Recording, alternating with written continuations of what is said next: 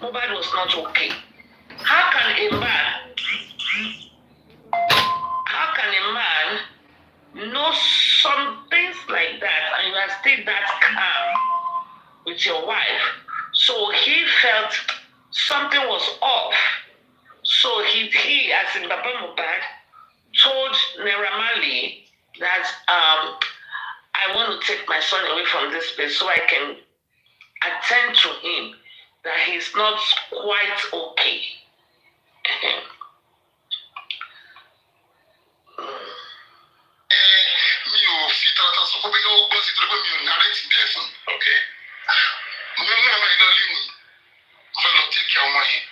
However, so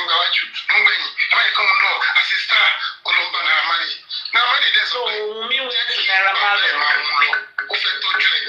But suddenly, and Naira Marley told Wunmi went to Naira Marley and told Naira Marley, no, don't allow the father to take Mohbad away from maybe the compound or the complex or the building away.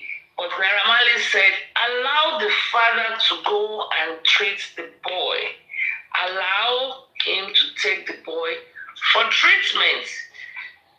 Okay?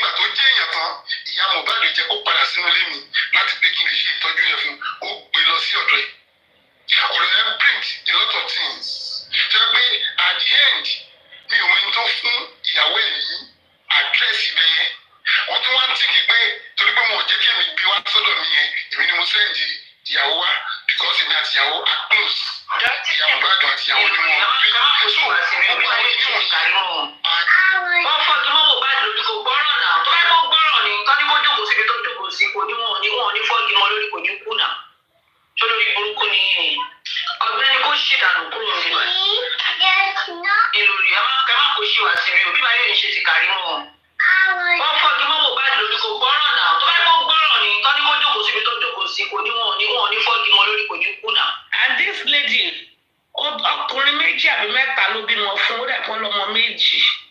A girl.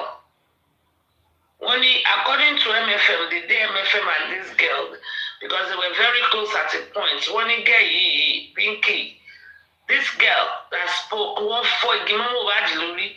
Ọmọ obìnrin about 24, so wọ́n ní kò tí marry o.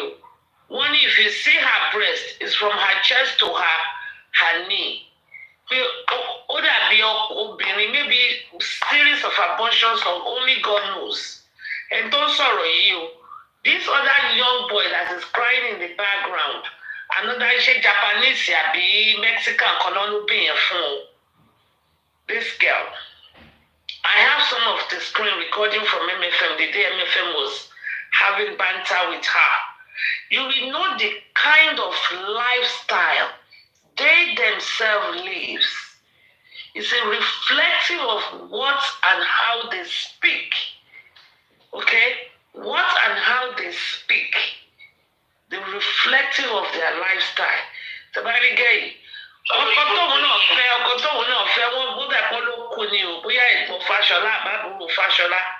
Fashola, the former governor, that she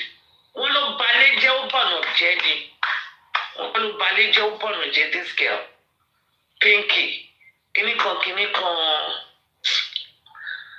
lo moruko dada, praise moruko kini kan bad boss lo no bad boss kan lo no nje. Ṣé you want the bad boss àbí kí ló ń jẹ́ yẹn lọ? I have their name somewhere. Ọ̀gbẹ́ni kò ṣì dànù fẹ́ sí wa. Ìlòrí ẹ má kò ṣì wá sí mi ò bí bá yóò ṣe ti kárí mọ́. Wọ́n fọ́jú mọ́ Mohbad lórí kò gbọ́ràn náà. Tó bá kó gbọ́ràn ni tán ní kó jókòó síbi tó jókòó sí kò ní wọn ní fọ́jú mọ́ lórí kò ní kú náà. Ṣé lórí burúkú ni yìí ni? Ọ̀gbẹ́ni. Let me send it to Yomi. Quickly, sorry, I'm multitasking me back. I'm playing that one. I'm still searching for all the videos Joken requested for. I want to send it right away. Okay, I'm going to send it through their DM. Okay, let's continue with the video.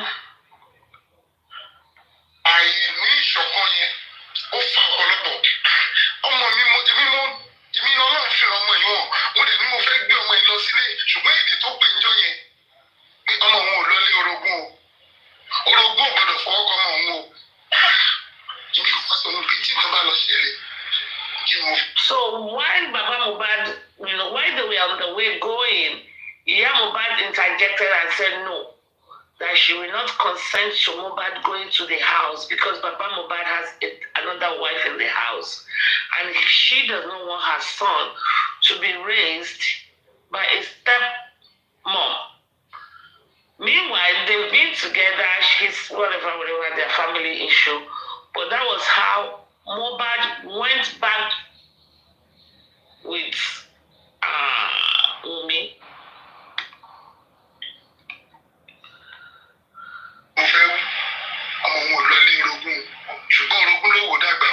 Age of 7 years, but if you move back the level, Adra was 2.5 years there, while the Pokemon was 10 years.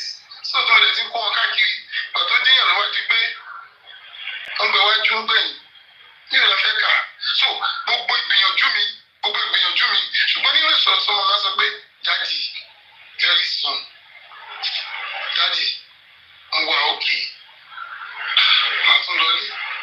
Okay, I let you want to see. Now, I just see a so big call over to Milan Bridge. But the barrier is here, but I see islands. Not a big mobile call.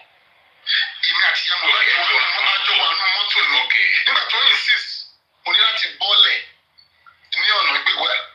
Once it's a way, Colossal Tag, I made Uber.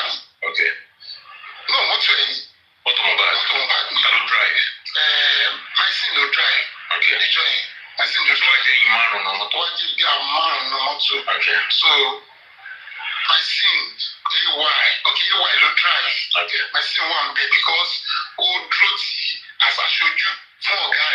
Okay. Okay. So that's your one bed. So being a Jewish in here, the shy insists you pay on your telling me early. So all boy was similar on what you motor near Okoi. Once a way, could you tell me early?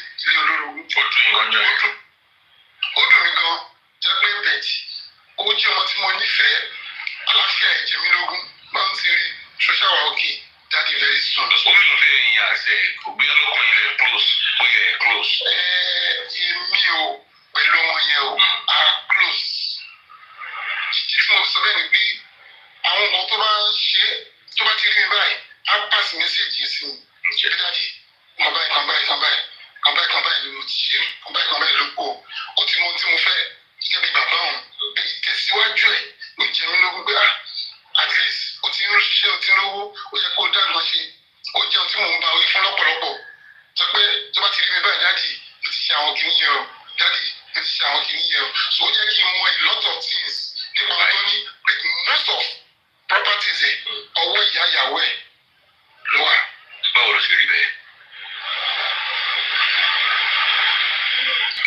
Àṣebí tí náà tó ìka ọwọ́ àní ẹ má yẹ kí n sọ lórí yẹn.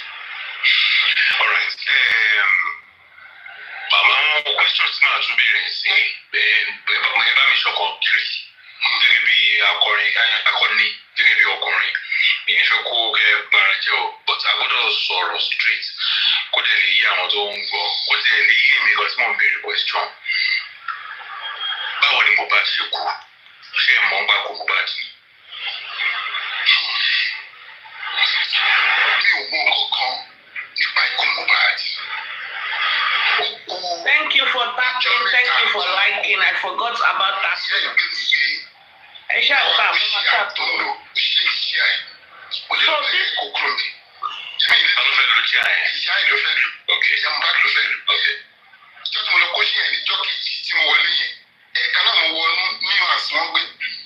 Now, what was she alone? What to my Saturday kò ṣe à nígbà tó di túùsì ni wọ́n pè mí wípé ara ọmọ mi ò yá o ó wà lọ́sibítù ó jẹ́ ìyá Mohbad nù. Ó dẹ̀ pè mí jẹ́ ká pàdé bus stop lèmi dúró sí kí tó dé bus stop ó ti mú ìyá Túndé wọn àti ìyá Túndé dẹ̀ pé ṣé bí wọ́n ló ní kí n dúró sí bus stop wọ́n lè kọjá lọ lára mi. Now mo wá ń tẹ̀lé ọ̀kadà tó gbé wọn pẹ̀lú mọ́tò mi. Nígbà tí màá fi dé etí odò àwọn ti cross torí ọ̀kadà ọ̀nà yẹn ò smooth ọ̀kadà move ju mọ́tò lọ. So wọ́n ti wà lórí boat. Ó po èèyàn kan boat máa fi kọ́ sí Ajá. So ó po èèyàn kan ní ọjọ́ yẹn èèyàn kan yẹn ni mo fi lè meet up torí àwọn ti wà lórí omi ó yẹ ká ti move.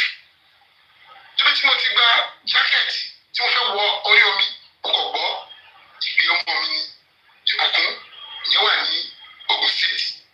Ẹ̀rọ dájì wọ́n ní àbúrò ń kó wọ́n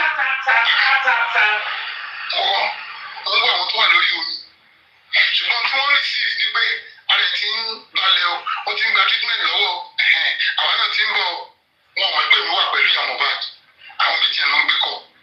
Gbogbo tí wọ́n sọ lèmi gbọ́ èmi ti gbọ́ kí n tó gorí omi distance yẹn gùn gan so gbàmákọjọ yìí gbogbo tó wá sọ yẹn ṣe máa bọ̀ ní Ọ̀ṣọ́pá London ẹ bá ti dé Ọ̀ṣọ́pá London ibẹ̀ ni hospital wà ó ti ń response sí treatment mò ń gbọ́ gbogbo yẹn gbàtí dẹ̀ dé bus stop a ti wà ní bus stop o yàmbá náà ló gbà a ti wà ní bus stop ẹ padà sílé bá gba fóònù lọ́wọ́ ìyá Mohbad ìlú kan tí mo ti gbọ́ tẹ́lẹ̀ gbé mọ́mí. Auntie, can you pause for a minute? Orí gbogbo ènìyàn ní ọlẹ́ni ẹ̀wà ni ó ti rí treatment padà sílé a ti wà ń bọ́ sọ kó wá mú wa ká lè rí ibi tó ti ń treat ẹ̀ bẹ̀tì wọ́n sọ pé àṣẹ padà sílé gbà tí máa padà ní fóònù yẹn ìwọ́n sọ yàn bá pé ọmọ ẹ̀ ti kú ní bus stop mẹ́yẹn ó dì mọ́ mi fẹ́ abẹ́lẹ̀ jà sí kọ́tà. So kò jẹ́ kí èmi lè fúnra bóyá o gbọ́ tẹ́lẹ̀ because mi ló ti kọ́kọ́ barajẹ́ abagbera òjìlé bàtà máa fi délé lálẹ́ aláṣẹ́mi ni mo confirm pé ó kú yẹn. Táìmù wọlé wà lórí boat. Lórí boat yẹn a ti ń bọ̀ láti lọ bí 4:35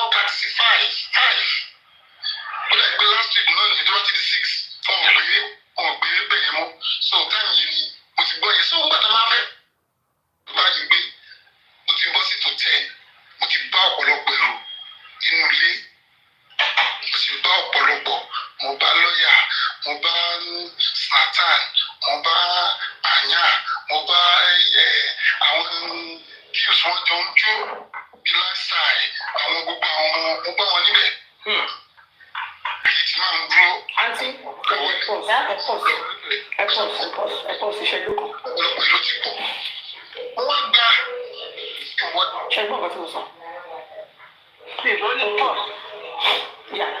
Now, nígbà tí Wunmi sọ pé Wunmi said on that interview with TVC people that Mr. Aloba asked the nurse to go. Can we compare? Yeah, that's what she said on TVC. That Aloba asked, as in Mr. Joseph asked the nurse to leave. Mm-hmm. Okay. Can we compare her statement or that interview, put it side by side to the CTC? Completely wrong. Different. Thank you. That's my point. Mm-hmm. If you have time one day, I think people will appreciate if you can put the two, you read the CTC, then you compare it with the TVC interview. So you can tag TVC themselves to come and pick whatever substance or information they want to pick there. Mm-hmm. And Trudy also needs to come. Yeah. We need to tag Trudy for the CTC. Because Trudy needs to apologize for Mohbad for conducting a wrong interview.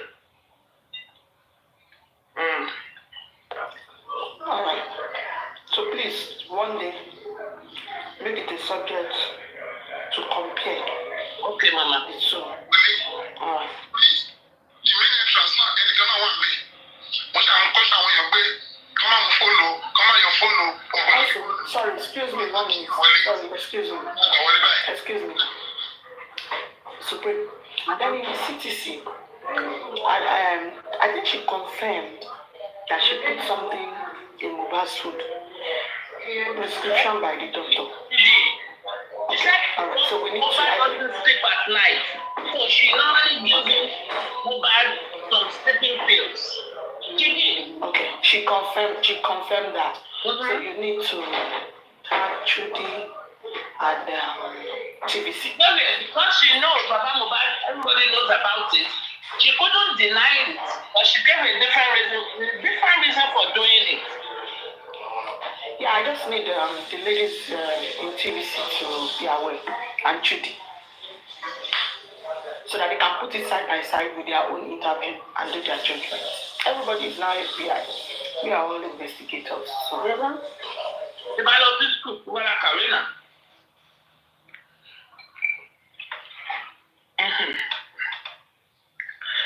You know, I'm eating tilapia, a whole tilapia. I grilled it.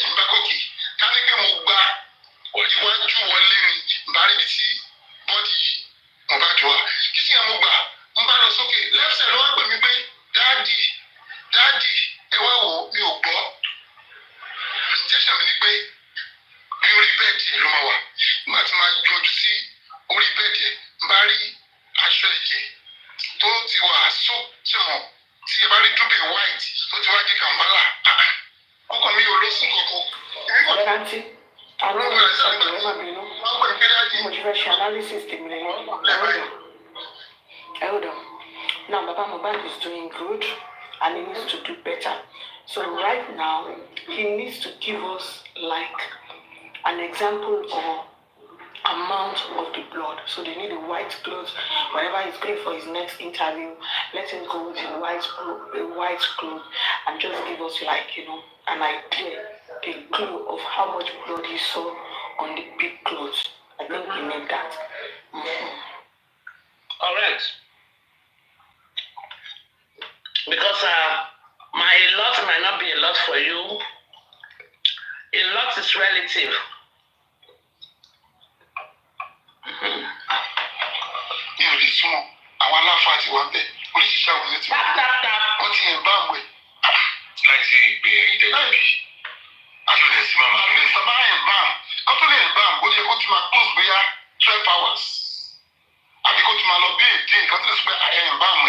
So, wọ́n ti ẹ̀ bá mọ̀ ẹ̀, wọ́n ti gbé ọ̀sìn láyà. Wọ́n ti ẹ̀ bẹ́ẹ̀ pé bálọ̀báyà o, kí ló ṣe ọkọ ẹ̀? Dádì o, injection ló reflect lára ẹ̀ o, ẹ máa gbé lọ sékìtì o. Gbogbo tó ń sọ yìí, injection reflect lára ẹ̀, kí n máa gbé lọ sékìtì. Ó mọ̀ pé pásítọ̀ ni mí. So, ó wà confused. Ìpè irú èdè wo ni pé kí n máa gbé lọ sékìtì? Èkìtì ń bọ̀. Ọ̀tọ̀ sọ fún mi nìyí. Lẹ́sẹ̀kẹsẹ̀ mo kọ̀ rí kan nínú àwọn representative Davido bíi mọ́níjà ẹ̀ dádì olùgbọ́ àwọn yẹn ti gbọ́ tipẹ́ ọ̀gá òní kò ń kó $2 million fún mi.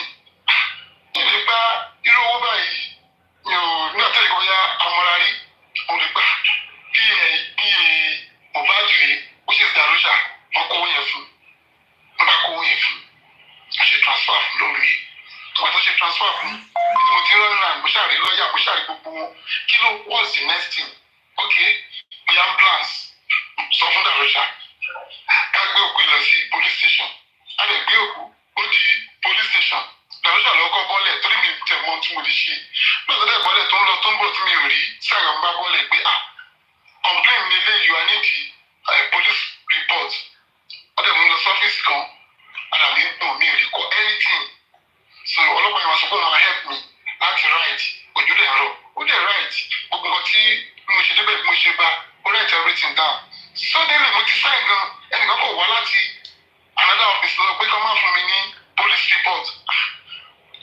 wọ́n ní kí ló dé sá kí lè ṣẹ̀ mí wọ́n ní nígbà tí ìṣẹ̀lẹ̀ yẹn ṣẹ̀ níbo ni mo report sí àlejò ní mí mo ṣe dín náà ọmọ mi ní ó ṣaláìsí wọ́n ní wọn ò lè fún mi ní police report. Ìtún ní ìgbàgbọ́ pé wẹ́ bẹ́ẹ̀ wọ́n gbà ní mọ́ṣúárì wọ́n á gbéra bóyá mọ́tò yẹn àti káà méjì agbede mọ́ṣúárì because àwọn ambulance tó máa ń tóbi ńlá gígùn ẹ̀yìn ni pàtàkì mọ́ṣúárì ń bọ́lẹ̀ bá ní this is our condition wọ́n ní doctor report ńkọ́ mi ò ní police report ńkọ́ mi ò ní wọ́n náà lè gba òkú yẹn lọ́wọ́ mi ìyàwó ẹ̀ wà ń bẹ̀ ẹ̀gbọ́n ìyàwó ẹ̀ wà ń bẹ̀ wọ́n gbé lè hàmù dání. Wùmí ṣe ti gbọ́ o. àti àwọn wà. The body was rejected at police station so bàbá mi bá tún. Bàbá mi bá tún the body fóònù ti jábọ̀ lójú ẹ̀ lọ.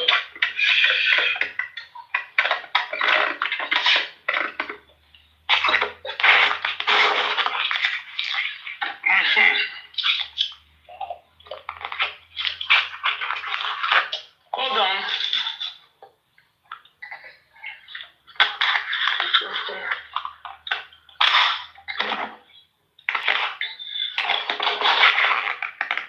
The body was rejected at the police station and they refused to give the police report.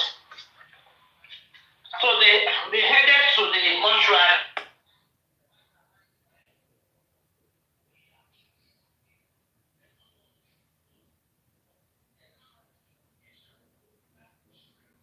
And Baba Mohbad said the mortuary refused when they were going, or the people that went to the morgue were his wife. Mohbad's wife was there. Even though Mohbad's wife, Cynthia Wumi, kept saying that she didn't know they were going to bury her husband. Ọmọ yẹn parọ́. Ọmọ yẹn parọ́. Irú irọ́ táwọn tẹ́mi máa ń pa, irú ẹ̀ ọmọ yẹn máa ń pa. Cheap lies.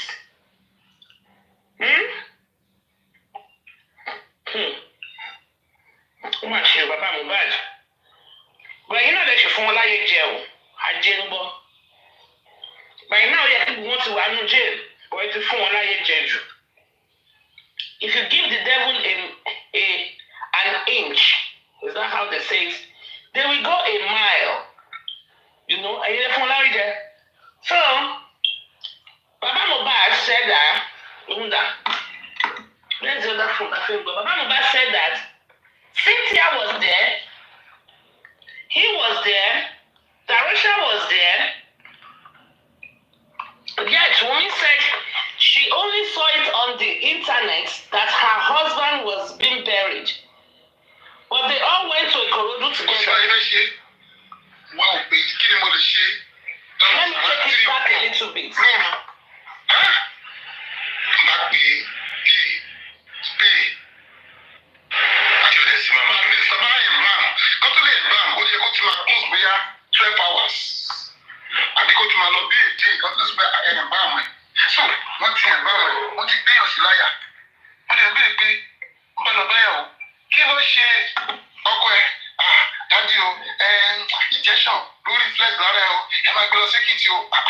Gbogbo tó ń sọ yìí ìjẹ́sọ̀ reflect lára ẹ̀ kí n máa gbé lọ sẹ́kìtì ó mọ̀ pé pásítọ̀ ni mí.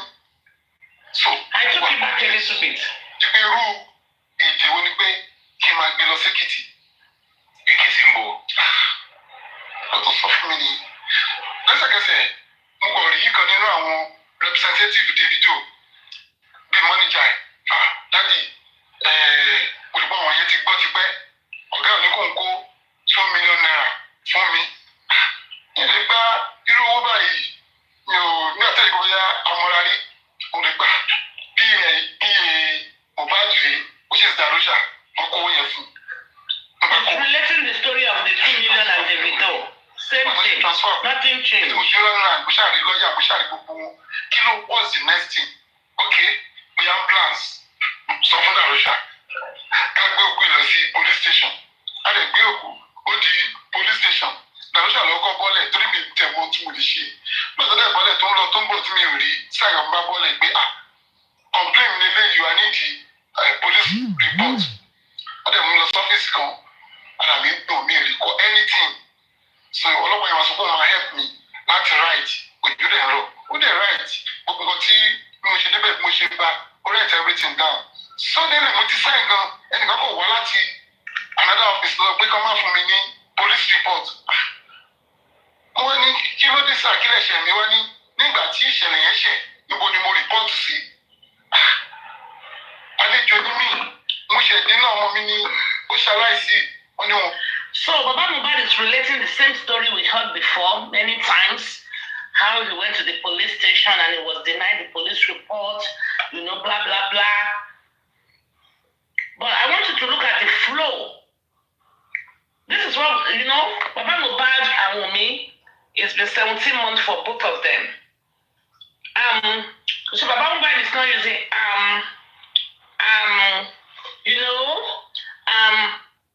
Baba Mohbad is flowing.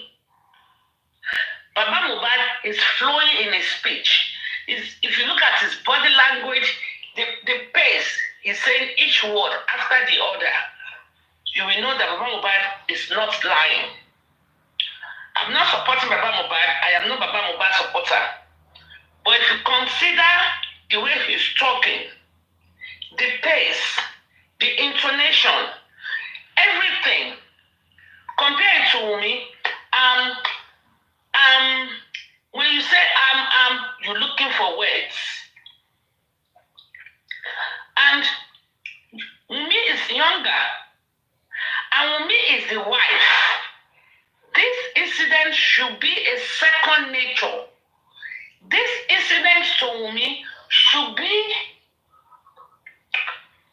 if you have ever had an accident, not childbearing, because it's during pain, you might not remember. Or maybe on your wedding day, you will remember the preparation, or maybe the day your man proposed to you. You will remember. There are some, maybe the first house, how you bought your first house. There are some things that remains with you. Something like this, the father of your baby has acclaimed. You shouldn't be looking for,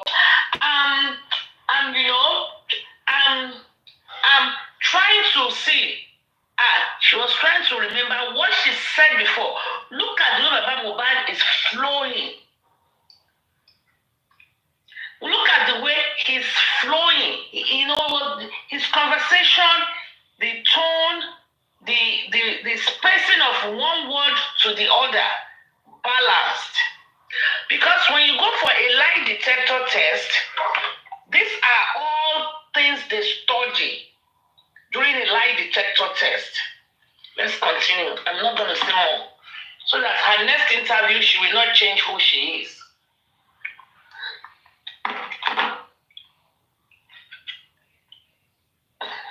No, the family police report. Oh, it's only that book.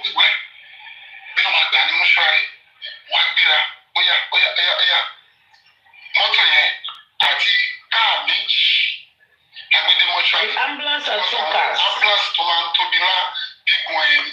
Pàtàkì mọ́ṣúárì ń gbọ́dọ̀ bá ní this our condition. Wọ́n ní doctor report ńkọ́ mi ò ní. Police report ńkọ́ mi ò ní. Wọ́n náà lè gba òpin ẹ̀ lọ́wọ́ mi. They rejected it. Ẹ̀gbọ́n ìyàwó ẹ̀ wà bẹ́ẹ̀. Wọ́n gbé rẹ̀ hàn dání. Wunmi was there. Liam was even there. Ìyá Dúpẹ́ àbí ìyá Kíníkà was there. Kí ni mo lè ṣe? That was around 3 o'clock. Lóru. Around 3 a.m. Wunmi was there. Èmi lọ. A máa gbé òkú yìí. A máa lọ sí. Ambulance kan sọ pé òun lè kọjá torí pé ibi tí a dárúkọ fún nígbà tílẹ̀ bá mọ́ kò rà pọ̀ sí kò ṣe because mo tó rí pé ẹ̀gbọ́n ló jẹ́ fún Mohbad kò ṣètò bẹ́yẹn lọ́dọ̀ ẹgbẹ́ ọba mi níbi tí a fẹ́ lọ arrange fún mi tí ó nílẹ̀ sí ilẹ̀ yẹn kan sọ pé mo fẹ́ fi kọ́ ṣọ́ọ̀ṣì fún mi lọ́jọ́ bí èrò ẹ̀ kọ́sọ́ ti àti yọ block síbẹ̀. Ok, ó ti sọ fún ìtẹ́lẹ̀ pé sọ bẹ́ẹ̀ pé òun fẹ́ fi kọ́ ṣọ́ọ̀ṣì fún mi. So ibẹ̀ mo wá lọ adé débi tó máa ń gbẹ sí èmi ti gbà fọlọ́run gẹ́gẹ́ bí Yorùbá àti pé gẹ́gẹ́ bí àgbàlagbà àti pé ọmọ yẹn mi ò lè máa wò fún ọmọ mi lẹ̀ ó sùn ìta gbangba mọ́jú ní general hospital ni ibi déètì yẹn wà bẹ́ẹ̀ ṣùgbọ́n àwọn sọ́sọ̀ kan gbà tí àwọn sọ pé ṣe o. Ojú òfurufú náà ti dán gbogbo ọkọ̀ ń lọ. Tí pé àjọpẹ̀dé mọ́ṣúárì ni mi ò padà sí mọ́ṣúárì yẹn. Àfi ìgbà tí wọ́n gbé òkú yẹn wá sí ibi rẹ̀ tí mo ń sọ̀rọ̀ nípa yẹn. So, ẹlòmíì bá gbọ́dọ̀ gbà nígbà fi sáré ṣé bá wọ́n fi òkú ọmọ mi lẹ̀. Ẹ ló ṣe ṣe kó yẹ pé ṣọ́ọ̀kì yẹn. Ẹ wo sá, wọ́n ní ajá bá rí bí wọlé. Tí wọ́n dà pé sọ́mọ̀ ti ya lé mi lórí. Mò ń rìn ní ibi tí mò ń rìn lọ. Nà wọ́n wá fi òkú ọmọ yẹn síta.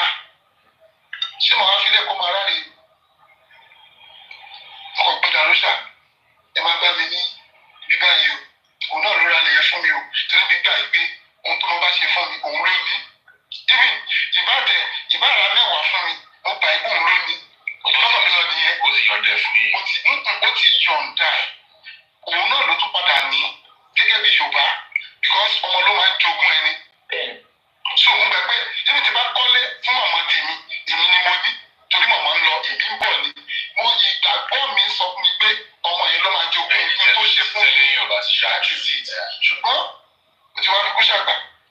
Nígbà tí gbogbo ayé dẹ̀ pariwo pé wọ́n fẹ́ mọ ọkú tó pa á. Kò sẹ́ni tó lágbára jùjọ bá lọ. Gbogbo ayé náà ló pariwo. Wọ́n dẹ̀ sùn. Fọ́tà gbogbo ìgbà tí ẹ̀rín yẹn lóru tẹ̀fẹ́ lọ mọ́túárì. Gbogbo ni màmá Mohbad wà náà. Yẹ màmá Mohbad. Let's take the line to 15 or abeg. Ṣé mo ọlọ́mọ jẹ́ kí arígbànújẹ́ àwọn ọkùnrin náà tí wọ́n ń ṣọ̀gbà yíká tí wọ́n kàn sóòlẹ̀ wọ́n gbé lọ sí ilé tiwọn. Mama Mohbad was not at the mortuary. Yàtọ̀ sọ̀bọ̀ sí ariwo tó pa ń bẹ̀. And Darosha confirms that. Àdúrà àníà a wà nínú mọ́tò Mohbad. And Darosha confirmed that only Mama Mohbad was not present with them. Wunmi was there. Liam was there. Yatunde was there. Yatunde was there. Yet Wunmi kept insisting. And Wunmi supporters, the Tatafos, the terrorist platform, thought that it's going to fly, that Wunmi is going to escape all of these lies. Wunmi, even the video shows Wunmi right there, but Wunmi claimed she saw it on the net, online, that her husband was being buried. Wait a minute though, your husband died. Let's just visualize it. Your husband died, your father-in-law came, took the boy, and left, and you didn't know anything about it. The nurse was giving your husband injection upstairs, you didn't know anything about it. They were fighting. Were you there? Did you see anything? You didn't see anything. You didn't know anything about it. Who cooked? Darosha cooked. How is this man a husband of your youth? They took your husband's body, and you didn't know they were going to bury. Where do you think they were going to do? If you really, really loved this man, how I wish I can have one person from Team Wunmi come up. I mean, I don't get it. I just don't understand. When we saw Mohbad, when they said Mohbad is dead, his head, I need to try this phone. His head was on Adura's lap. You see, that's supposed to be your lap. Under normal,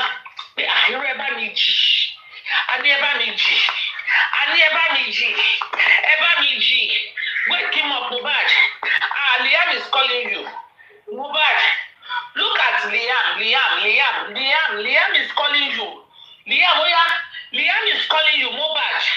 This is not what we discussed. No. The next day, you were busy on your phone chatting. 8 paragraphs you sent out. 8 paragraphs you tweeted or posted on your IG, somewhere on one of those social media handles. But you took yourself completely away from this guy. You were an absent wife. You want to claim a wife. Oh, yes,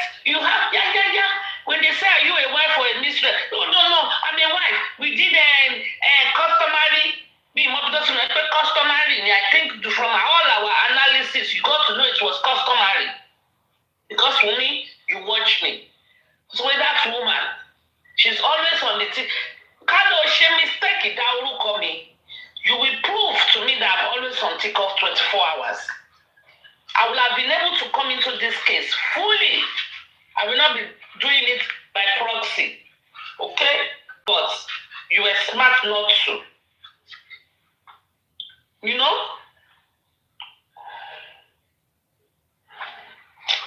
Oh, charge. There you go. Can you imagine?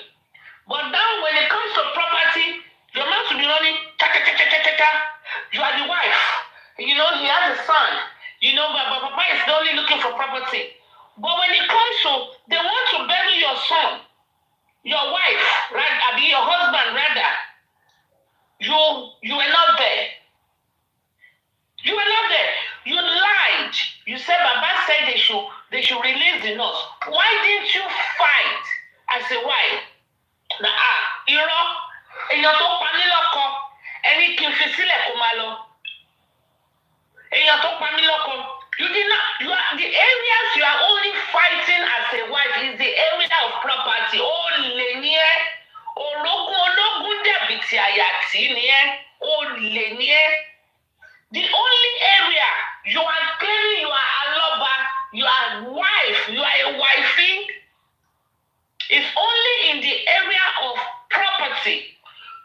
Listen, Mobad, you made us understand that Adura was the one that cooked. Okay?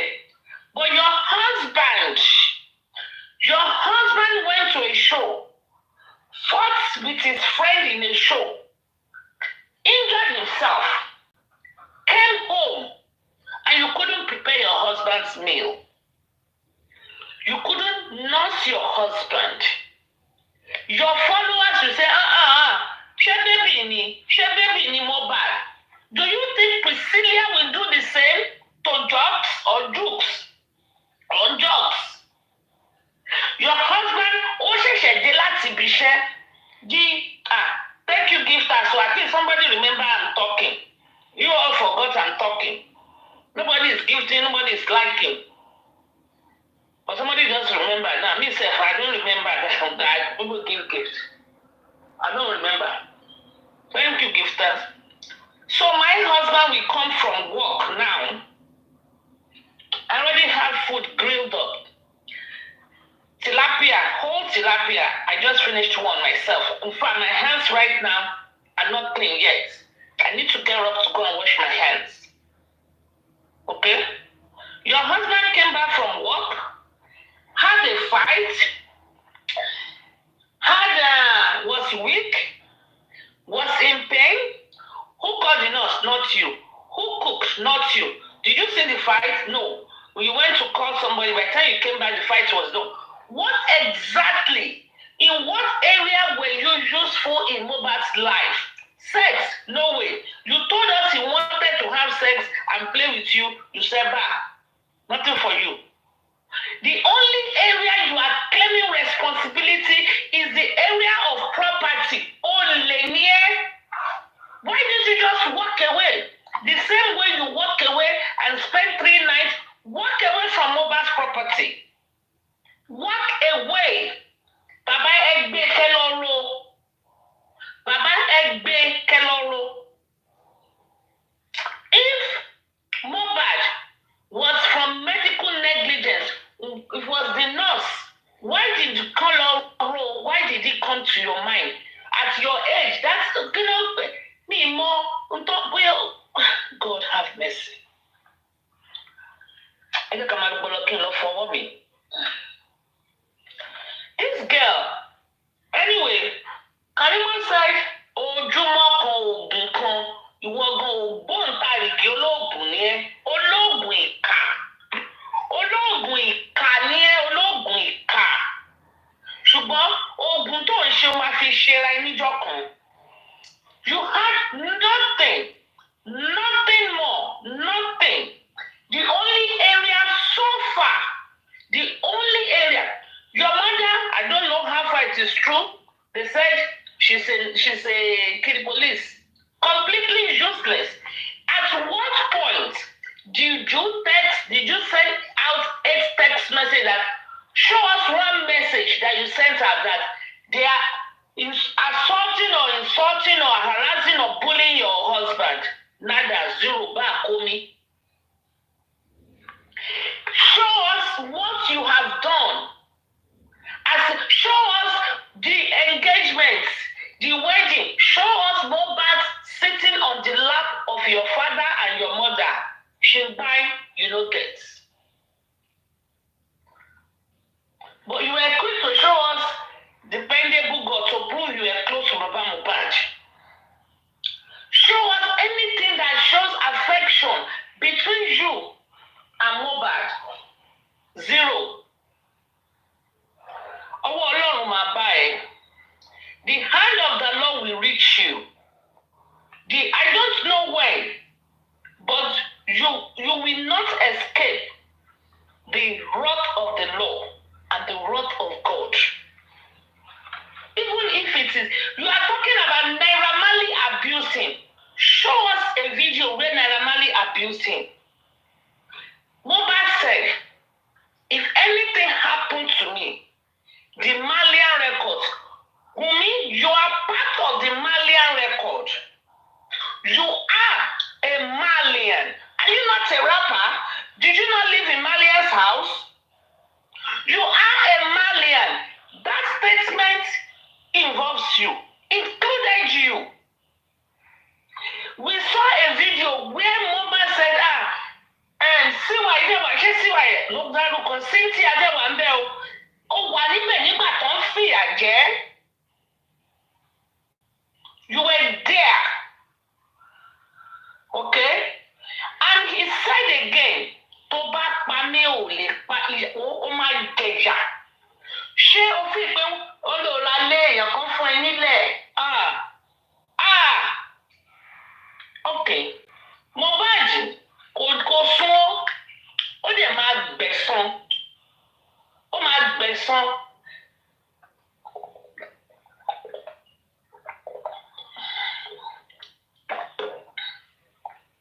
You sat down there.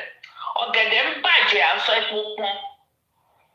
Show me, prove to me one thing.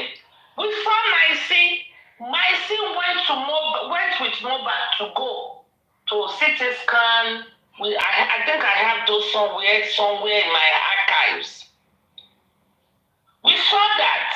Where have you? Do you think now Priscilla will let PA of husband take husband to the hospital? No idea. No, nothing. You have no clue about Mohbad's life. The only clue you have, the only area that you posted 2017, you said you don't want law, you just want money. Since 2017, you posted it. Let me make sure I send that post to them so they can show it to them. Nothing, Wunmi, no area. But the area you want is the area, yes, I'm a wife. Even when you responded, yes, I'm a wife, it came like this. You didn't have to think about it. You didn't say, no. You said it sharply. You were able to say that because you didn't want to think, you know exactly what that class prepared you to say. Now one class only in fetal position. If you look at Yoruba movie, if a devil wants to, or the demon wants to appear to you in movies, they come in that shape. They will be in a fetal position with black hoodie. So it's a representative of devil, evil. Who's suffering? That terrorist platform, they will land you in jail. Isha Allah. Bí ògo bá ń jẹ́ ti Ọlọ́run. Ògo bá ń jẹ́ ti Ọlọ́run ọba. Look at you, at your age. Opó at your age, don't fi ń pè ẹ́. Opó ni ẹ́. At 24, wọ́n ti ń fi orúkọ opó. In fact, a wicked witch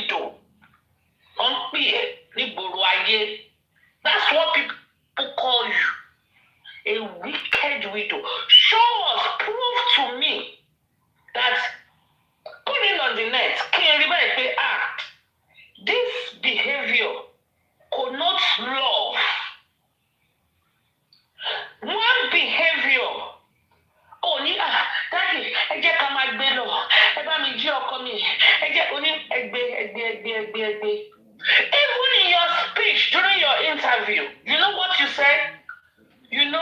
I have a baby for him.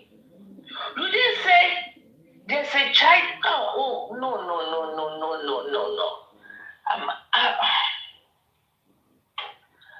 Lagos State, a GMA soul.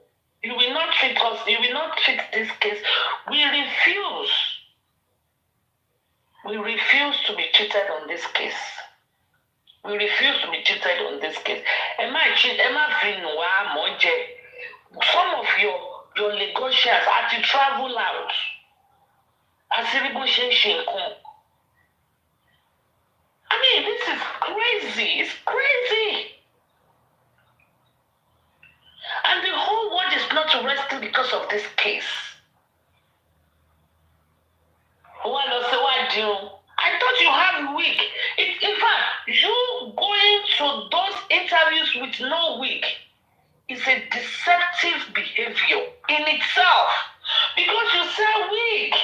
You're supposed to go having maybe a simple straight wig. But you went there, you now braid it. It looks suspicious. Can you abroad in it? I know when I say this, people will say it's a lie. You will be in jail 100%. Don't let them deceive you because you also said it there. You also said it in one of your interviews. If it is abroad, they will not allow Kinikon to be bullied. If it is abroad, you took a 5-month-old baby to a concert. Considering the situation of Nigeria, Davido àti ìyàwó ẹ̀ ní concert pẹ̀lú the twins.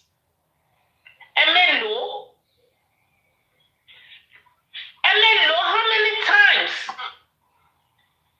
All your thing, you just want people, you want to emotional blackmailing. You want to blackmail people, you want to get empathy, you want them to see that this subtle girl. I don't know, they said, I've not listened, we're still going to go back to it. They said Baba Mohbad played the video where he said, or the audio where he said,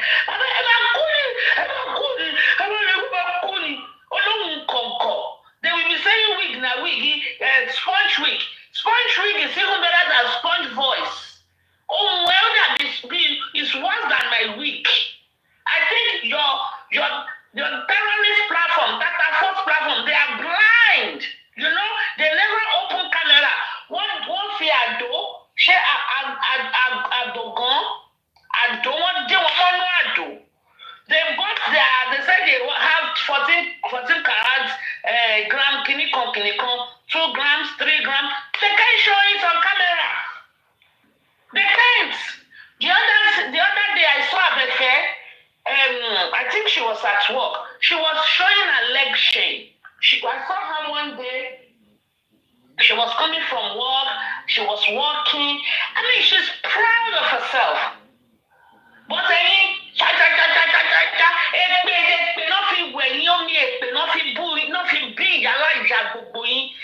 show face. You are not even living your life to your full potential because you are defending a cause that is undefendable. You are not proud. Some of you, nobody, even among yourselves, there was a day you guys were talking among yourselves.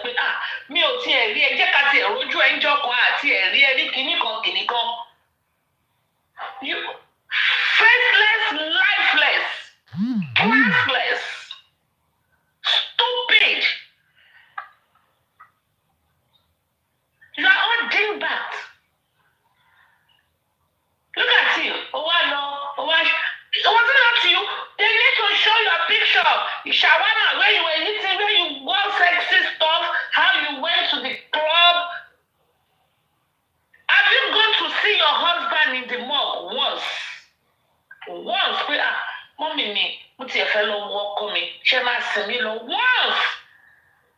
Since Mohbad died, even at the burial, Emashi.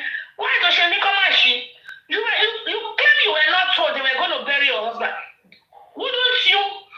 Were you not interested in knowing who is in the pussy? Were you not interested? Okay, Show some emotion. Let me even see his face one more time. Baba Liam Okom. Did you not see Timothy's wife?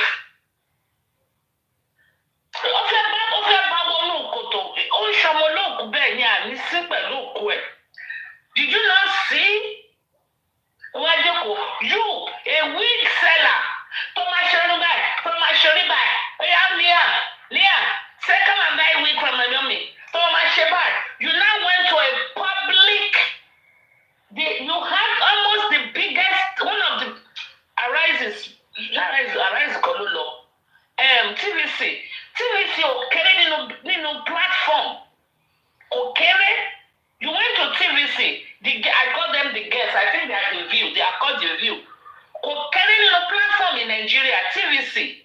You went there. You couldn't even showcase your wig. You are a disgrace. When you are a disgrace. You are a disgrace. Sheba was telling you, your head was worse than mine. You are a wig seller.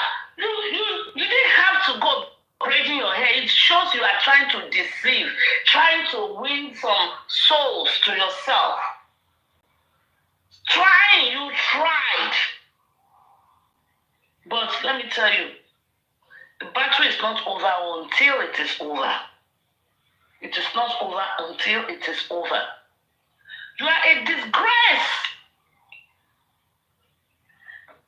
So, your grandfather is saying, you are portraying the fact that, it's like a father figure to me. I call him a daddy. This same man is saying, if you are sure of my grandson, meaning, my children, they went to Nigeria, I wasn't there. They went and stayed in their father's house. I don't know. Maybe they went and did the DNA in my absentia. I don't know. At a point, they were in Nigeria. And we were here. And they were in their father's house. They were in their father's house. In fact, when they were young, a year, not in Nigeria. In their father's house. Maybe they deemed it fit to do DNA. I don't care. Maybe they did not. I don't care. When I first came to America, let me wash my hands. Let's play it. Well, I will tell you a short story, one small story.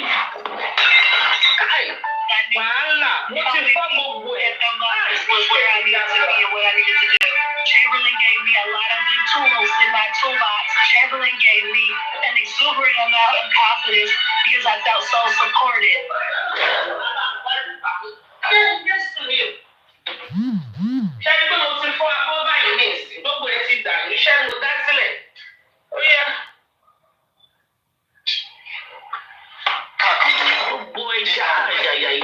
Àti àwọn ẹgbẹ́ Yàtúndé àti ẹgbẹ́ ọkùnrin wọ́n wà nínú another car. Now, there's another car again. Ó wà tán ní Ìyálọ́ládé ọkọ̀ ọmọ ẹ̀ àti Ìyálọ́ládé àti Lọ́ládé ó wà nínú car kan. Ó di mẹ́ta pẹ̀lú ambulance lágbèdé jẹ́ ní hospital. Ẹ̀wọ́n bí olùṣèpọ̀ tó ń náà ló ṣe débẹ̀. Okay, pẹ̀lú ntẹ̀sí gbọ́ tẹ̀sí orí láti gbà yẹn. Táyà wọlé ní sọ pé mo bá dùkú ṣòro ni àbọ̀sán àbẹ̀rẹ̀. Oníṣẹ́ sọ̀rọ̀ ni o. Ó sọ pé ó ní òru tí ọkọ̀ ń kú. Àbúrò kan ń pè night. Ìgbà tó pè mí bí gbọ́ ṣùgbọ́n ó lè fi fún ara ní. Kò tá nǹkan pè yẹn. Táyà kan pè sí Maybe around 6 àbí. No, 5 to 5 to 6. Now, ṣé ìyẹn lè sáré kú ní 4, 5 sí 6 kan ẹ̀ bá ọmọ ẹ̀ ní 9. Ṣé o pé ó ti ń fún ara ní? Nígbà tí a máa fi débẹ̀ bẹ́ẹ̀ tí wọ́n ti ń bá. Wọ́n ti ẹ̀ bá àmọ́ kí wọ́n ti ẹ̀ bá àmọ́ ti gbé yọ̀ sí láyà. Àfáà kan ti ń kú ní kúlẹ̀ aláwọ̀ sí lára. Kúlẹ̀ aláwọ̀ my brother. Ìlérí olówó ẹni ṣe lẹ́yìn ọmọ àlọ́gbà. Ìdìbòṣẹ́ tí lọ́yà wá ṣe ń bẹ̀. And they've learned so many things. Gẹ́gẹ́ bí Yorùbá, ìyá wò pé tí òkú bá kú bẹ́ẹ̀ tó lè jẹ́ òkú ọ̀dọ̀.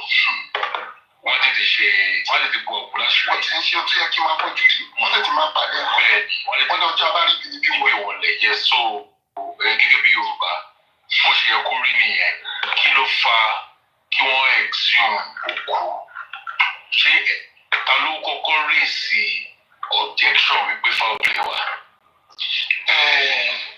Àwọn irọ́ tó ń wá láti ọ̀dọ̀ ìdílé ìyàwó ó fà á torí nínú àwọn ẹ̀rọ tó ń parí pé bàbá yẹn ó fẹ́ gba ilẹ̀ yẹn ni ó gba ilẹ̀ lójú ayé ó tún gbà nígbà tó kú ọmọ yẹn kò ṣàṣe muslim kò yẹ kó sáré sí ó yẹ kó ṣe autopsy ó yẹ kó ṣe àwọn ẹ̀ wá ń fúnra gẹ́gẹ́ bí onílàkà ìgbà ṣé kìí ṣe bóyá ó ní àti bàbá yìí bò mọ́ra and this is the time tí màá pariwo fún àwọn gọ́ọ̀mẹ̀ntì a gbọ́dọ̀ ṣe form forensic because ìgbẹ́ ìjàwá ń sìn ó ti yàtọ̀ sí àtijọ́ at least tí wọ́n ń parọ́ yẹ kó gba fóònù ọwọ́ mi déètì tí wọ́n tẹ̀ wọ́n á mọ̀ bóyá bàbá yìí ti gbọ́ ó ń díbọ́n ni o so gbogbo tó bá gba ti ìyàwó kọ́ gba ti àdúrà gbogbo òṣèré àwọn ìyá ti rí ìyẹn mo fẹ́ pariwo pé kí ìjọba Sanwó-Olú Èkó kó ṣàánú mi lórí ikú ọmọ yìí o oúnjẹ kọ́ ló ń pààyàn ìbọn kọ́ ló ń pààyàn o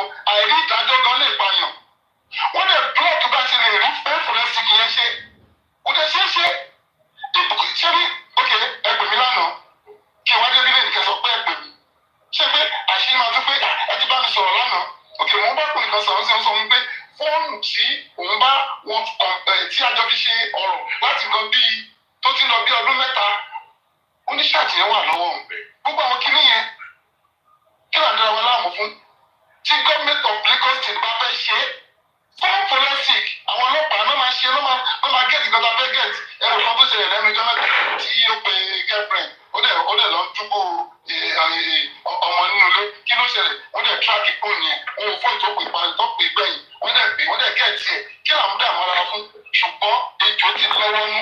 Kátó sọ̀rọ̀ pa forensic yẹn there was a time tá a gbọ́ nípa pé nọ́ọ̀sì kan ló gun abẹ́rẹ́ ló ṣe bóyá nọ́ọ̀sì yẹn wá ṣé nọ́ọ̀sì yẹn sọ̀rọ̀ láàárọ̀. Mi ò lajú mi ní nọ́ọ̀sì rí. Rí nọ́ọ̀sì kan. Mi ò rí nọ́ọ̀sì rí. Ṣé kò sí nọ́ọ̀sì ni? No, nọ́ọ̀sì wà. Wọ́n ní nọ́ọ̀sì wà ṣùgbọ́n èmi. I like the way he corrected himself. Sorry guys, I broke the place. If I tell you the story of that place, you will not believe. You know, the place I just used to eat had a little crack. So when I wanted to go, I went to grab it while I was playing this show. In fact, I ran because I didn't want the puzzle to come while I was downstairs. So I didn't want to use the plate. I was going to throw the plate away because there's a little crack around the edges. I said, you know what, let me just use it to eat. Finish this fish and I can throw it away with the, with the bones and stuff like that. And now the plate broke. Can you just imagine? I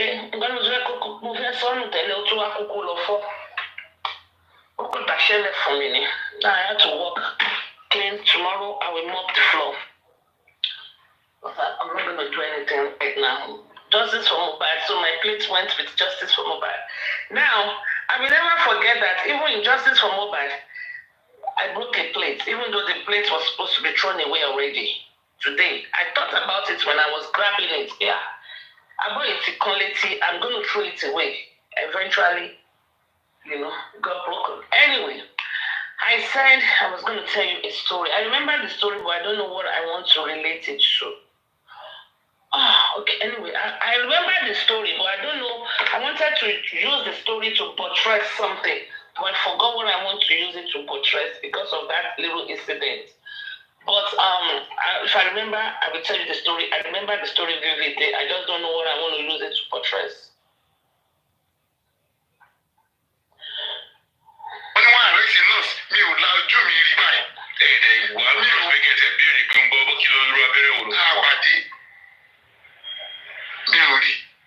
Ṣùgbọ́n yà mí lẹ́nu nígbà tí ìyàwó sọ pé èmi mo ní kí nọ́ọ̀sì kó máa lọ ṣé ẹni tí mi ò rí rí àwọn ẹbí ìrọ́lábí jẹ́ pápọ̀ dédé fọ́ òun náà ló ìrọ́lábí sẹ́mi ló ṣiṣẹ́ yẹn o káká fọ́ ìyàwó arọ òun náà sọ pé òpó òun ló ṣiṣẹ́ yẹn o òun ló fà kí n náà tún wá gbé kí ló dé tẹ̀ fi ẹ̀bám mo competition lórí environment àwọn tó ẹ̀bám kìíní ohun tó mú ká ẹ̀bám ẹ̀ àwọn tó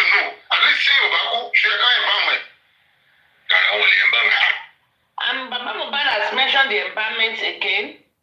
I think I've been saying it, we will resuscitate the embalmment case. We should have, by now, the embalmment case would have been resuscitated. But unfortunately, the reason why that is not done yet is because of what happened between the Law Foundation, Larry Omodia's foundation, and my team. You know, because of the separation. If not because of the separation, we would have resuscitated it under Larry Omodia's foundation. Okay? I would like to discuss this with Yomi's foundation so that Baba Mohbad's signature will not be required. The first time this was done, Baba Mohbad was the one that actually went. It was done by peers. Okay, we sat down, we discussed it. I don't know, maybe knowing him, maybe he already discussed with some other people too. I don't know which one came first. Maybe he discussed with me or he discussed with other people. But he ran it by me and I thought it was an excellent idea. He paid for it. Contrary to what Bolly B was saying there that I paid 1.5 million, blah, blah, blah, I did not pay for embalmment. What I paid for was the Wumi's ticket, Wumi's petition in 2023 and the DNA stuff. Okay, that was when I paid the lawyer 3 million. Now, Baba Mohbad has mentioned it again. We would have revived it because it was part of what we were going to do under Larry Omodia's foundation. But we couldn't because we had the Ekiti, and after the Ekiti, we were going to do it when it comes back from Ekiti to launch that, you know, to revive this embalmment case. But unfortunately, either way, I don't know, it goes. What happened between that foundation and my team, we went our separate ways. That is why it's being delayed. It's coming back. Maybe after this thing Yomi is doing, if I can reach out to him, if he will agree, then we will revive it under Yomi's foundation. He will now champion it. Because the reason is because it was already there. That was the case they said that Karimo said, I think I've played it today, where Karimo said the embalmment case. Let me play it again. Karimo said, yes, you want to remember.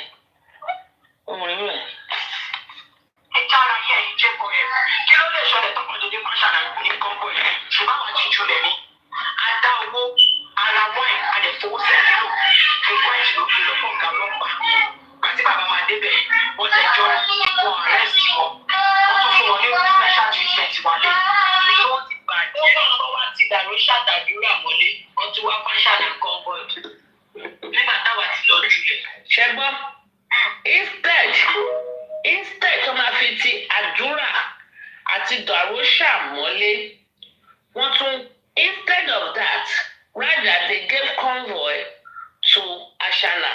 Nígbà tí àwọn ti Jule means, if I'm not mistaken, Jule means after bribing after they have bribed the police officers. Instead of locking Darusha and Adura, now they gave convoy to Wunmi to go home. So, and the reason for trying to, Mohbad will get justice. How, when, I cannot say. Now, in this embalmment case, Adura already confessed or admitted he embalmed his brother. It's not embalmment. We just, in a layman's term, we call it embalmment, but it's actually tampering with the corpse, or the body of the corpse, or with the deceased body.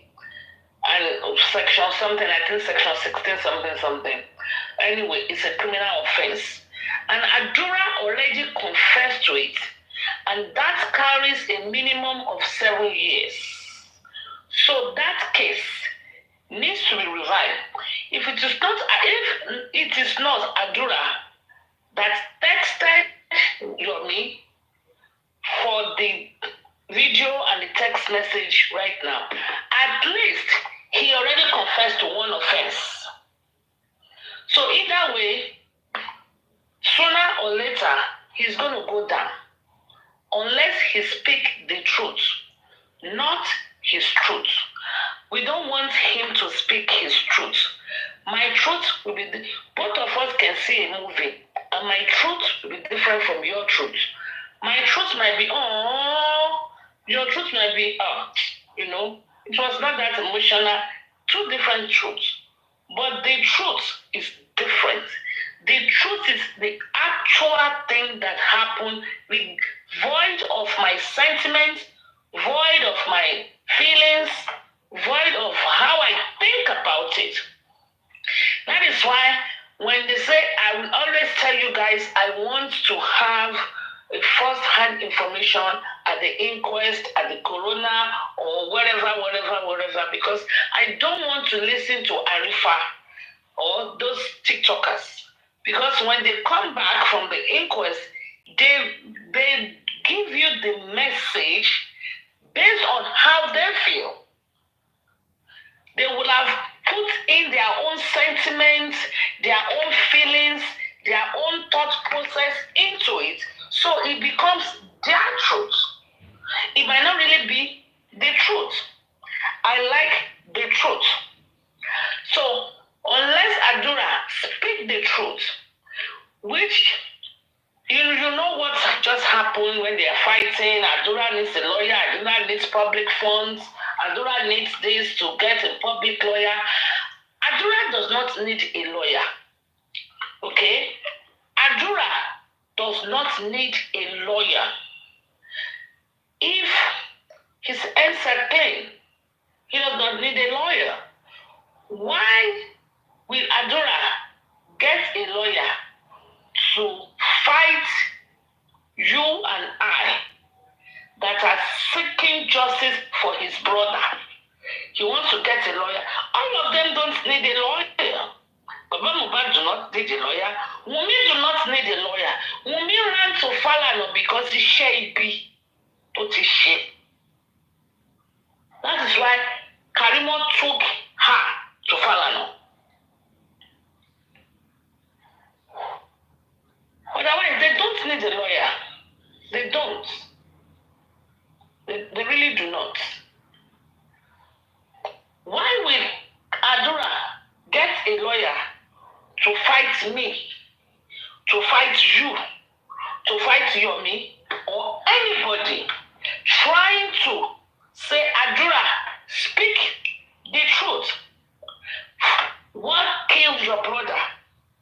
You cannot stop the public from asking what killed your brother, or me, what killed your wife, I be your husband, because you are the wife. You can't, and it is not unlawful. O.J. Simpson of blessed memory till tomorrow, millions of people still believe he was responsible for Anna Nicole's death. Millions. Despite the fact that he was acquitted, even his own best friend ceased to be his best friend because he was not convinced Uche was not responsible. He was not convinced. So that is why I say, even when people are not convicted, it does not mean they are actually innocent. Somebody is sending me some shit not too long ago now that is circulating about. I didn't read them. I just kind of eyeball it. Maybe about, Abiola actually wants the election. And we all knew Abiola won the election, but they didn't give it to him then. That's how life is. The people will say life generally is not fair. And the law is not absolute. The law is not absolute. How many years after They're not saying, Abiola actually won.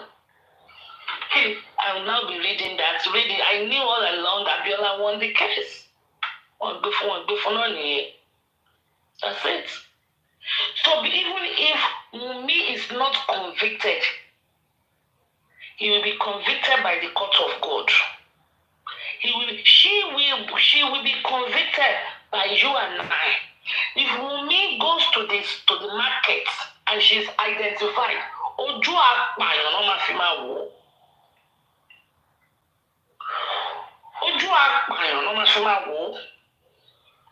In the eyes of the ones that, because more people believe Wunmi committed this crime than the people that do not believe. Everybody have their right to support who they want to support. Besides all this weary, àwọn olórí burúkú, àwọn terrorists, àwọn olóṣì. Gbogbo ayé wọn ò nítumọ̀ o. If you see them, I've not been able to sit on their platform because I don't have a fake account yet. I changed the name on that account. Mo fi lọ síbẹ̀. Otherwise I said ayé wọn ò nítumọ̀. What should I? Whoa, they don't have happiness. Shebi, we just realized Trouble Me sent money to King White. Lots of money new. Because she wanted to see his dick. Ìyẹn dẹ̀ sọ pé ẹbí owó kí ló ń fún mi. Òun dẹ̀ sọ pé òun ń jẹ́rú iṣẹ́ bẹ́ẹ̀ yẹn. I have it here. Trouble Me showed her phone, and she was on phone with King White for over 3 hours. 3+ hours. There were some video calls also. Go now to Tatafo, you will see her there. She maintained a single spot for 5 days. No lives. You will know them by their fruits. You shall know them by the words that comes from their mouth. By the words of their mouth, you will know who they are. Òyìnbó ẹyọ kan báyìí, Trouble Me ò lè sọ o, kò lè sọ òyìnbó. Adúpẹ́ lọ́wọ́ Ọlọ́run, Tatafo, Temi, the terrorist Osama bin Laden. Also, in the scheme of things, ẹnu kí náà porúkọ gẹ̀ Wunmi náà sọ lórí one of the interview. Ẹnu Pythagoras ló ti gbóyìnbó yẹn, at least ó kàn yẹn nínú J4M. Wọ́n lè ṣèyìnbó. They can't. Bẹ̀nẹ̀ ìyàwó babaláwo ó lóun lọ́kọ́ ńlé o 1 a.m. ó sì wà ń bẹ̀. Àwọn ọmọ ẹ̀ á máa ké. She said she wants to enjoy her life. She will take her kids to daycare. She will go to McDonald's. McDonald's lóun máa ń lọ. Orí burúkú òfò àdánù náà ṣe bẹ̀rẹ̀ wọ́n lè ṣí kámẹ́rà wọn. They can't. There was not too long ago I was on Osha's platform I don't know. They are one and the same. Lójú mi anyway. So I don't know. Maybe it was Osha or Abefe. I don't know. I think they were causing a TNM, something like that. And I was reading the comments. Somebody wants to wash benevolence down. Ayé ẹ ti bàjẹ́, ayé wọn ti bàjẹ́. If you are defending a cause, defend it boldly. Wunmi Mosombi Bailori, many times I've said it here. That terrorist platform will land her in jail sooner or later. Ajimbo is a promise. I've told her many times. Can't allow torí wọn pé tí wọ́n ní common sense tí ní ó ń tẹ̀lé. No advice here. Ó jẹ́ káwọn ọmọ ṣàgálà, àwọn ọmọ gọ́tà, àwọn ọmọ pàǹtí, àwọn ọmọ ìdọ̀tí, àwọn ọmọ ìrọ̀lẹ́ ayé, àwọn ọmọ ọ̀sán lẹ máa ń sùn, alẹ́ lẹ máa ń wẹ̀.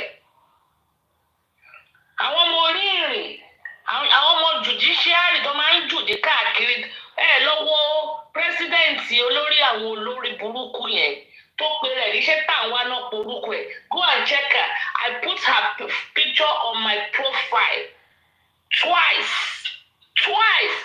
They brought it down twice. Wọ́n ní pé I cannot display a ghost on my page. Ìgbà tí mo lọ wí pé why? Wọ́n ní why against community guidelines. Ó dàbí ghost. Ifo láti bá gbogbo ayé ẹ̀jọ́ wá wọ gbogbo òrùka sọ gbogbo náà kù sẹ́ ti jóná. Ó ṣe bí olórí burúkú. Iṣẹ́ yẹn máa lọ sí school àwọn ọmọ ẹ̀ á lọ represent pé Ọlọ́run mo dúpẹ́ o ṣé bàbá o ṣé o. I'm very grateful. I'm not saying it's wrong to have tattoo.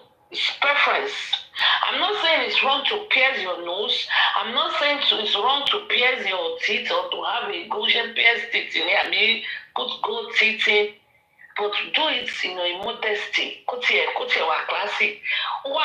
Ibi sáàdì tó kí nose ring sí, sáàdì yẹn náà ló ṣe yín gold sí. Ó wá ṣe picture tí mo post. I think she was trying to show the gold teeth. Àbí gold àbí silver. I think she did silver to match the nose ring on the same side. Ó dàbí wèrè gidi. Ó wá tó kíní sọ́wọ́ wá tó ríǹgì báyìí wá tó sí gbogbo all the 4 knuckles. I don't think there was anything on the thumb. Ó wá dàbí wèrè. Ghost. I think ifo oríṣiríṣi la. Go and check her profile. I don't think she has private it. It's still open.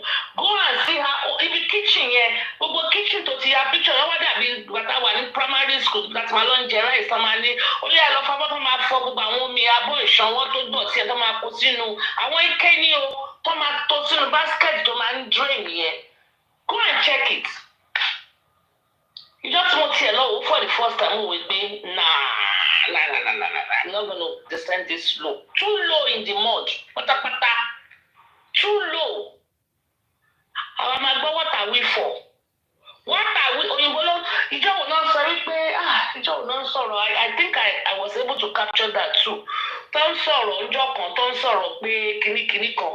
Ipe orí èèyàn kan bóyá ó kò wá òkè tó ní pé kán lọ bá wá dárúkọ orthopedic àbí àwọn plasma wá bẹ̀rẹ̀ sí fi ṣe ẹ̀ pé orthopedic kẹ̀ ṣé ó kọ́lé gungun ni they were making fun of her ìwé tó ń wò ká ọmọ òun wá kà and I've advised her the amount of time you spend on sitting on that toxic platform take your kids homework sit down with them and learn with them. Bàbá wọn kàwé kí wọn náà kó mọ bó ṣe ń lọ ọmọ àgbọn ẹlẹ́pọ̀n mi ti dé olóko mi mẹ́ẹ̀mẹ́ẹ̀mẹ́ẹ̀mẹ́ shit let's move on. Wọn láyé òfò òṣì àdánù orí burúkú then you will see this idiot ọkùnrin kan olójú kan lọ́ba àwọn afọ́jú this one that they call Pythagoras òun nìkan even Ọ̀túnba that sits on that platform ó sì ní lárí ju Pythagoras lọ because Ọ̀túnba comes at least once in a while maybe once or twice every week Pythagoras ó máa jókòó síbẹ̀ 8 hours every single day mo fi péyàwó ó níyàwó because January they said it was his wife's birthday and they were gifting him okay so mo mọ̀ ẹ́ níyàwó. One pay 002 lọ́kọ Tony is 002 let's do this let's do that maybe a man jókòó sí tẹ́lẹ̀ I've not been there for a while because me still a fake account máa lọ síbẹ̀ so ó máa jókòó síbẹ̀ I don't think the wife lives with him in Canada he's in Canada ó dàbí ọ̀bọ ó dàbí àwọn homeless tó máa ń push cats ní títì. Only consumer food tọ́nà mi bá gbà bẹ́ẹ̀ every time I know I'm going to pass through one certain neighborhood mo máa ń gbé McDonald's sí olórí burúkú tatafo kí lórúkọ ilé benevolence bẹ̀lẹ́ tó kún fún violence tó lóun máa lọ sí McDonald's yẹn lòun fi ń ṣe life ó máa torí ẹ̀ lọ dà àwọn ìrẹ́pẹ́ tó ní tó máa lọ dà wọ́n sínú daycare tó lóun lọ gbádùn èmi máa ń ra McDonald's mo máa ń gbé dání fún homeless man tó jọ Pythagoras ni wọ́n ya wèrè gan o Well, that is why they cannot open camera. Ṣebí wọ́n ní wọ́n ti charge àwọn tó máa charge. On December, I was on my platform, Pythagoras was here, Tosin Olúwatósìnmi was here. Tí mo sọ fún ẹgbẹ́ nǹkan tó bẹ̀rẹ̀ sí sọ̀rọ̀, tó bẹ̀rẹ̀ sí ṣe tó ń ja pátá tó ń joró. Even this thing I'm saying, Tata Fosti said it about the months. That Aries ló sọ, Aries sọ pé wọ́n ti charge pé wọ́n ní mú prime boy. Ó ṣe àbí ó ṣe? Who is Aries in the scheme of things? Èmi tí mo sọ tó ṣe, wàá sọ pé mo sọ, omi máa ṣe wọ̀n. I don't know when. I don't know when. Even if this case goes cold, something we give one day. Something we give one day. Something, because olódodo ò gbọdọ̀ kú sípò ìkà. Ẹni tó bá jẹ́ pààyàn pípa la ó pa. Pípa la ó pa. What is funny? Ti Glory Arẹ́rìn. What is funny? Ẹ máa jókòó síbẹ̀. Láyé analysis ẹ̀ ní ṣe tí Pythagoras ò bá tí dé wọn tí ṣe analysis olójú kan àbọ̀ àwọn afọ́jú òun náà wá jókòó. Olè oní coins tó gbá bẹ́ẹ̀ ló sọ pé òun ṣàdúrà fún wọn kọ́ wá máa donate offering time, lion time, offering time, lion's time, money guns time. Àwọn ajókòó máa ṣòṣì. Ẹ máa ṣòṣì Ọlọ́run kú rọ́jú. Ẹni tó pààyàn á pè ẹ́, ẹni tó pa á pè ẹ́. Ọlọ́run ẹyọkan ẹ̀ náà dẹ̀ ni nàwa o. Torí tó gbàdúrà máa tẹ̀ láwọn ń kọrin Ọlọ́run bẹ̀ máa wí pé really? No blessing time, no lion time ni. Money gun time. You know? Anyway, let's continue with Papa Mohbad. Let's continue. So, nígbà tí wọ́n gbé dé hospital méjì tán dá padà, wọ́n dẹ̀ ti fún wọn pé kán gbé lọ sí mọ́ṣúárì, wọ́n dá padà sílé kí náà fẹ́ fi òkú ẹ̀ ṣe inú ilé. Wùmí tó lóun gbọ́rọ̀ nìyẹn o. Your next of kin is your spouse. In most cases. In most cases. Owó Mohbad, family Wùmí ló ń gbà á. Ṣùgbọ́n ìgbà tí Mohbad kú, bàbá Mohbad ní kó lọ rò. Ìgbà tí wọ́n ń dáná fún Mohbad, àbúrò Mohbad ló kúkú sóúnjẹ tó jẹ. Nọ́ọ̀sì ló kúkú gún lábẹ́rẹ́. Prime boy ló kúkú bàjà. Wunmi was not in the picture all through. All through. Wunmi was not in the picture. But ìgbà tó wọ́n jẹ́ tó fẹ́ gba royalty. Customary marriage ni mo ṣe. Yeah, customary marriage. Sharp. Ó sáré sọ. She didn't look for the words.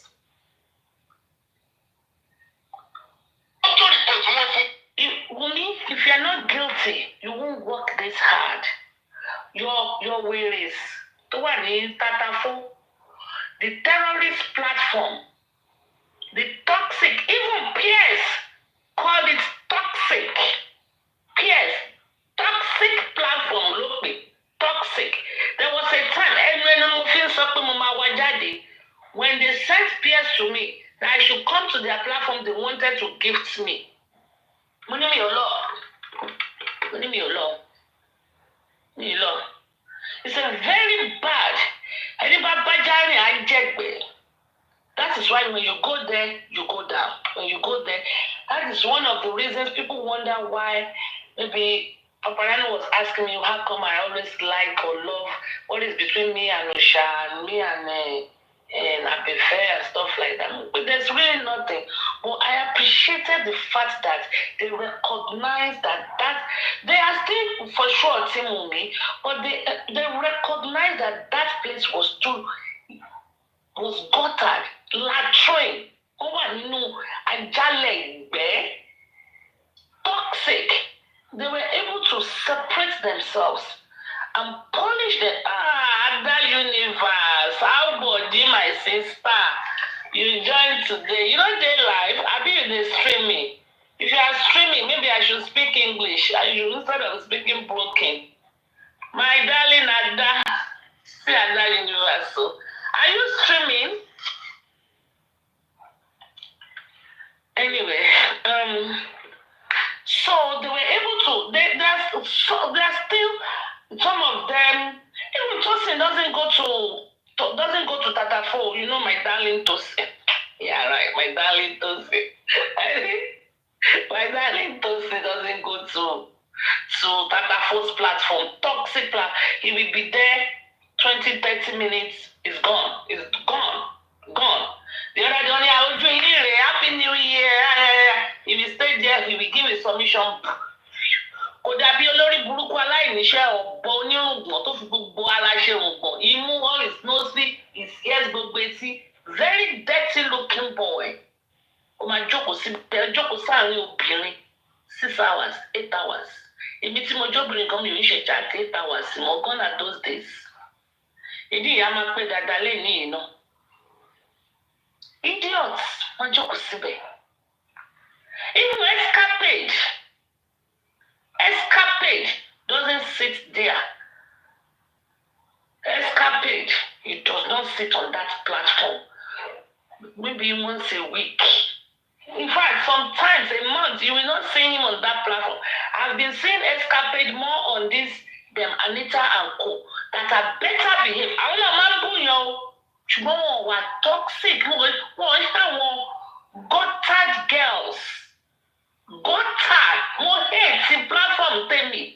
Gutted girls from the pit of hell. Olórí àgàgà wọn ṣubí mi yẹn.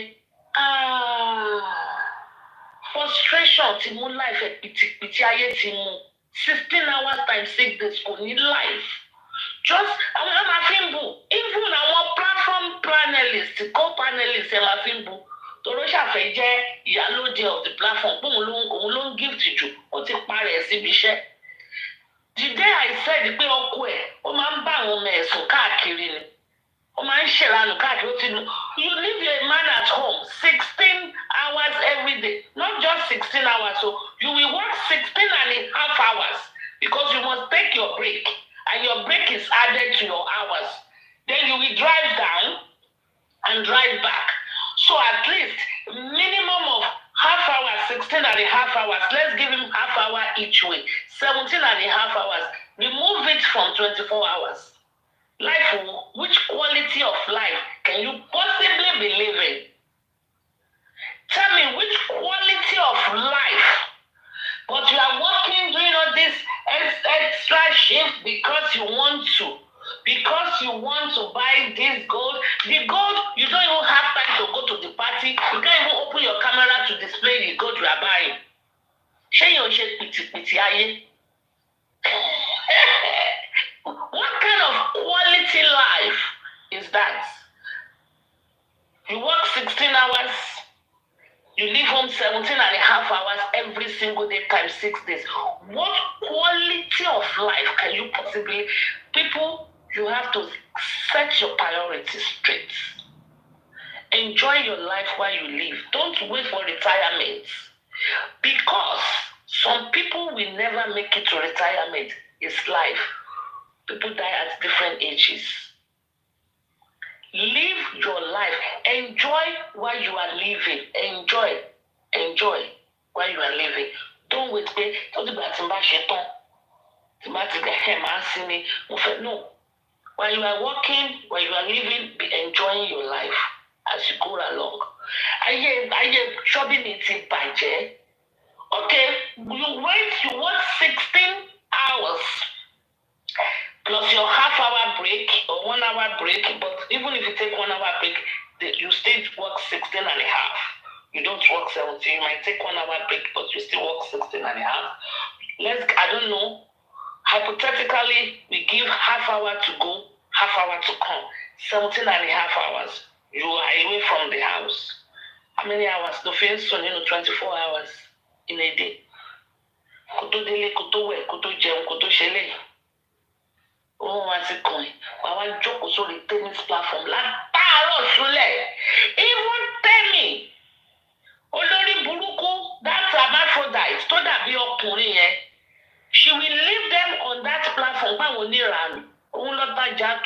She will go to another platform. The money she stole stole, the 203 that she stole, 203 million that they said they stole, and they shared it together, that she used to establish the business.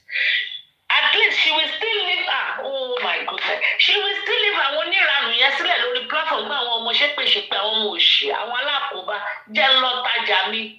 She will be going to sell her. You will still see Aloba case study àwọn people. You will still see that Pythagoras. After they tell me lọ́sibítọ́ ti ń kiri ọjà. Ẹra gold ẹra kúpà o. Ẹra gold ẹra kúpà o. Ayé.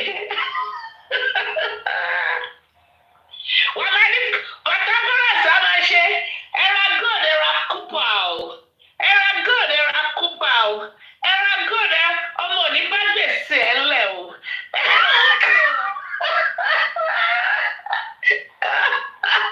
Ẹra gold I don't know bóyá ẹ máa fún commission ni o.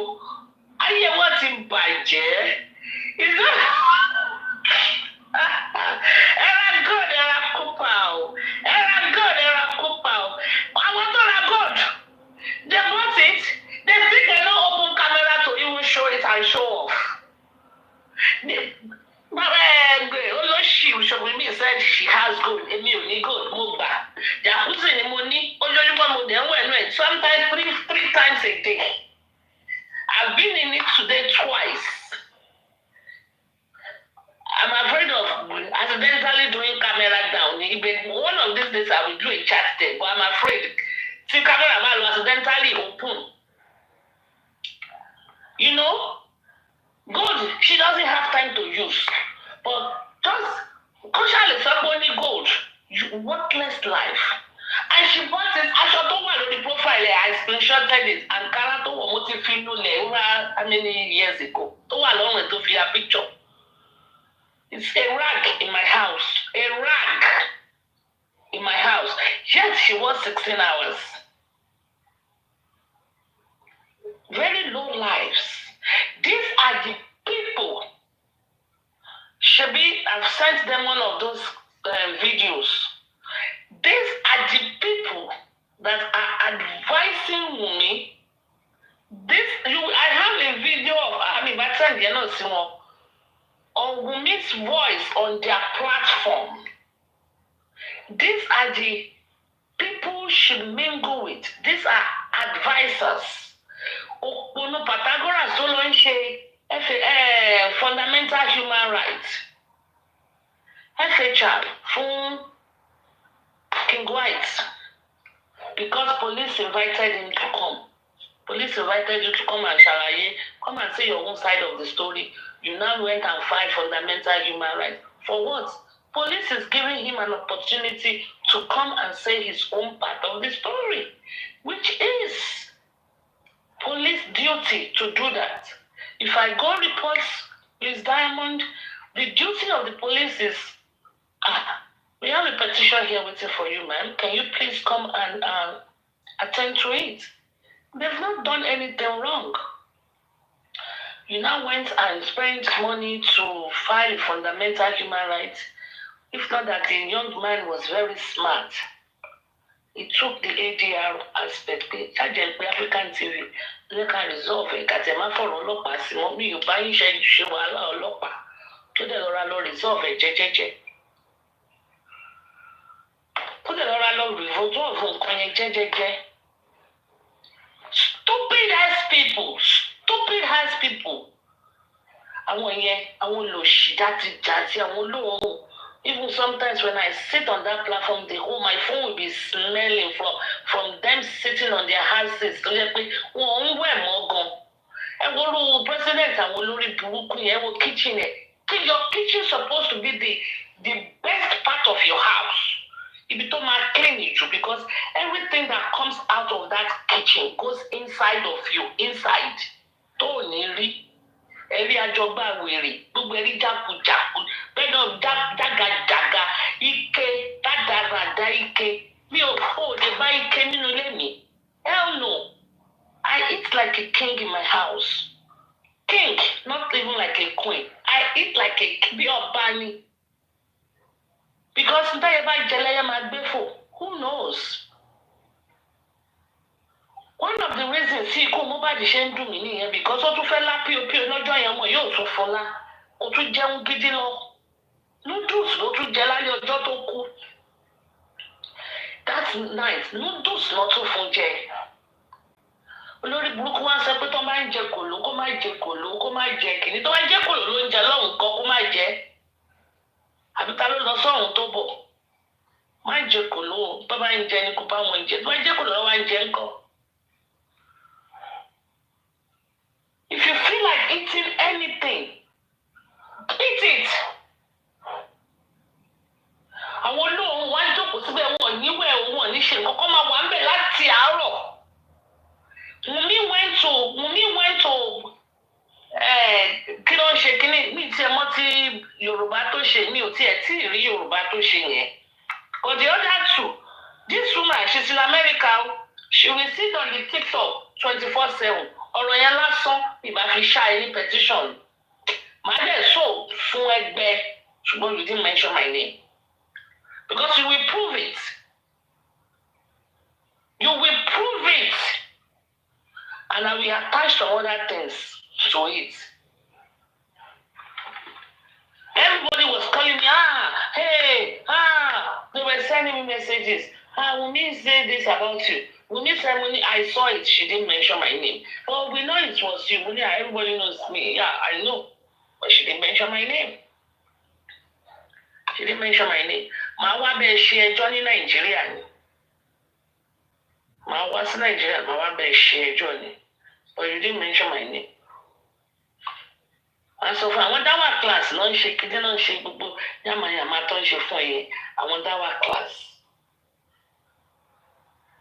Àwọn dáwà class náà ń ṣe gbogbo kíní yẹn fún ẹ. Àwọn dáwà class ó jẹ́ pé fetal position ló wà. Dáwà class tí ò lè nọ̀ró. Tí ò lè nọ̀ró. Tí ò lè nọ̀ró. Tí ò lè nọ̀ró. Tí ò lè nọ̀ró. Tí ò lè nọ̀ró. Náà ti kówó jẹ bíi tẹ́mì. Wọ́n ní kò ní lè fi 203 million naira bú mi mọ́ because tòun náà ti kówó jẹ òun náà ti gbowó lọ́wọ́ public inú wọn ti ń dùn etí wọn ti nà bí awóyàyà wọn 400 ní African TV view over 400 wọ́n ti kún bẹ̀ bí iyanrìn etí òkun. I bet they were so disappointed pé kò sí tiẹ̀ ti ṣojú jàre kò sí nǹkan kan náà yẹn ẹ fẹ́ kásì yàláyà yín gbogbo yín mo tó bí yín lọ́mọ ẹ̀yàn ọmọ òṣì ẹ̀yàn ọmọ jáde ẹ̀yin olóòórùn bẹ̀lẹ́ àwọn ọmọ mẹ́ta wà lọ́wọ́ ẹ̀ wà bí òun ṣòṣì òun ṣorí burúkú lórí TikTok òun ṣe rádaràda òun ṣe yàmàyàmà àti ọ̀rẹ́ ìjùwọ́ ọmọ 31 àbí 32 tó dàbí àràbàtà ìyára pàtà àtẹ́gbẹ́ McDonald's ló fi ń ṣe best meal of your life játijàti ọmọ òfò ẹ jẹ́ ká máa gbọ́ lọ owó kò ní táìmù ní lápẹ̀tì mẹ́fìlẹ̀. wọn pìrìsẹ́ǹtì tó fi gba òkú ṣẹlẹ̀ bó ti ejò ti lọ́wọ́ ọláyé bá àwọn ìsinú ilé ìyá Mohbad wá sọ pé òkú ọjọ́ mẹ́rin Jésù ń jí dìde. orí ẹ̀ ń gbálẹ̀ ni mi fẹ́ búyà Mohbad. I don't know. I've never insulted Iya Mohbad, and I really do not want to go that route. Although, ṣebí Iya Mohbad lọ okay, orúkọ ọjọ́ mẹ́rin Jésù jíde, wọ́n wá sọ fún ẹ pé ọmọ ẹ kú, ó ta kété síta. Are you for real, Iya Mohbad? Ó ta kété síta, wọ́n sọ fún ẹ pé ọmọ ẹ kú. Ọba ní kò má wọlé kò dúró síta, wá gbà wá ṣe orúkọ ọjọ́ mẹ́rin Jésù lè jí dìde. So, gbàtọ́ tó jẹ́ kó wọlé. Tó dúró síta ṣó ṣubú sílẹ̀ tó ń yíra nílẹ̀ ní yẹ̀pẹ̀ tó ń yíra ní ṣó ṣubú ni ṣó ń ròlù lórí yẹ̀pẹ̀ níta ọmọ torí Saturday the child you saw your son that you saw on Saturday and you told him you were going to church on Sunday they now called you although àwa ti mọ̀ pé o ti lọ síbẹ̀ lọ́jọ́ Monday. You have played your last respect. Ìwọ ló fọ aṣọ ẹ̀jẹ̀. We know you have confessed. You know, you will say one thing to this person, you will say another thing to this person, you will say one thing to this person, you will say another thing. Gbogbo àwọn tó ń rojọ́ fún ní church lórí òkè àtàwọn prayer points tó máa ń pè ó indicate pé you know.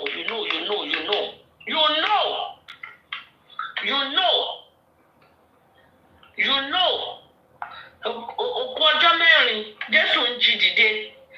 If you knew that, why didn't you hold the boy in his kó mí jìgìjìgìjìgì Mohbad? Ó bá mi sọ báyìí, olóò máa ya ṣọ́ọ̀bù lánàá máa fún mi 5 million Mohbad kó faraya, ṣó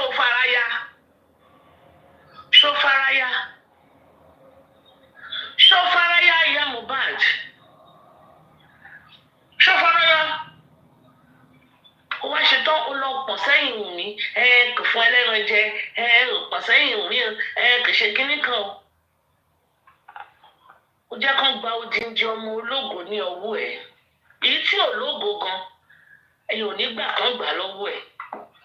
Ọmọ 26 tó ti là tó ti lù yọ tó ti bẹ̀rẹ̀ sí ń ka owó fún àwọn òbí ẹ̀. How many 26 years old can truly count money in millions tó ń kó fáwọn òbí ẹ̀? How many? Even in America, how many 26 years old can count $1,000 and give it to their parents? $1,000, even in a whole year. How many? In America, the elderly, they stay in the nursing home. They stay in the nursing home because your children also have their lives. That is how America is designed. America is not designed pé mo máa jẹun ọmọ. No, kò sọ pé èèyàn kan jẹun ọmọ kankan bí kankan. You create your own retirement plan in it. They will put you in the nursing home. Maybe if you are lucky, every Sunday when they are coming back from church, from their family, they come see you. How many white people put their old people, their parents in the house? No, they don't do it. All this is in Yoruba culture and Nigerian African culture, not just Yoruba. African culture ni. Jawomo for what? You think we Shabbat Munduro Pemuma maybe on Mother's Day they will come, on Father's Day they will come, maybe Thanksgiving we will all eat together, maybe on Christmas and my birthday, Daddy's birthday and Christmas they give gifts. That's it. They have their mortgages to pay, they have their car notes to pay, they have their children's school fees to pay, they have their lives. They have their lives. That mentality of Jawomo is not in American culture. You will get your 401k, you get your retirement, you prepare for your social security, you prepare for your life insurance, and probably you will downsize. If the kids are gone and you used to live in a big house, you will downsize to contain and maintain your bills. Because America, everybody got to pay bills. Even when you are if you still own a home and you are 70, you will still be paying property tax. If you are 80, if your mortgage is not paid off, you will still be paying your mortgage. Unless if you buy your house and buy it cash or you pay your mortgage off. But property tax, you don't pay it off, lie. No matter how old you are, you will still pay NEPA bill, monthly basis. You will pay water bill. If you are 80 years old, you are living in a home, your house is paid off, you will still pay your insurance of the house. So,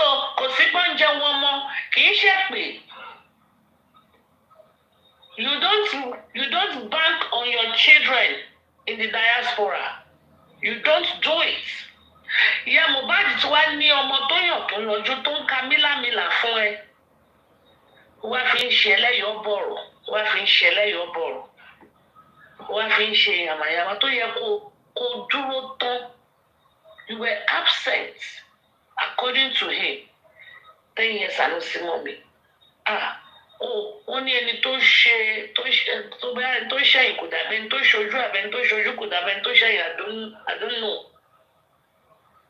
Instead of you to stand tall, Yomi ṣe protest ikú tó pa Mohbad, ìwọ gbéra ó lọ dàbẹ̀rù. Some people are pushing you. Wọ́n ní tó bá kù wọ́n nìkan kó tún èrò orí ààrẹ pa. Some people are pushing you. Not to kátó wí kátó fọ̀ wá ti máa bu ìpè sílẹ̀. Pé ẹ̀hún náà máa àwọn tó ń rí náà á máa ṣe kíní kan á máa rí kan àwọn náà máa rí kan ọmọ àwọn náà máa ṣe kíní kan àwọn náà kátó sọ̀rọ̀ kátó ṣe wá ti máa ṣàdúrà. Ẹnu yìí kan náà tẹ fi ń ṣépè. Ẹnu yìí kan náà lẹ fi máa ṣàdúrà. Ẹ kò wá jẹ́ mi how tí ẹ ń jẹ yẹn tẹ́ńjẹ̀ tó bá ṣé tẹ́ńjẹ̀ Gabriel bá ń bọ̀ ó máa wá yọ ẹ̀ tó jàdúrà kúrò ní o á gbé àdúrà lọ síwájú tẹ́ ní o àbí ó máa gbé àdúrà yẹn àti èpè yẹn ní o tó bá wá dọ́dọ̀ Ọlọ́run wá ní pé èpè tẹ́ni yìí ṣẹ́ o ó yá ẹ lọ kókó tí ẹ yé mi bí ọ̀rọ̀ ìpè àtàdúrà bó ṣe máa ń já lẹ́nu àwọn èèyàn. In one conversation ìyá Mohbad àṣepè àṣàdúrà àṣepè àṣàdúrà àṣepè àṣàdúrà in one conversation. Ọlọ́run ṣàánú mi. In one conversation ọmọ ẹ̀dẹ̀ làwọn èèyàn ń wá kó tó pa ọmọ ẹ̀ náà ń jà fún. There are some things you did now be okay, yes, it's okay. Ìyá Mohbad ó lè ra mọ́tò fún. Yes, it's okay. Ó lè lọ sí pàtí ó lè jókòó kó máa fi pàrònú rẹ̀. But there are some things you do that they are not called for at all. O rí àwọn èèyàn gidi ìyẹn jókòó ṣe ní etí. Ìyá Mohbad ẹ rí èèyàn gidi ṣì ní sọ̀rọ̀ ìṣítí fún yín. Ẹ rí èèyàn sọ̀rọ̀ ìṣítí fún yín. Ẹ wọ ẹ ṣe ń ṣe ẹ wọ ẹ ṣe ń ṣe ẹ wọ ẹ ṣe ń ṣe. Ẹ wọ ẹ ṣe ń ṣe. Ẹ ṣe jẹ́ ká continue fídíò yẹn. Oṣù tí ò lè ṣẹlẹ̀, òun mo béèrè pé ta ló ẹ̀ bá a. Náà mo kọ́ petition tí mo kọ ọlọ́pàá ló tún advice mi pé vagon is vagon. Bí nǹkan tó ti lọ sí. Bàbá Mohbad ṣé vagon náà ń pè? Bàbá Mohbad ní vagon is vagon. Àbí èmi ni mo gbọ́ bẹ́ẹ̀ ni àbí nǹkan tó sọ kọ́ nìyẹn vagon is vagon. Bàbá Mohbad I will not lie to you o. Mo yẹ ká fún Bàbá Mohbad ní sọ. Bàbá Mohbad's English is Bàbá Mohbad's English is better. His English has really picked up very well compared to, when we first started this justice for Mohbad. His English is far, far better now. But vagon is vagon. Who is this person laughing? Vagon is vagon. Àwọn ará diaspora, àwọn ará Amẹ́ríkà la wà lórí show. Ṣé àwọn tó rà bá àwọn ọmọ mi ṣé dókítà ni wọ́n? Láì jẹ́ kí n síbẹ̀. So kì í ṣe pé fẹ́ jà tẹ́lẹ̀. Ọgbọ́n tí wọ́n gbé yẹn ló wá mú kí orí mi ṣe gbé. Òkú ọjọ́ mẹ́rin, Jésù jí dìde. Yes. Now, ta ló ẹ̀ bá àwọn ọmọ yìí tí ò jẹ́ kí Jésù jí dìde ní ọjọ́ kẹrin? Wọ́n ti dín mọ́ ẹ̀. Wọ́n ti dín gbogbo ibi tí wọ́n máa wà o. Wọ́n dẹ̀ gbé yọ̀ sí láyà. Now, ẹ sọ pé nígbà tí ìgbà yìí wọlé ẹ rí Juve ẹlẹ́rí Juve ẹsẹ̀ jẹ bẹ́ẹ̀ kí lẹ suspect.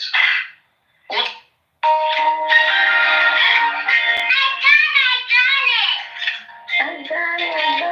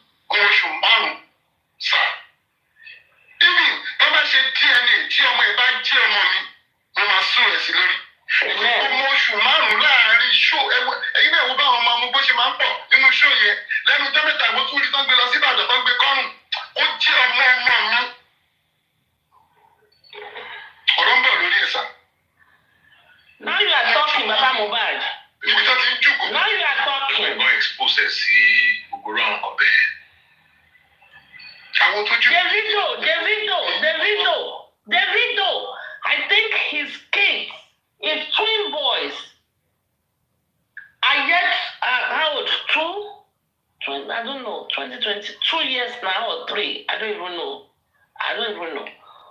Even the cute one, may his soul continue to rest in peace. Ifeanyi, I've never seen Ifeanyi on the stage with his father. Rubbish ni kini yẹn o. Nonsense in the highest order.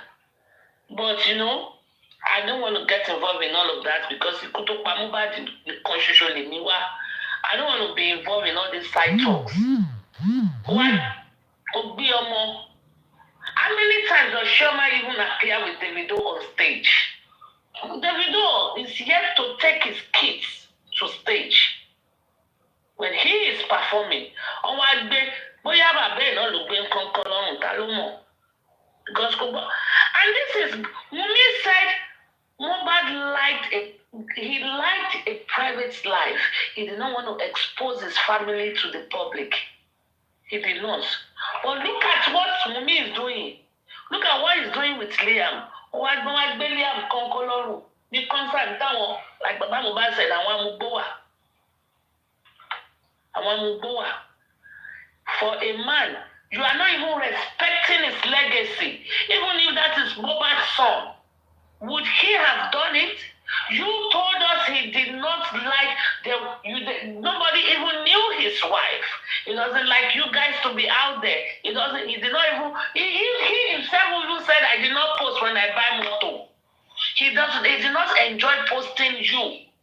He wants his life to be private. So not only did you take Liam, you now displayed him to the world. Displayed him. This is the life he wants. You want to be a jaye. You don't want to be that humble, homely trophy wife. You don't want to be a trophy wife. You want to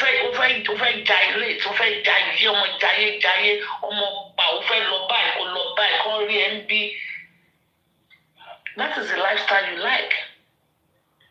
So you and Mohbad, you were never compatible because he's a reserved man. There was this clip, so Bella called him. The latest landlord in town. Bella was saying, man, also, my wife be here for one party. So you know he's very homely. He's a man that loves to be, he would have loved his wife to be home with his family, to just have a private life. And he will go for his shows, come back to his lovely family at home. That is the lifestyle he likes. Maybe, like, I don't know, I really don't know these people. But it won't like, come on, can't alone, can't Feferity káàkiri. The lifestyle you want is exactly what you are living now. Because being with Mohbad was like you were in bondage. You want to be able to leave home at 1 o'clock, come back at 3 a.m., nobody asks you a question. You want to be able to go to club, nobody asks you a question. You want to go, not come home for days. You want to party ní Ìjọra Dúdú Costain. Ojojo, Abeokuta, Abuja Yaleni, no control, rọkùnrin bẹ́ẹ̀ wí, wọ́n sọ pé Àkúrẹ́ yá, kíní náà tuntun ṣe ń sìn, Kaduna, you go. Fẹ́ control, fẹ́ tó máa control ẹ pé níbo ló tí ń bọ̀, kí ló yẹ tó pẹ́. You don't want that kind of lifestyle. You want to be loose.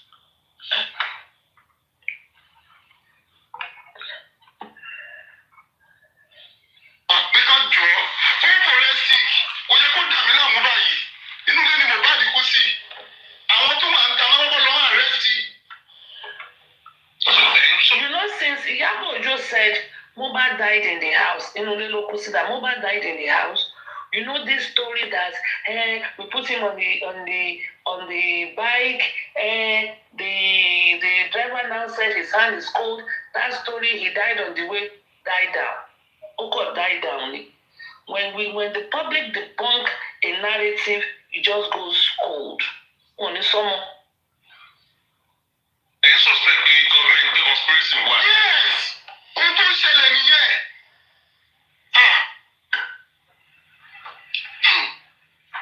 Ohun tó ń ṣẹlẹ̀ nìyẹn. Bí fóònù mi nílẹ̀ kó gbà. Àwọn kan sọ pé wọ́n ti kó owó bàbá àti nínú fóònù yẹn á tẹ̀. Nígbà bàbá yìí ti gbowó ń tòótọ́ o, owó tó gbà ní jẹ́ kó lọ gbókùn ọmọ ẹ o, ó sọ fún bẹ́ẹ̀. Fóònù yẹn máa tẹ̀.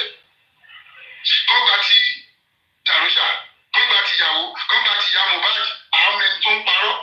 Déètì yẹn lọ́kọ̀ máa tẹ̀sẹ̀ yá. Gbogbo ọ̀tá gbọ́njọ́ yẹn, ìjọ tí mi bá wá pa, màá wá rírà mi. Náà èyí tí wọ́n kọ́kọ́ ṣe lákọ̀ọ́kọ́ kí ni result tó ń jáde? Nípa autopsy wọ́n ní they cannot ascertain what kill Mohbad. Ìjọ ìmú bẹ̀ sí sunkún sá. Nígbà tí odidi Lagos state tó bá lè máa scam all over the world. Wọ́n ní wọ́n lọ ṣe test ní ibi kan ní Amẹ́ríkà. Kí ló ń borúkọ iléeṣẹ́ yẹn? MMS kan náà pè. Now, ní ìgbà tí mo rán èèyàn lọ síbẹ̀, wọ́n ní wọn ò rí sample mọ́ débi tí wọ́n rí Mohbad ń bẹ̀. Wọ́n ní wọn ò gbé sample kan síbẹ̀. Báwo ni gbogbo Lagos state tí wọ́n máa tán gbogbo all over the world? Nígbà tí wọ́n sọ pé wọ́n á kàn báyìí kí nípa pé they cannot ascertain what kill Mohbad, mo bẹ̀ sí sun ẹkún ni. Ìgbà pé ọ̀rẹ́ mi kan l'Amẹ́ríkà, wọ́n ní bí èèyàn kú fún 100 years. Bẹ̀rẹ̀ máa ń rí àwọn documentary àwọn tó ti kú ti pẹ́. Lè sọ ìsàmpù bẹ̀ lásán náà máa mú jáde. Títí mo ti jẹ́ kápẹ́ńtà sá. Ọmọ yẹn kíyà ìjẹ mi gbé. Find a pet-friendly Italian restaurant with outdoor seating nearby. Text it to Bọ́sà èmi fi òpé tẹ bá sọ pé Lagos state government ló fẹ́ dábàá rú ọ̀rọ̀. Ó lè rọrùn ó sì ká ní èèyàn kan. Ṣé àwọn tí wọ́n fi sí ìdí ọ̀rọ̀ yìí mo fẹ́ kán change àwọn ọlọ́pàá tó wà ń bẹ̀? Ṣé báwọn ló gba sample? Àwọn ọlọ́pàá bíi Yusuf Tí bá sọ pé Muhammed, Yusuf Muhammed. Lagos state àmì gọ́ọ̀mẹ̀ntì fún yín. Gọ́ọ̀mẹ̀ntì for the people. Ẹ bá mi sọ òyìnbó yẹn. Bàbá Mohbad máa ń wò mí bí mo máa ń sọ kínní yẹn. Àwọn tó fi síbẹ̀. Only my platform says that the government of the people by the people for the people.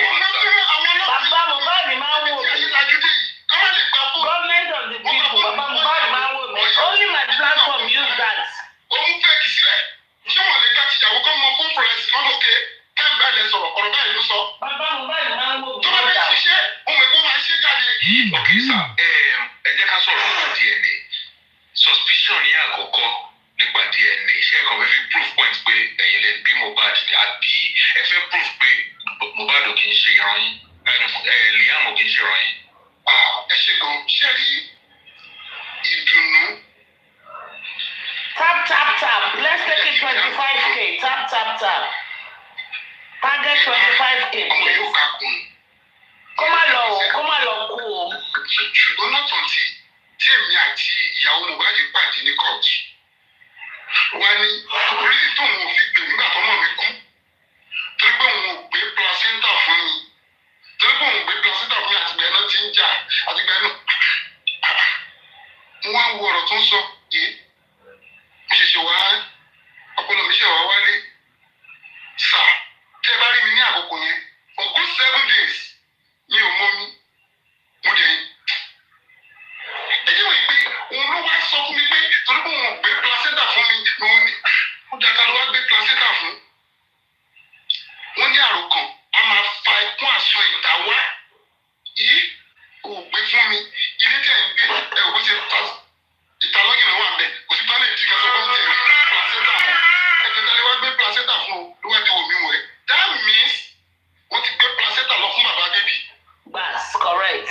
Bẹ́ẹ̀ ṣe rò mọ́. Bí mo ṣe rò. Correct. I agree 100%. Ó fi oògùn oorun sínú oúnjẹ fóun. Tí bá ń sọ̀rọ̀ mi, mò ń fi ẹlẹ́rìí sí. Àwọn méjì tí mo dárúkọ yẹn, tọ́lá máa kojú ìgbà kan sọ pé bàbá. Mohbad sọ bẹ́ẹ̀ fáwà. Ó pè kan ní mycin. Wọ́n á pè kan ní àkọ́bí mi ìbùkún. Àwọn tí Mohbad ò sọ lójú mi ò ní àwọn tó ń sọ fún. So kí wọ́n rà àwọn méjèèjì kan sọ pé kò sọ nǹkan bẹ́ẹ̀ fáwọn. Ṣàmùkẹ́ mọ̀ ti do nílọ́ nìyẹn. Mo ń fi ẹlẹ́rìí sí. Now, ìwọ ẹ wá sọ pé torí pé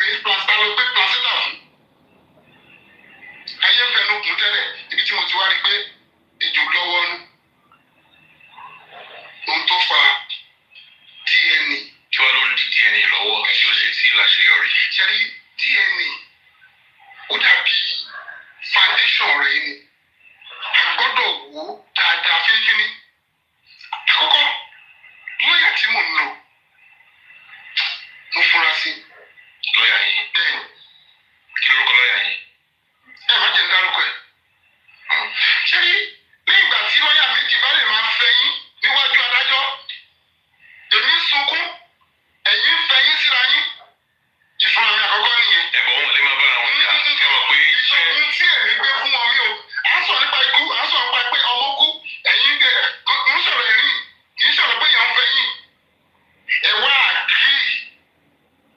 wá àgírí pé ẹ fẹ́ lọ nóò ìfúnra mi ó jẹ́ kí n pààrọ̀ ẹ̀ sọ́gbà tí mo ti pààrọ̀ lọ́ọ̀yà yẹn ọwọ́ ti pààrọ̀ ọwọ́ náà another lawyer tó bá sọ pé tọ́lá tó ń sọ náà àwọn ìtàbí tó gbọ́dọ̀ ti rẹ́dí kí lọ́ọ̀yà yìí sì kó pe new lawyer mi ká ṣe DNA. so DNA yẹn wọn tí ì ṣe rárá. very very important wọn ti ṣe. bàbá Mohbad ṣáà ń fún wa lóyìnbó. ṣé o tó nira láti ṣe bí wàá mọ bí kéèsì lè ṣe wá lè. ọmọ tó yẹ kó gbé wá fún mi àṣẹ grandpa eré ọmọ ni mo jí fi òwúrọ̀ ṣe. àbí a máa ń ó fẹ́ ti jẹ́ sọ. pé oríṣiríṣi èèyàn ló wà ní ayé mo láìkí ọmọdé ìdí nìyí tí mo fi kọ́ àwọn ọmọ mi máa láti bẹ̀rẹ̀ mo ṣe ń fi gbogbo ohun tí mo ní láyé sọ̀rọ̀ pé gbogbo ọmọ tí mo bí láyé kò sí obìnrin kan ló sọ fún ìbámi tọ́ wọn. mo sì ọmọdé. yàtọ̀ sí ti ìyá Mohbad fún yìí. àti gbogbo ọmọ tí mo tún bí lẹ́yìn wọn ohun tí mo jẹ́ àìsàn ni pé èyí lè fún àwọn ọmọ yìí. fún àwọn ọmọ mi èmi olúwa ni ọlọ́run fi mí ṣe bàbá fún wọn ṣé màá wá fi àyè mi sílẹ̀. so mo And I believe. so tí bá wá rí ọmọ. I believe Baba Mohbad on this one. I believe 100%. Baba Mohbad loves kids. And you know he has a lot of kids. He has a lot of kids. I think about 9 or 11. Okay? And he takes care of his kids. He might not be buoyant financially, but the little he has, I believe he takes care of his kids. Yes. I can say, yeah, takes care of his kids. Ibuku did not go to school. Adura did not go to school. Mohbad did not go to school. Nígbà míì, adìyẹ làágùn ìyá rẹ̀ ní ìjẹ́. Okay? I have a pastor that his son was a cultist. Àìmọye bẹ́ẹ̀ bẹ́ẹ̀. And it's not that they are not doing very well. It's not that he did not try. I'm not going to judge him because of that. But when it comes to loving your kids, it's the love that Baba Mohbad had for Mohbad. That is what gave me the confidence that every time they fight, she will call Baba Mohbad. Because she knows this man. That is why she said, Baba Mohbad will come from Ikorodu to Aja almost all the time or wherever they were living. He loved his kids. He loved his kids. He was not rich, but the love was there. I believe him. I believe that statement. Ọmọ ni ní Olúwa, ọmọ inú sì ni èrè rẹ̀. Bí ọfà ti rí ní ọwọ́ alágbára, bẹ́ẹ̀ ni àwọn ọmọdé.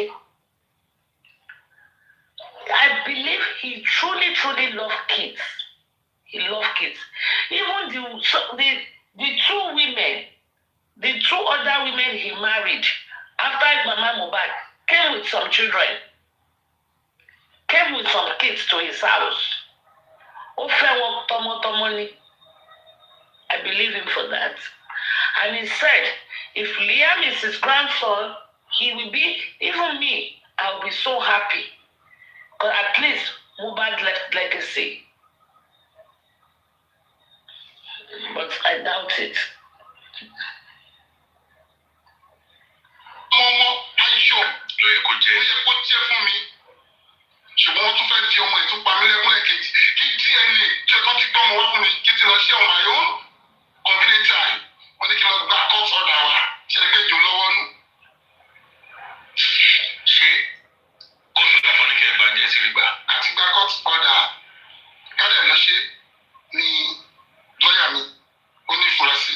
Ó dẹ̀ sọ pé fúnra lóògùn àgbà. So matter of fúnra. I think Baba Mohbad has accepted that she doesn't have a lawyer. That's why the court order is not done. I mean, the DNA is done. Thank you, doctor. Thank you very much. That is why it's not done yet. Mo sọ lórí gbogbo afẹ́fẹ́ báyìí tí gbogbo ayé ń gbọ́ báyìí kí lọ́ọ̀yà ó pe lọ́ọ̀yà mi. Àti rẹ́dí o. Ẹ ṣe ta fẹ́ ṣe. Tí ilé àbáwájọ ọmọ yìí kọ́. Ṣé ayọ̀ yẹn wá? Ọlọ́run dá ayọ̀ yẹn padà ní. Ṣùgbọ́n àárín ẹ̀yà àti ìyá ẹ̀ ń kọ́. Ẹ jẹ́ kí kọ́kọ́ ṣe ìṣẹ̀lẹ̀ mi tó bá wá jí ọmọ mi. Mi ò lè expect bí ayọ̀ máa ṣe tó torí pé tí ló bá kú tọ́gẹ̀dẹ̀ bá kú àfọmọ ẹ̀rọ kú ayọ̀ ló máa jẹ́ fún mi torí pé mo sẹ́rìṣì ọmọ mo láì ọmọ ọdún ilé tí mò ń gbé ọmọ máa ń yí mi ká ni torí pé tá a bá sọ pé áńgẹ́lì èwe wọ́n ní agbára tí ẹ bá ń tọ́jú ọmọdé iṣẹ́ ọlọ́run ló ṣe ọlọ́run kan tá à ń sẹ́wọ̀n sọ pé ẹ jẹ́ kí ọmọdé kó wá ó sẹ́rìṣì ọmọdé àwọn tí yàrá rẹ̀ ń ṣe láyé tó sọ pé báwo tọmọdé báwo kí ni ẹ máa parun so mo gbọ́dọ̀ nífẹ̀ẹ́ ọmọ mi. Fẹ́ béèrè ìbéèrè kan lọ. Ìbéèrè yẹn lè díẹ̀ but ọlọ́run ìlọ́wọ́ láti dáhùn. Ǹjẹ́ àwọn èèyàn ti lọ́wọ́ sí eré pé wọ́kùnrin yìí kí ló fẹ́ gbà nídìí nǹkan tó ń tọ́? Oríṣiríṣi ni mo gbọ́. Kí ni ìdáhùn tẹ máa fún ọ? Dáhùn tí mò ń fún wọn ni wípé wọ́n farabalẹ̀ kán wò mí dáadáa. Èmi ti gbà fọlọ́run. Ìjọba sọ pé wọ́n fẹ́ mọ ikú tó ṣáàtì wá mọ ikú tó pa. Láti ọdún mẹ́ta. Láti bí ọ̀rẹ́ going to 3 years. Àwa ìtì ìmọ̀ kí mo wá ń kájú fún ní àkókò yìí.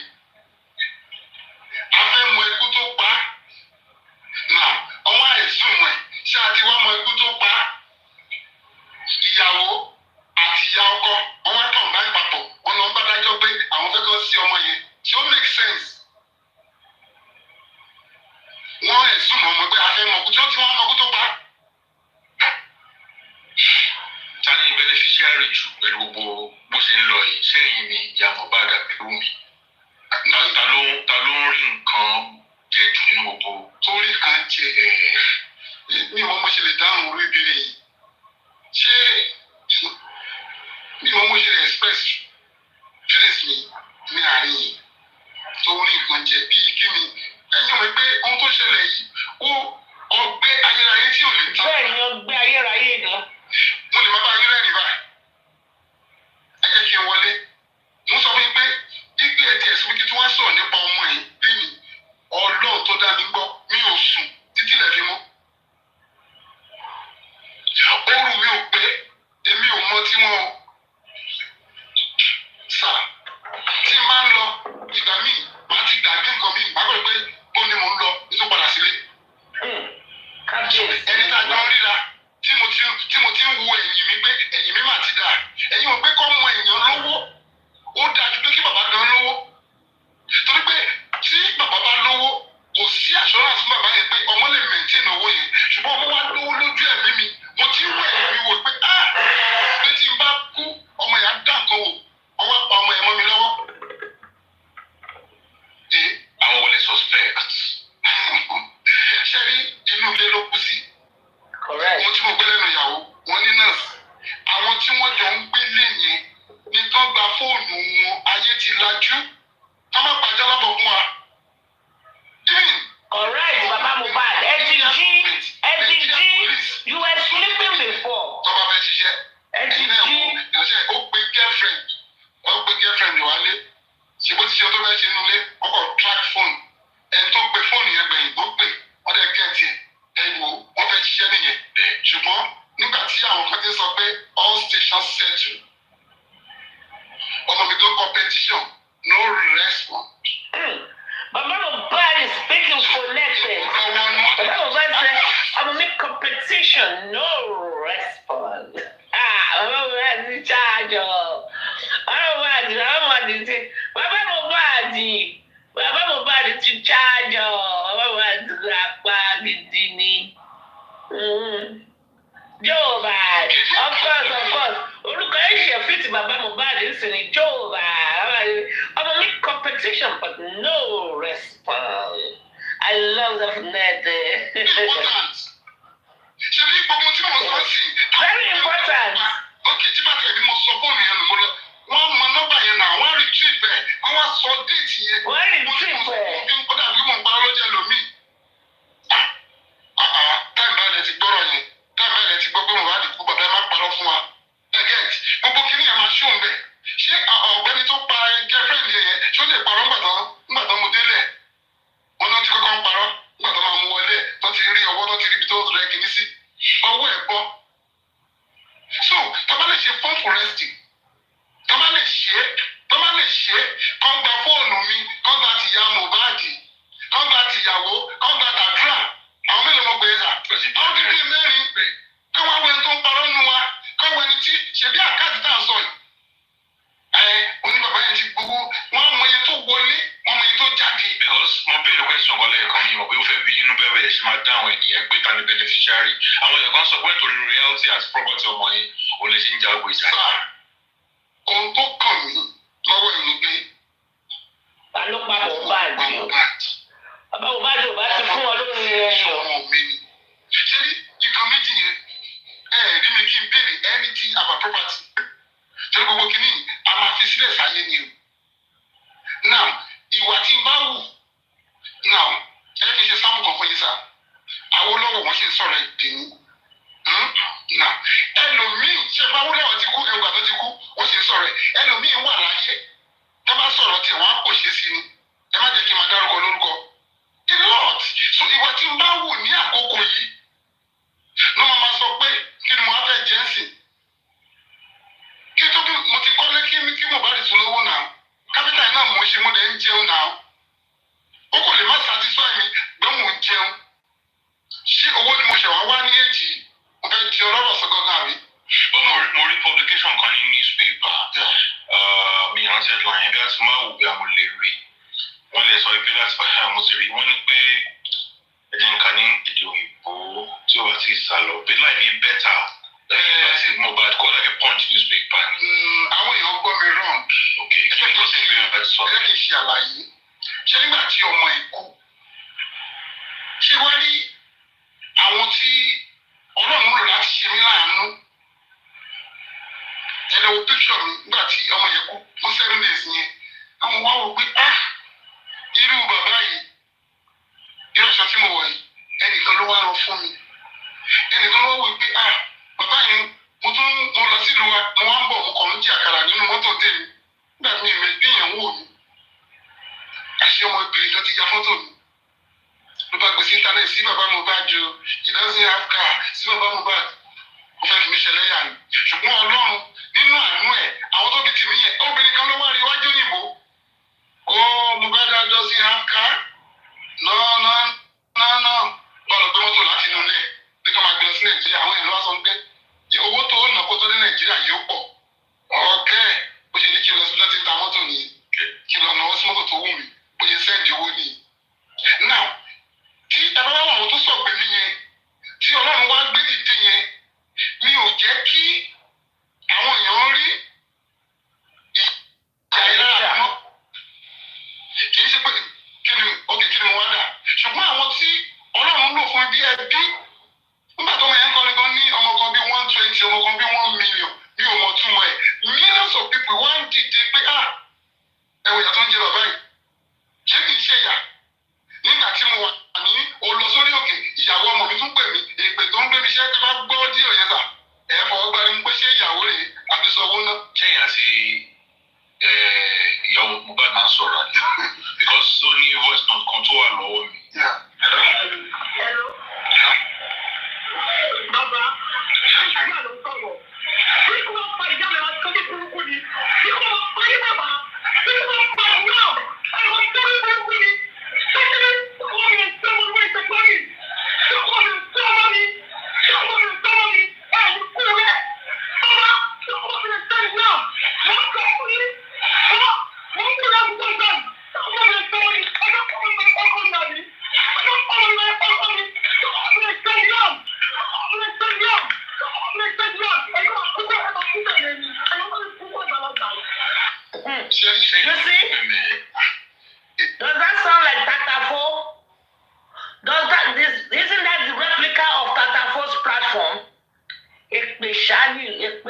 díran ni gbogbo wọn.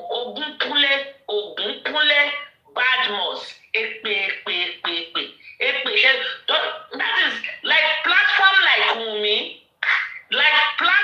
like Wunmi. Orí burúkú náà jọ ń ṣiṣẹ́ gbọ́ bó ṣe sọ̀rọ̀. But this same girl went on Trude and said, "Money, it's like a father figure. You know, we're so close. He cooked jollof rice for me one day and brought him, yes, from me. Bóyá gbé kúrò bẹ́ẹ̀. Torí inú kọ̀ ọ̀run mi ni ṣùù. They were now standing on their platform there. One K. Mi ma wọn tó ń ké. Ṣọ́rọ̀ lè ẹjẹ́ ká gbọ́ bẹ̀yẹn lẹ́ẹ̀kan sí. Mi ò jẹ́ kí àwọn èèyàn rí ìyá ìlara mi mọ́. Kì í ṣe pé kí ni wọ́n dà. Ṣùgbọ́n àwọn tí Ọlọ́run lò fún bí ẹbí. Nígbà tó ọmọ yẹn kọrin gan ní ọmọ kan bí 120, ọmọ kan bí 1 million ní ọmọ túmọ̀ ẹ̀. Millions of people wá ń dìde pé ẹ̀wọ̀ ìyá tó ń jẹ bàbá yìí. Ṣé kì í ṣe ìyá? Nígbà tí mo wà ní olọ sórí òkè, ìyàwó ọmọ mi tún pè mí, èpè tó ń gbé mi ṣe kí n bá gbọ́ díò yẹn sà. Ẹ fọwọ́ gbá ní pé ṣé ìyàwó rẹ̀ àbí sanwó náà. Sanwó náà ni. Ìyàwó Mohbad máa sọ̀rọ̀ because ó ní voice note kan tó wà lọ́wọ́ mi. Hello. Bàbá, ìyá ló ń sọ̀rọ̀. Bí kò bá pa ìyá rẹ̀ wá tó bí kúrúkú ni. Bí kò bá pa ìyá TVC. Trude, I know they have sent this voice note to Trude though. I know some people have sent this voice note to Trude. And which other departments? I'm very sure. I'm aware they have sent this voice note to Trude. I think when maybe Dawa did computer. He's good with computer, compiling all these things. When he did his own, he did not realize people from Team Baba Mohbad or Team Justice for Mohbad, there's anyone that is a computer wizard. So all of these things have been compiled. And they are actually doing compilation of some other ones that they will play for the CP tomorrow. Okay? Because when they're so stupid, they need somebody like me in their team with critical thinking. Instead of them to just lay low, they want to go and be Bulgarian. They don't know that to everything. Cynthia is a bad girl. Your best bet is to lay low. But you want to go and portray her somehow, they need to show them the one with Ayat. Ṣé kí ló pa Mohbad? Ilé alágbo ni mo bímọ sí. Ẹ kàn ń fẹ̀ díẹ̀ síta ni. You guys are very stupid. Tata first platform, ẹ máa rán Wùnmí lẹ́wọ̀n. Ẹ̀yin báyìí lè máa rán Wùnmí lẹ́wọ̀n. Ṣebí okay, I continue. No advising. We listen, we don't judge.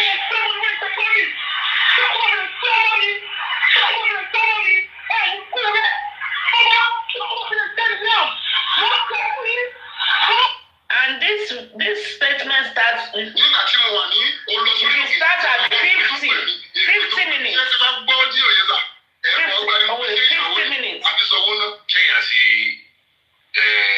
Ìyàwó Mohbad máa sọ̀rọ̀ because ó ní voice note kan tó wà lọ́wọ́. 50 minutes. Hello. Bàbá, ìyá ló ń sọ̀rọ̀. Bí kò bá pa ìyá rẹ̀ wá tó bí kúrúkú ni. Bí kò bá pa ìyá bàbá. Bí kò bá pa ìyá. This is widow's victimization, no? This is the widow. Ọmọ òṣì dátidàti kí ló Abati. Ó lóun ṣe widow victimization. Wàǹbílíkì wọ̀nkele mo ti inú mi ti ẹ̀dùn wọ́n ṣe drop ẹ̀ tán ṣe fi ẹ̀ṣẹ̀ lẹ́yà dáadáa ní orí àgùntàṣọ́ lò funfun lẹ́yẹ shows platform today King White wọ́n ṣe yẹ̀yẹ́ your questions your analysis and your submission were as stupid as your name because mi ti rí kí Bíríkísù kó fi queen sórí orúkọ Bíríkísù rí Bíríkísù ṣó lọ pẹ̀lú queen Bíríkísù kó dùn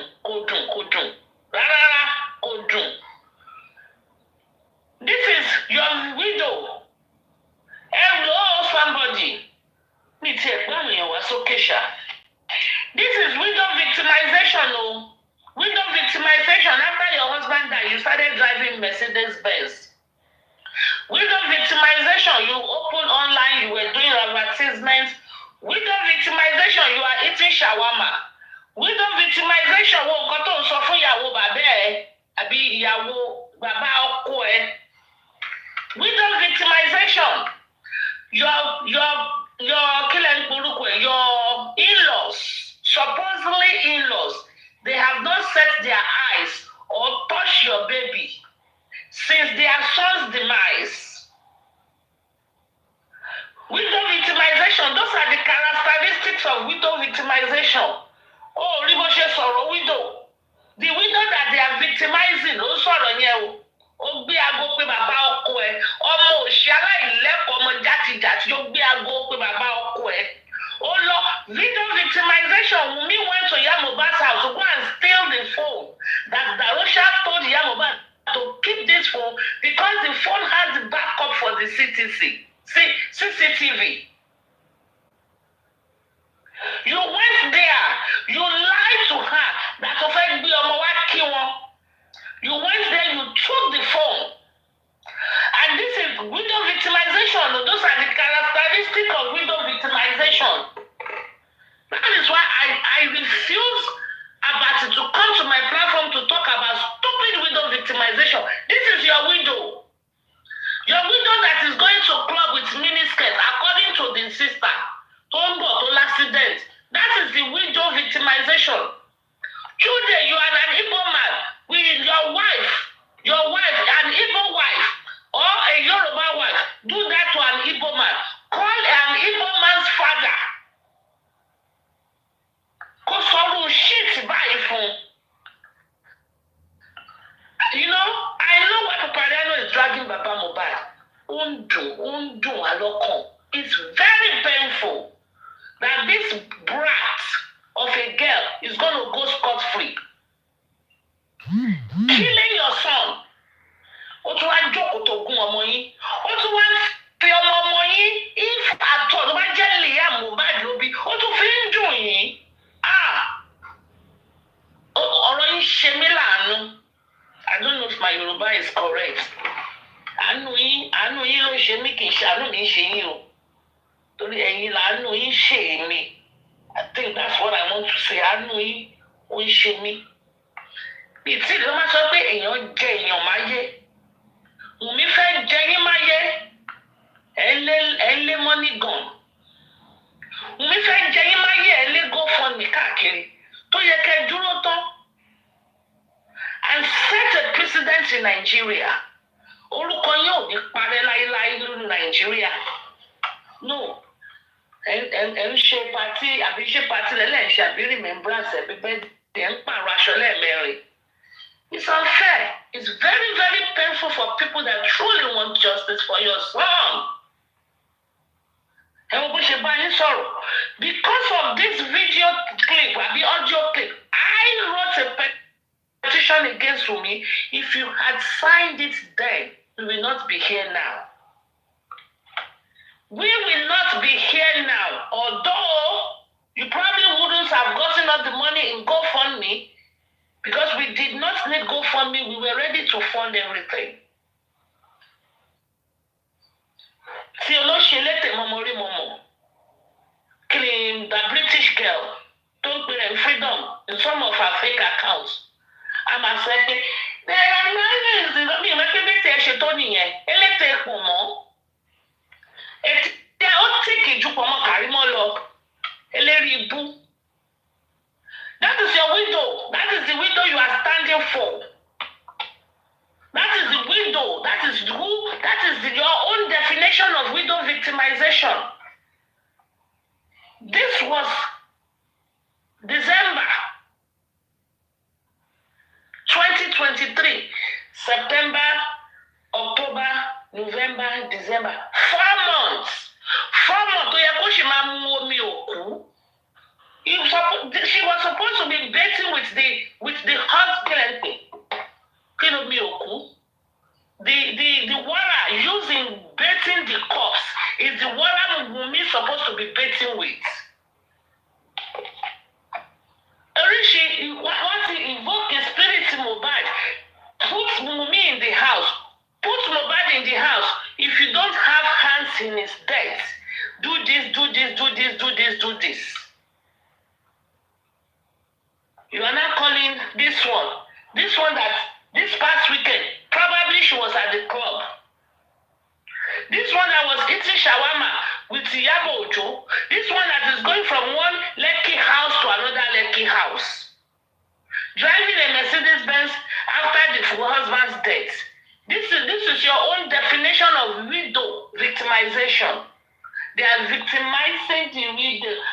This is your 24-year-old girl. Ọmọ kékeré di kí ló mọ̀. Ọmọ bíi tí ọkùnrin àtobìnrin mọ́ ṣe ń bára wọn sùn tó ń doyún.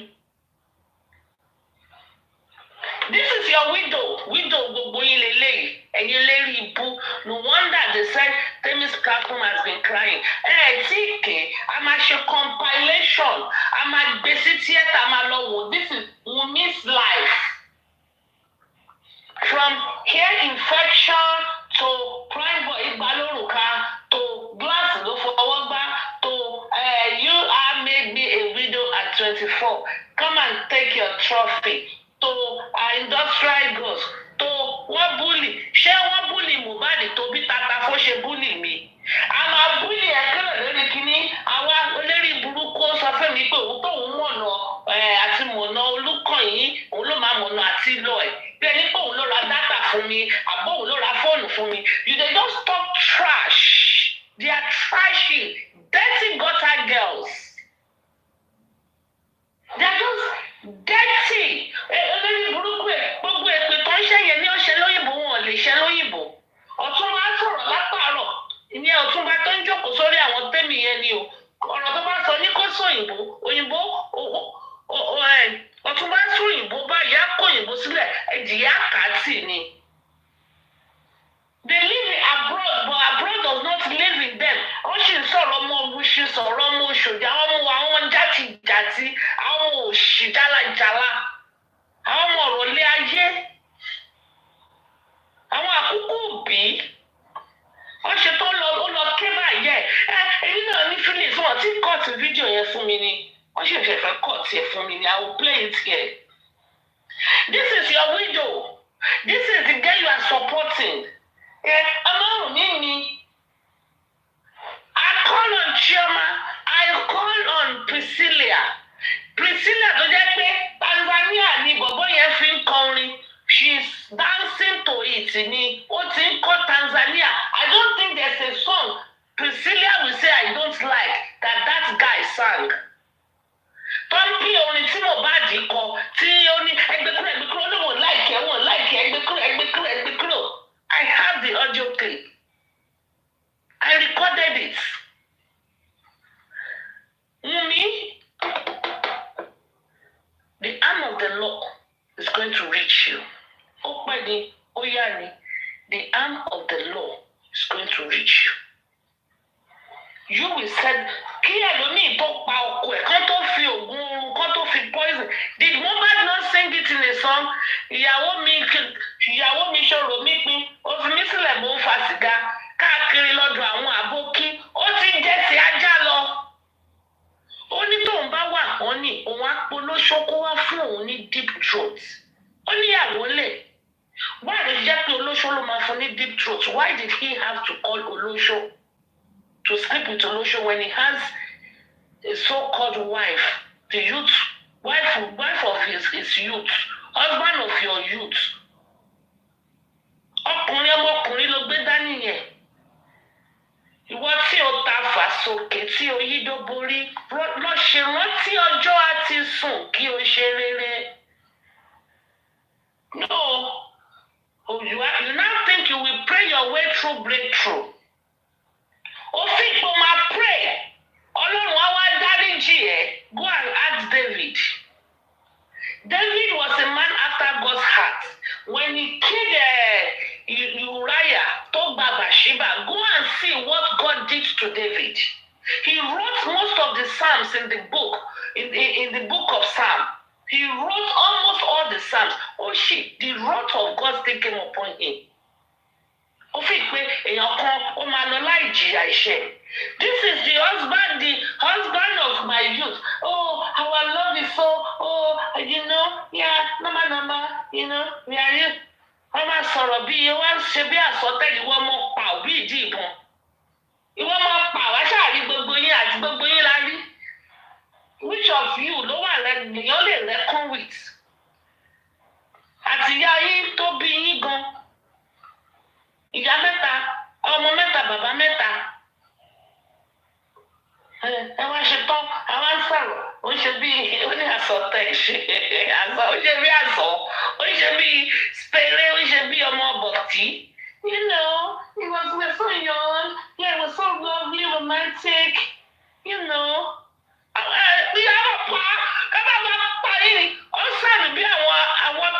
That is where you belong. This platform is that, stupidity begets stupidity. If to belong to Ras girl. Ras. Well, I can bet my life. Priscilla Onibe Shoremo. Let her class any. Can't you? She distincts herself from you. Ó yàtọ̀. Ìwọ ọmọ tí bàbá ní kó lọ kàwé tó lọ jókòó sílé Malian house tó lọ ń fagbó. I'm a rapper. Jọ́jọ́rí ọ̀rọ̀ rap òun nìkan fún àkójẹ́ ká gbọ́. Rap. I'm a rapper. Come on, rap. Which orin Mohbad wo lo ti rap fún lẹ́yìn tó ti help career ẹ̀? Show us where you and Mohbad were having a lovey-dovey youth.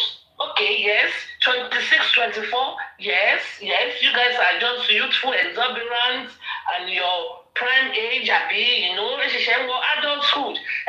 Lovey-dovey. Show us a lovey-dovey stuff.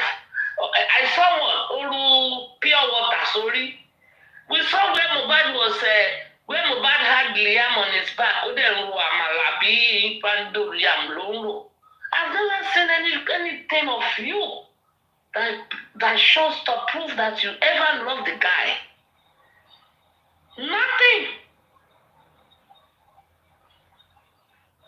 Go for second girl, Àbàtì òṣì àwájá wọn máa ṣe window victimization. Àwágbé ìwé òṣì jáde window victimization. Lọ sílẹ̀ yìí kò kọ́lọ́mọ tó ń pè ní Chude. I've not finished sending my email to you. Chude. Àbí Chukwudi tó sọ̀rọ̀ ẹ̀ di Chukwudi tó sọ̀rọ̀ ẹ̀ di Chude. Mo lọ́rọ̀ bẹ́ẹ̀ sọ. Mo ní ọ̀rọ̀ I've been saying it. I've been so behind in a lot of things. I need to send you a very nasty email and put some of these clips. I think Folajilo will be the one to help me do it.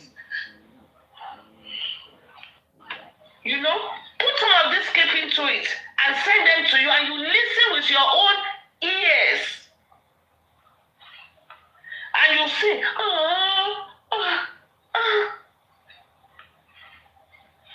nonsense girl.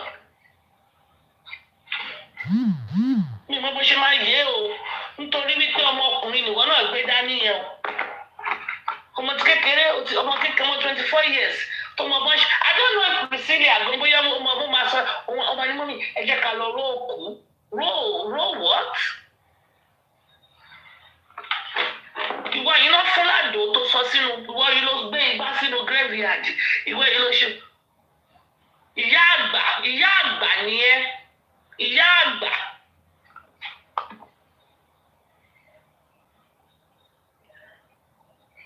Okay, let's listen again. Nígbà tí mo wà ní olọ sórí òkè, ìyàwó ọmọ mi tún pè mí, èpè tó ń gbé mi ṣe tó bá gbọ́ ọdí òye sà. Ẹ fọwọ́ gba ni pé ṣé ìyàwó rẹ̀ àbí sanwó náà. Sanwó náà ni. Ìyàwó Mohbad náà sọ̀rọ̀ because ó ní voice note kan tó wà lọ́wọ́ mi. Hello. Bàbá, àṣìṣe ló ń sọ̀rọ̀. Bí kò bá pa ìjà mi máa tẹ́lẹ̀ burúkú ni. Bí kò bá pa yí bàbá. Bí kò bá pa òun náà. Ẹ̀rọ tẹ́lẹ̀ burúkú ni. Tẹ́lẹ̀ ọmọ mi ò fẹ́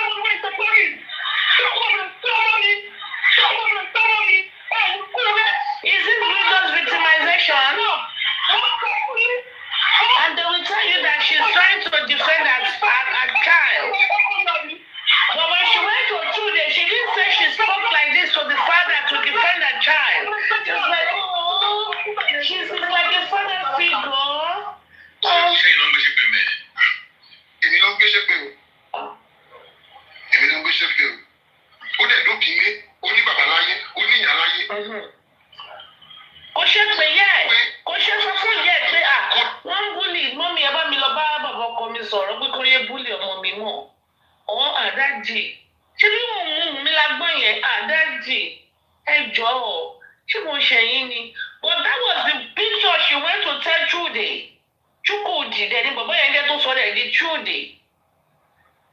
Let him go to Igbo land ṣé Chude máa gbarú ẹ̀ ṣé òun máa gbarú ẹ̀ kíyàwó ọmọ kan máa bá sọ̀rọ̀ báyìí ìyàwó búrọ́dẹ̀ kó pe dáàdì wọn kó bá sọ̀rọ̀ báyìí ṣó máa gbà á Chude will you allow your brother's wife to talk to your father like this? Will you? No matter how angry you are an Igbo man, is this how Igbo culture will take something like this? This is 4 months, less than 4 months after Mohbad's demise. Less than 4 months. Someone said, oh, they were taking my husband. I didn't know they were going to bury my husband. It was on internet, I saw it. And you didn't say, what? How? I thought you said your father-in-law came to the house and they took the body. You didn't go with them. Why didn't you go with them? And my baby, my baby. Did we not hear that Iyatunde was there? Doesn't Iyatunde take 250,000 naira per month or per every 2 weeks to babysit for you? This is the husband of your youth. At 24, you are already a widow. Out of negligence. When was the last time your mother-in-law that you said you love so much, that have been there for you, when was the last time you saw your son? When? You went to your mother-in-law's house to ransack the house and took a phone. Okay, fine. They said it belongs to your husband. Do you have to go through that route? Do you have to go through that route? And this is widow. Widow victimization. Biriki Su, tó pèrè ní Queen Biriki. Mi tí rí mi ẹni tó ń jẹ́ Biriki Su tó máa fi Queen síwájú ẹ̀rí. Biriki Su àti Queen, they don't go together. When you can hear people like Queen Victoria, Queen Latifah,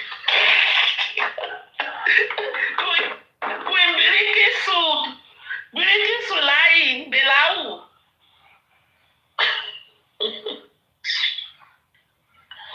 Pẹ̀lú àṣẹ́ǹtì ẹnu ẹ tó kí bí ìwé àti ọ̀túnba orí tennis platform lè yẹ kẹfẹ́ ra yẹ wá máa fi àṣẹ́ǹtì àmà pé àṣẹ́ǹtì ránṣẹ́ nínú ilé ni. Àṣẹ́ǹtì yóò mọ pé àṣẹ́ǹtì ránṣẹ́ ó mọ gbé ó mọ.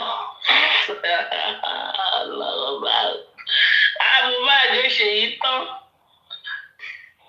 Ó ṣì ní mọ́ ohun tó kọ́ ọmọ yẹn ló ṣe.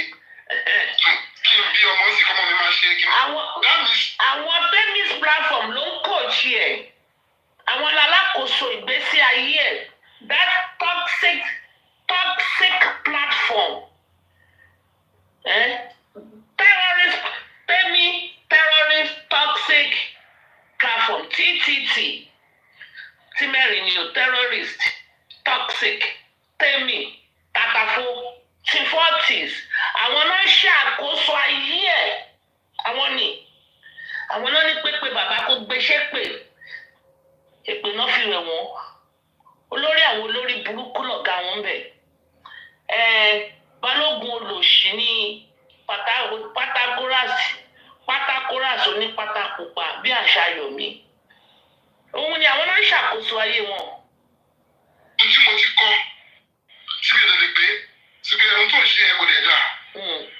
Àwọn ọmọ aláìlẹ́kọ̀ọ́. Àwọn tí mo fèsì nìyẹn. Aláìlẹ́kọ̀ọ́ ni wọ́n nínú fámìlì yẹn. Ọjọ́ yẹn ẹgbẹ́ àwọn ìpè ńláńlá. Ọlọ́run á fi mi ṣàjà ọdẹ. Àwọn èpè kàbìtì, àwọn èpè tí mi ò gbọ́ rí láyé ìwà gbọ́ lórí Takafo. Àwọn ọmọ wọn kéré o, most of them still, even Biriki Su gbogbo wọn náà ní àwọn ọmọ wíníwíní tí wọ́n wíníwíní.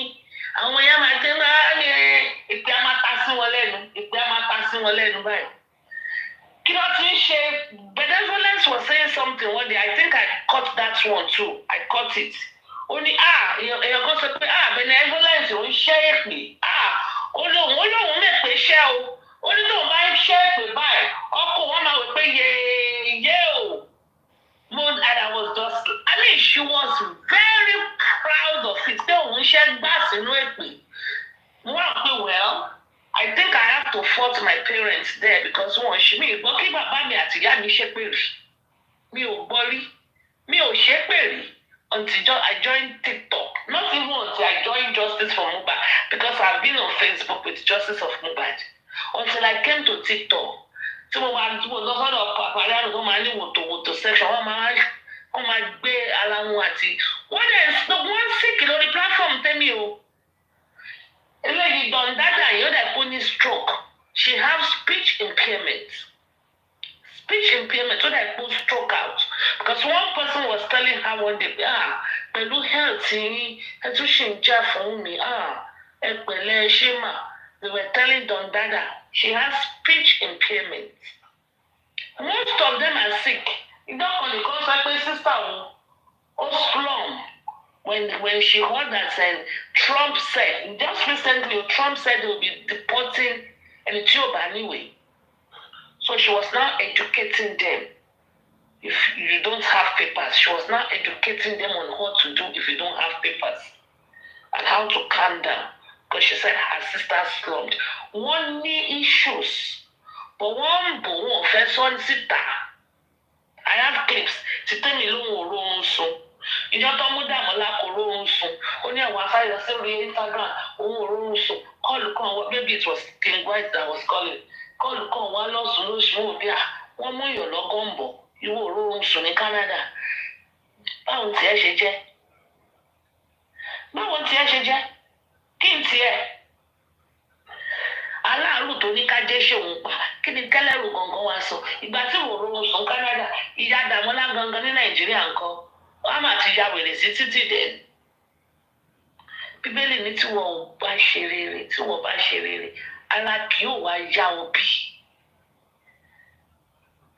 All these comebacks, dingbats, mixed crimes,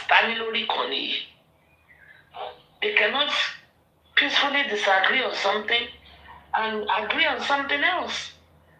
I remember when Jomi first came, the undisputed Diamond and myself, we disagreed. He supported Jomi, I did not. And she still remained my moderator, and she still remained my friend. We've had our different opinions, different ideas, but they cannot talk constructively. The only person that has brain, half brain, fish brain, is Pythagoras. Understand. Pythagoras only sorrow.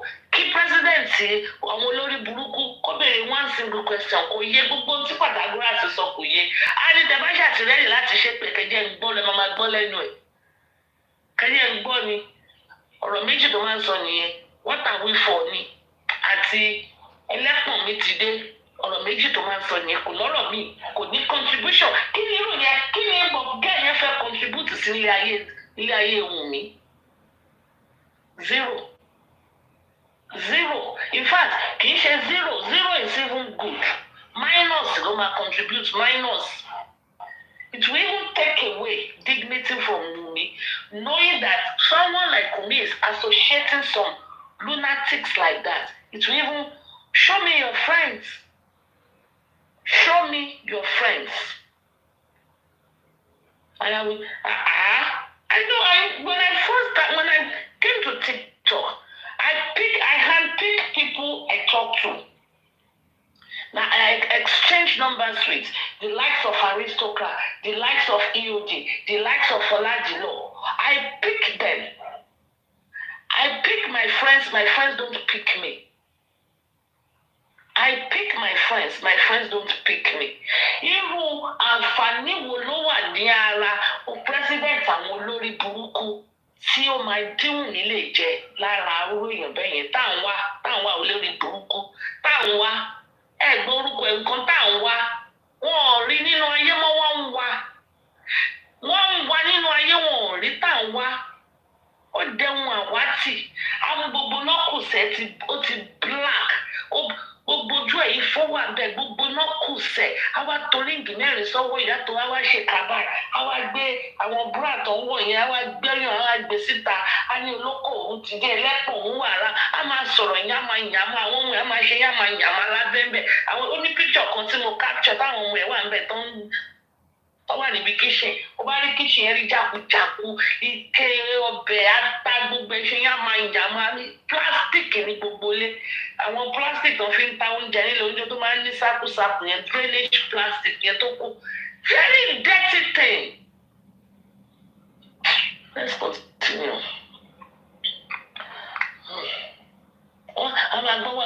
What are we for? Hey, how are you? Ami, congratulations on your new rank, yo. Wọ́n ló máa bá mi parí iṣẹ́ ilé àwọn tẹ́mi ìjọ tí wọ́n fẹ́ lọ gbé wọn tí màá ti rí gbé ìyá ẹ̀ ni máa gbé in place of it for jumbo. ọmọ yìí kí wà láàmì jásásù. àmì náà ní ọ̀sẹ̀ tó ń bọ̀ wọ́n máa ṣe autopsy kan ṣé autopsy náà gàbí mímọ́ láti ṣe inquest. corona yẹn kí ni ìyàtọ̀ corona yẹn àti ìtàn ọkọ̀ ṣe tó ní wọ́n rí kankan. àwọn pathologist lè fẹ́ sọ̀rọ̀ nípa ẹ̀. ok àwọn náà fẹ́ ṣe nǹkan sí. wọ́n ti ṣe Lagos State ti ṣe tiwọn. mo ti demand fún private one. wọ́n dẹ̀ ti fún mi ní àṣẹ mo ti wá ṣe. now káwá kà síta lóko. ìyẹn ti next week yẹn. ìyẹn ti next week which is this Friday ní corona. nǹkan tí condition ti ẹni yẹn fún mi ni wípé kò ṣe tí mo lè rí ìjọba ló authorize ká lọ ṣe ìjọba làwọn máa gbélé lọ́wọ́ àwọn kà sí gbogbo etí gbogbo ènìyàn. so ìyẹn làwọn ń dúró dè ká mọ̀ pé ẹni nǹkan báyìí ló pa Mohbad tábà ti gẹ́ẹ̀tì gbogbo. Critical thinkers, any other interview you are going to send Baba to, make sure you send Baba with all these videos. Okay? Ikú tó yẹ kí Liam kó òun ni Mohbad gbà kó. Make sure you send Baba Mohbad with all these video clips. Send them so those people can play them the way she did. She went there to project herself in a way she never will be. Never was. Never will be. Because you can even see her now, she's still not remorseful. The only thing is she was not wearing wig. She wanted to look like a choir girl. But her body language, so make sure you have the real ones. Make sure the petition, you see how it was stated from infection, no, she wasn't the one. Oye, ká lọ sí Mohbad ló bẹ̀rẹ̀ láì gẹ́ẹ̀tì ikú tó pa Mohbad àti ìrìsì. Àwọn máa ń gbọ̀ngàn tó máa sọ pé ikú Liam ni Mohbad. Ó wà bẹ́ẹ̀. Ó jẹ́ tí àmì lọ́rọ̀ owó ìyá láti lè béèrè. Owó ìyá láti. They did a good one on this one. Because kí ó sọ pé ikú tí ó yẹ kó pa Liam ẹjọ́ bísíǹsì òní Liam ṣe. This is my first time of listening to this thing too, but somebody said it to me and said it was bam. Igbe àwọn tẹ́mi, wọ́n ti ń ké. No, they will not play. You will hear things like, Emma promote it. Those people, they are very, ọ̀rọ̀ tó bá ti kọ jẹ́ ẹ̀kọ́ ẹ̀rí la fi rí. Emma play. Then tó bá ti di lóhùn tó bá rí pé kí ẹ̀kọ́ ti máa sọ̀rọ̀ sí i.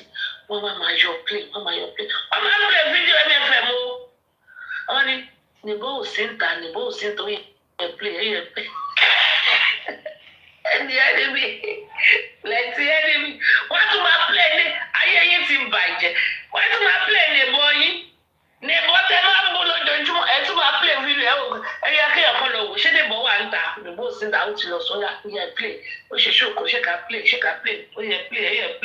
Ẹ máa gbé ìpínlẹ̀ kíní níbo. Nílé ìsọmọ àwọn ní promote wọn ni ẹ máa promote àwọn la máa ń promote kíní yẹn tábà play ẹ níbà kò ní bí mọ nǹkan tó fira wọn pè lórí platform yẹn táwọn ò bá play ẹ kò ní wà promote kí ló egbére yẹn máa sọ fún mi pé òun á lé mi lórí TikTok egbére ọmọ kan tó dàbí ọkùnrin yẹn tó dàbí he she girl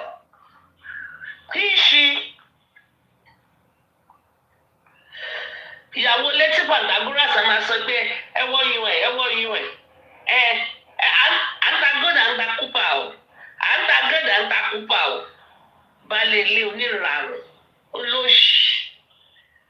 ó ti nílé iṣẹ́ ni.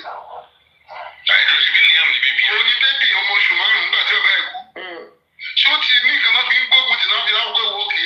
ikú wo ló yẹ kí Liam kú tí Mohbad gbà kú? Ikú wo ló yẹ kọ́mọ 5 months kú tó fi jẹ́ pé ọmọ 26 ló wá fàyà rọ? Ikú wo ni? amùkú ìyàwó ẹ̀ kú ẹni ìyá náà láti gbọ́ yìí òun ló lè ṣàlàyé lórí yìí. alright so kí ló bọ́ọ̀lù ṣe máa react sí petition kan online circulation kan pé kọ́ máa ra sí Wùmí pé ara ṣe àbíkọ̀kọ̀ kí ni response yín fún ẹ. ṣé gbogbo ohun tí mo sọ yìí ṣé mi ò ní bẹ̀rẹ̀ kú tó pọ̀ mọ́ mi. ẹni àmọ̀kọ́lá ráńdà mo wá rà sí ẹ̀ in what way. Àlórí wọn ò pé òótọ́ tó wà níbẹ̀. iṣẹ́ wọn dá wà kíláàsì ni àti Pythagoras aráàlú ọmọ mi kú mo ń béèrè pé lọ́wọ́ ẹ̀ lọ́wọ́ ní the first person tí mo gbọ́dọ̀ béèrè. Anywhere in the world, go for it. You are your legal rights. so ẹ fi pé òun kò yẹ kó máa rìn freely. kò yẹ kó rìn freely. No way, kò yẹ kó rìn freely. bámọ́ tì mọ́lé nìyẹn. Ó wá ṣe tóníká ní I know if it is in the diaspora, all of this will not happen. Wọ́n á ti gba ọmọ owó ẹ̀. ṣé mi gbọ́dọ̀ sọ̀rọ̀ ni? ilé ayé máa le o. ṣé torí pé wọ́n ti rí mi báyìí pé kápẹ́ńtà ni bàbá yẹn? ẹ jọ ṣé tó bá wà náà mi ò gbọ́dọ̀ sọ̀rọ̀? ṣé mi ò mọ ráìtì mi mọ́? Wọ́n máa ń lọ ìgbọ́dọ̀ kí that's what they are trying to tell you. Èkìtì mo ti wà náà mi ò ń ṣàlejò. Because some people are more Nigerian than some other people. That's the attitude. ṣé mo ti parẹ́ mọ́? nínú kó wo jù mí láti béèrè pé kí ló pọkọ ẹ. ẹ̀yin gan ṣé ó lẹ́nìbọ̀dì tó ń wà ara sẹ́yìn. ní àkókò kan náà ni wọ́n sọ pé mò ń sọ̀rọ̀ kan sí ọ̀kan wọ́n fi gbé mi lọ sí alágbọ̀n. ní mo sọ pé wọn ò lè pa mí lẹ́nu mọ́ o torí àwọn yẹn tiẹ̀ sọ pé wọn náà máa ta ilẹ̀ ẹyọ kan 500 million wọn náà máa fi lé mi kúrò lẹ́kọ̀ọ́. àwọn tí mo gbọ́ nìyẹn lórílẹ̀‐èdè tájọ wáyé náà ni o. orílẹ̀-èdè yìí náà ni o tí tó ti Sanwó-Olú ṣe gómìnà wa o tí bàbá Tinubu ṣe pírẹsidẹ́ǹtì o ẹnìkan sọ fún màá talẹ̀ 500 million wọ́n á fi tẹ̀mí mẹ́rẹ̀. ìjọ ní lára àwọn tó yẹ pé wọ́n accuse yín tẹ́lẹ̀tẹ́lẹ̀ tó yẹ pé wọ́n ti wá ń rí ọgbọ́n nínú àwọn ọkọ̀ tẹ̀ ń jà fún. ọ̀pọ̀lọpọ̀ even àwọn tó accuse mi tẹ́lẹ̀ pọ̀ torí narrative tí àwọn ẹbí irọ́ la bí ẹbí ìyàwó Mohbad gbé jáde. Ẹbí irọ́ la bí online ẹbí irọ́ la bí ẹbí irọ́ la bí. ẹjọ́ torí Ọlọ́run àwọn ará abiṣẹ́ mi wọ́n understand ẹjọ́ ẹ bá mi entertain wọn pẹ̀lú voice note Wùmí kan àbí méjì mo ti unmute mo fẹ́ gbọ́ ẹ̀kọ́. owó ní kábílẹ̀ ilé tó sọ pé. tó ti sọ pé ikú tó yẹ kó pa Liam ló pa Mohbad yẹn ẹ̀kọ́ because àwọn èèyàn kankan wọ́n understand ṣé ti yé mi. wọ́n ní kò mò ń bọ̀ jẹ́ kí n gbé lọ síbẹ̀ ni I'll bring it back. ṣé Yorùbá ni wọ́n ni. sọ fún bàbá Mohbad pé ayé yìí máa bàjẹ́ ni ikú ló máa pa yín ni ikú ló máa pa yín ni gbẹgbẹgbẹgbẹ. ìwọ gan olóhùn mi o. ìwọ gan olóhùn mi o. ṣáàlì àmọ́ tí ló ń gba ṣe tí ló ń gba orientation lórí tennis platform. Ọlọ́run ò ní jẹ́ ẹ jẹ́ kí n lọ máa gbọ́ orientation mi lọ́wọ́ onílé ẹ tap ẹ ṣe ẹyẹ gifters wa follow the host follow the panelist give the panelist give the host oya ẹ tap. Yeah, you go. So in case you want to watch it, it starts at 50 minutes 20. Let me put it 20. 50 minutes 20. Start at 22. That's all right. Because Sony voice note control lower me. Yeah. Hello? Hello?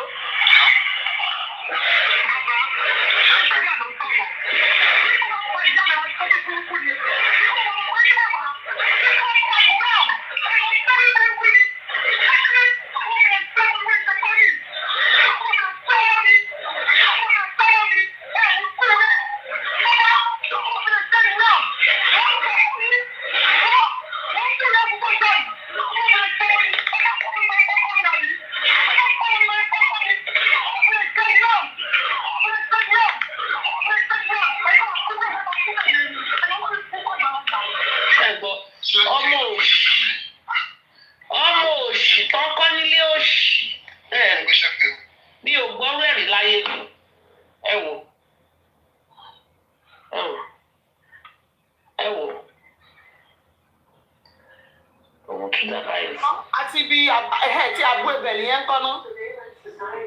Àkàlà mọ̀ ọ̀gbẹ́ ìtọ́jú. Òun rèé, àwọn supporters ẹ̀ náà rèé o. Mo ń bọ̀ o. Ṣé àmì pé gbá ti ní ìdí mi? Ìròyìn àwọn akẹ́kọ̀ọ́ kò ṣe wá síbi òbí máa yóò ṣe ti kárí mọ́ wọn. Wọ́n fọ́jú mọ́ Mohbad lórí kò gbọ́ràn náà. Tó bá tó gbọ́ràn ni nǹkan ní wọ́n jókòó síbi tó. Mo bá ti sọ pé Wùnmí fọ́jú mọ́ Mohbad well, ẹ máa gbọ́ o. Ó ní this girl is right hand power of Wùnmí. Àwọn ìyá ẹ̀ nìyẹn nínú ayé.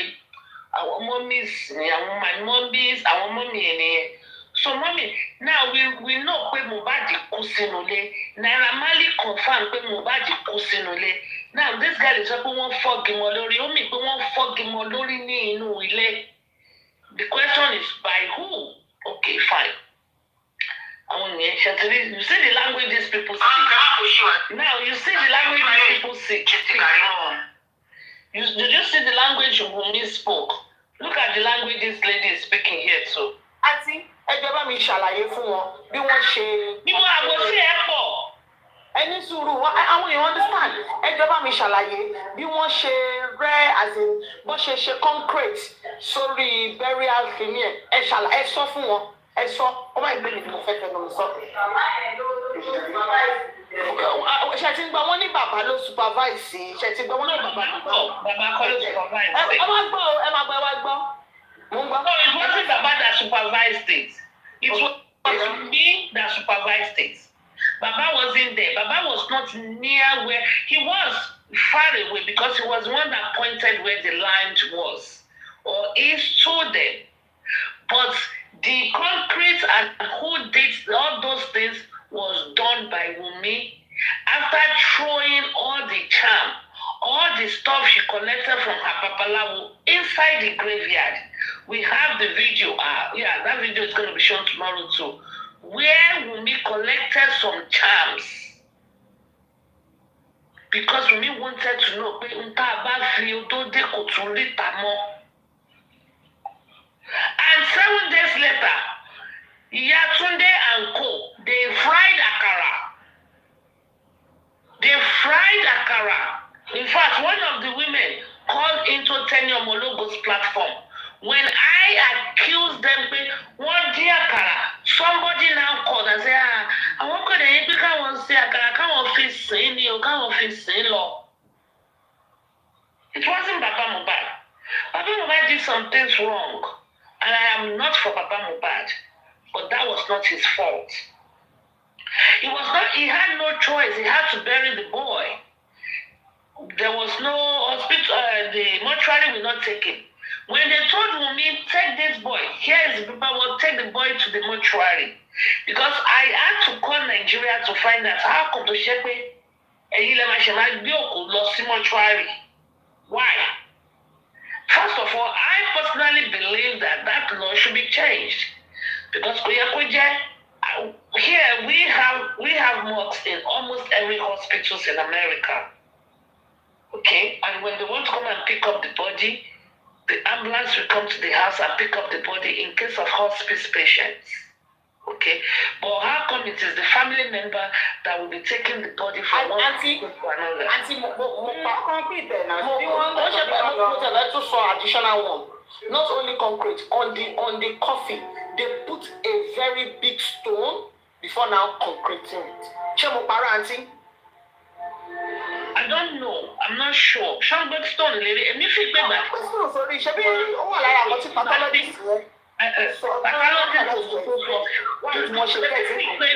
If I feel, I don't know, but I feel that yes, they did.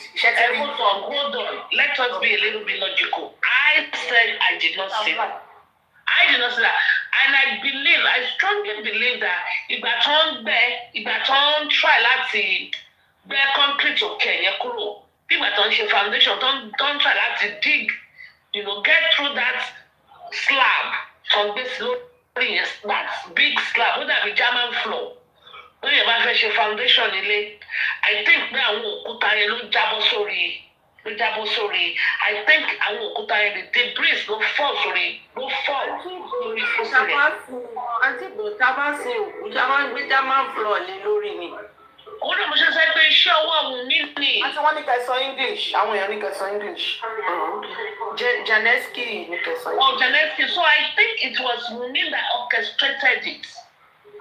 The people or maybe the people around these guys, because according to Tanya Bologo, some of these guys went back the following day to go and inspect that neighborhood. Then, prior to that, according to Tanya now, because this was way back September 2023 rather, some of these guys were in the neighborhood surveying it. But I don't know how far that is true. But after the burial, they still saw some of these boys lingering around to ensure nobody gets to the concrete. We're all dry. Because the Baba was not near the Ask your question. She will answer you. No, she can't answer the question. I was trying to ask that what is Wumi's intention? What would be her reason for doing all of that? But that's why I said she might not be able to answer because nobody knows that. I will not, yes, I think she's correct that I might not be able to answer because somebody's intention will always be your own and your intention. But for me, what I think is I thought, to be honest with you, nobody foresee this. Even we, the public, did not say that this thing is going to linger this long. And I think for me to think, okay, it was a done deal. That was probably the intention of burying this guy the way he was buried. He was squeezed inside a very small coffin. That wasn't his size. Squeezed in. Mobile is almost 6.2, 6.3. He was placed on a 5'11" coffin. Why? So he was squeezed, his neck was bent, his legs were... They were all stretched.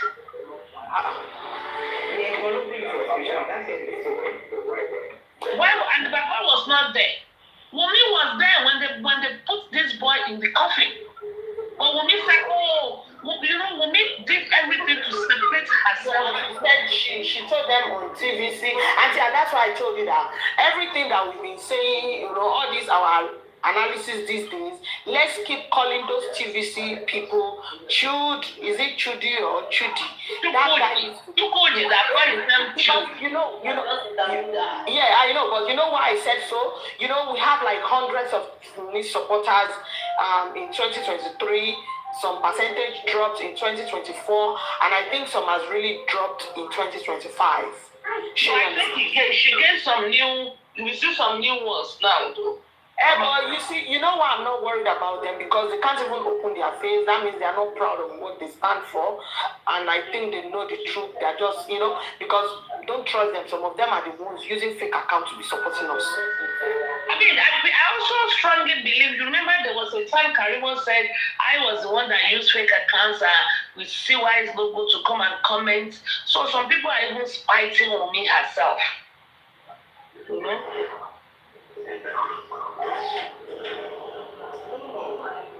No, this is not good. This is lazy. Oh, no. Not good. The voice is here. No.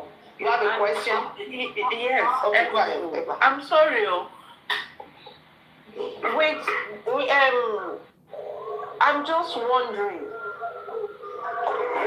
For me, what will she gain in killing her husband? I don't know. Or is it by mistake?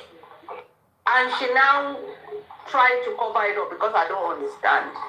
I want to be honest with you, and in fairness to Wumi, to be honest with you, and in fairness to her, I think it was a mistake.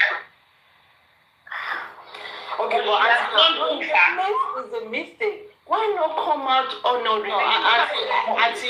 Now, let's look at this narrative. If we are saying it was a mistake, then how did this new guy, Zumo, come in?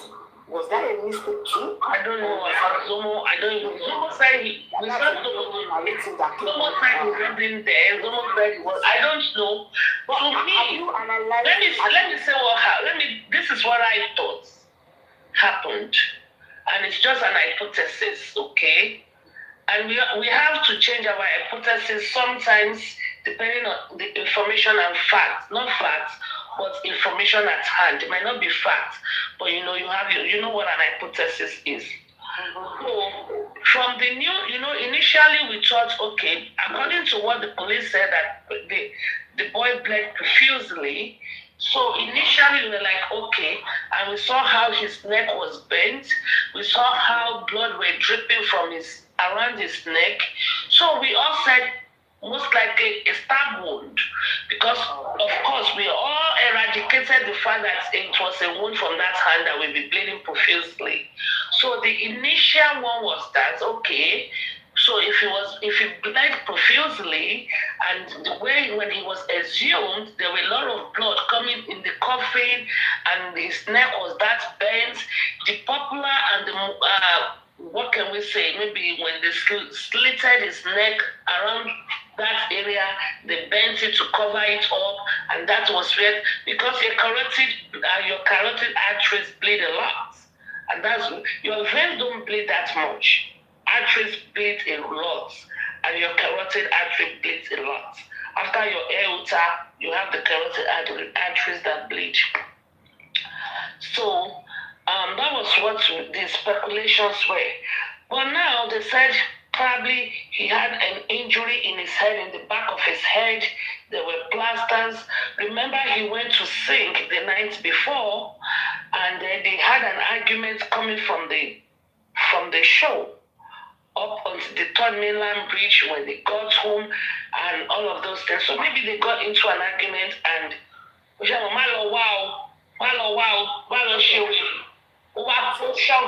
and when she pushed, probably, who knows what happened. Wumi is in the best position to tell us exactly what happened. All right, because I've not been on TikTok too very well today. Now, I've not been on TikTok, and I'm not sure if you have listened to Zumo, right? I did.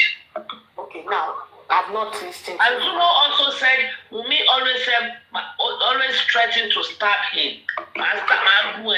Also, in that video, that 3 seconds video, it shows, when Yomi went to Mubad's house, it shows the floor of that 3 seconds is in the room. And I heard, now, because we really need to look into this Zumo's new narration. I am really, really interested in it. But because I'm not taking my time to listen to him, and you know me, I don't want to just say anything because I want to talk. I want to look into it now. But I heard people saying today that Zomo said he is the one. No, okay, Wumi said on TVC, right? Yes. Okay, I think people are coming up to put more clarification. Only Wumi right? Someone said no. No, somebody did not say. No, I said Someone did not say he was not fighting. I started with Wumi on TVC. Okay. Wumi said, and I put it in bracket, that she and Zomo was having arguments, fights. They were both having a fight. Yes, and the bad was videoing it. Now, Zomo now said, because today I heard somebody questioning something, and it makes sense. Zomo said he is the one that owns the phone, and Mubad was the one that was videoing it.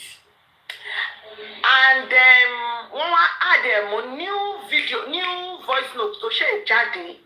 See, Mubad called Mama, Mama, Wumi fẹ́ máa lọ lóru.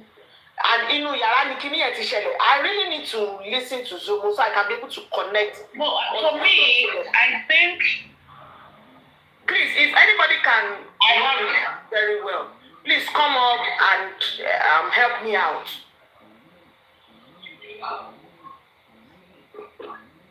Let me see. I'm really interested in this Zomo's part. I've not listened to it, and I'm trying to connect it, but I've heard people. Oh, I think, Zomo said, I have Zomo here. I can play Zomo. Is another 27 minutes audio. But Zomo said that Zomo himself today, if that's the Zomo, I don't know, but the guys like Zomo said that he wasn't the one fighting with Wumi. That it was Mohbad and Wumi that were fighting. But Mohbad was I've not listened to it. Now, they said, according to the analysis today, they said if you put what Zomo said today, or let's say yesterday, depending on time zone, they said what Baba Mohbad and Buki said on Sunday, was it on Sunday or Monday, that it is not, there's like confusion, is not aligning. I don't know. Maybe we can do that sometimes next week after today's rally. Well, I'm responding to somebody who went to this truck.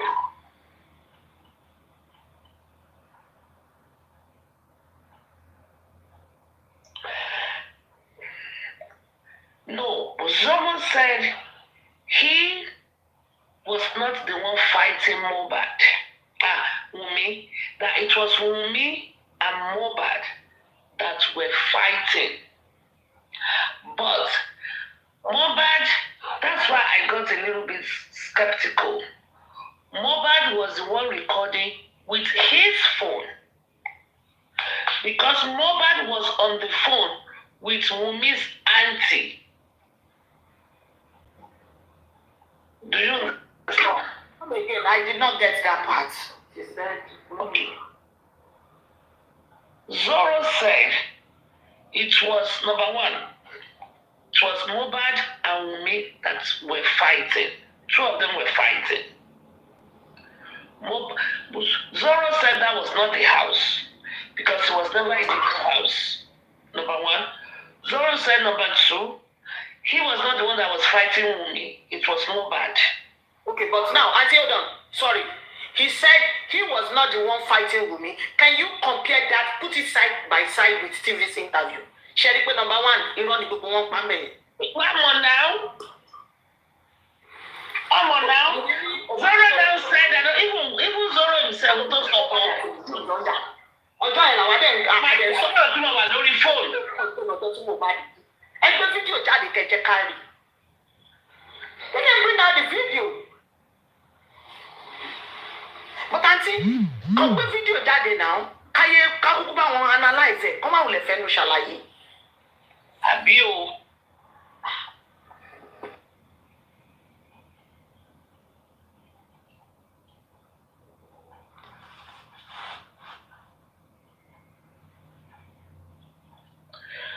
No.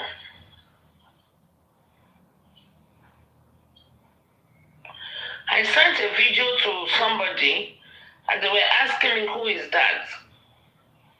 A member of the terrorist group went to disrupt Lagata's protest.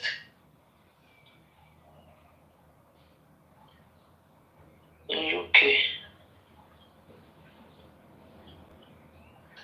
Her name is, hold on. Kí lorúkọ lady yẹn náà? Yẹ́misí kí ló ń jẹ́ náà? Her name is Yẹ́misí Shitu. Yẹ́misí. I know there's another name before Ẹkún Ṣèkínìkan, but let me just put Yẹ́misí Shitu. Who knows that lady's name? I know it's Yẹ́misí and Shitu.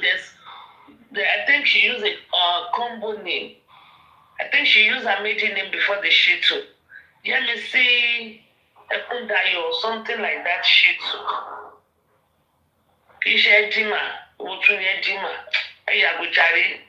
I know Yẹ́misí Shitu, but there's another name before the Shitu. She used her maiden name. A member of the terrorist group. Okay. I mean, you're going to fight for justice.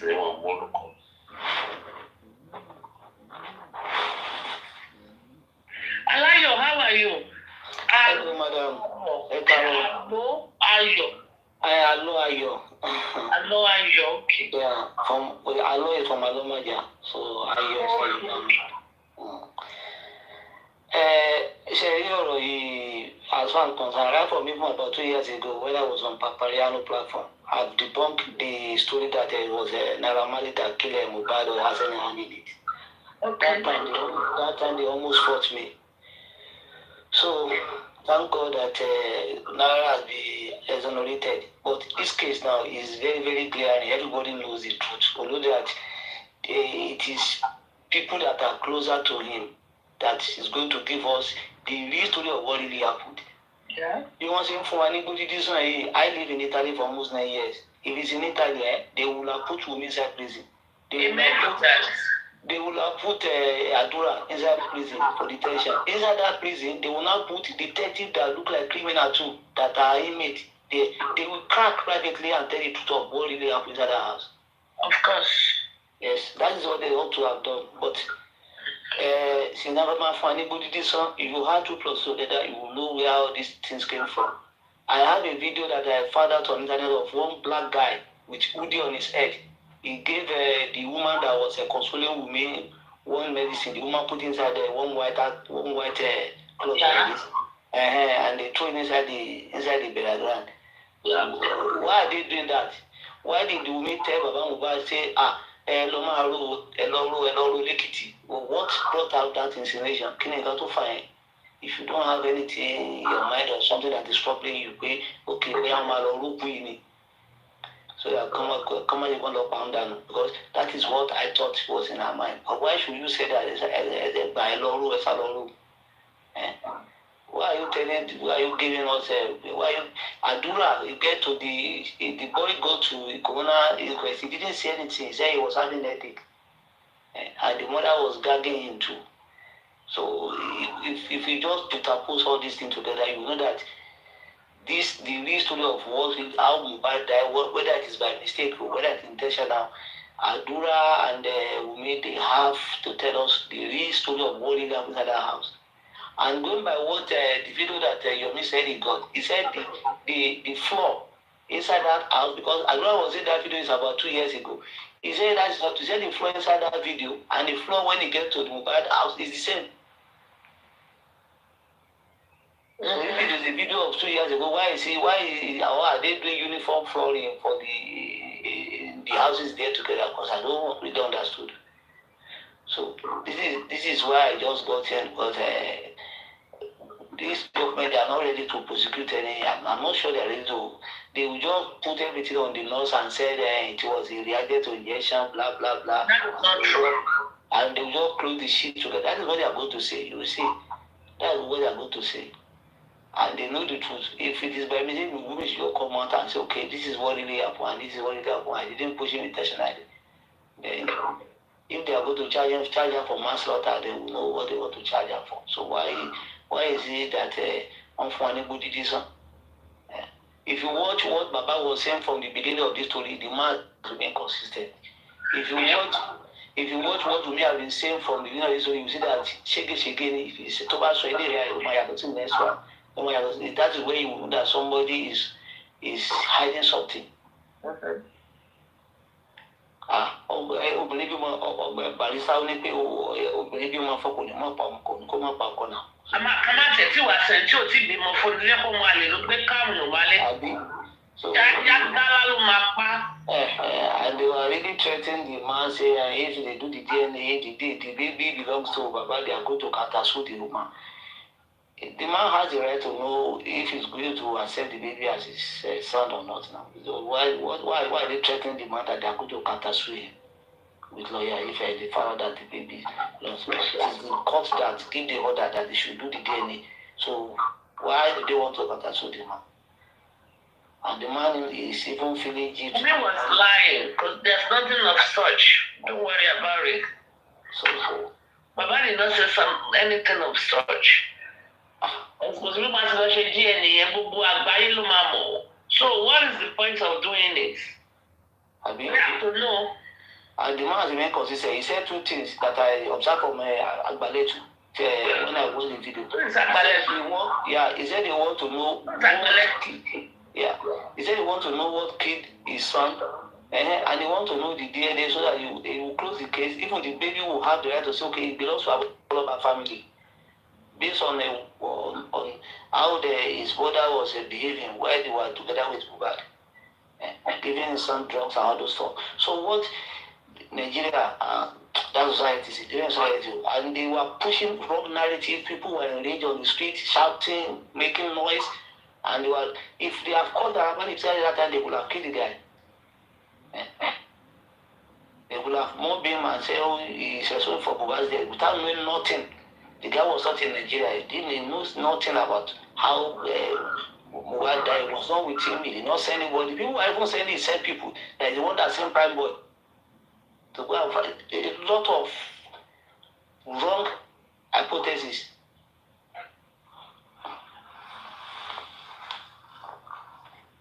You are very correct.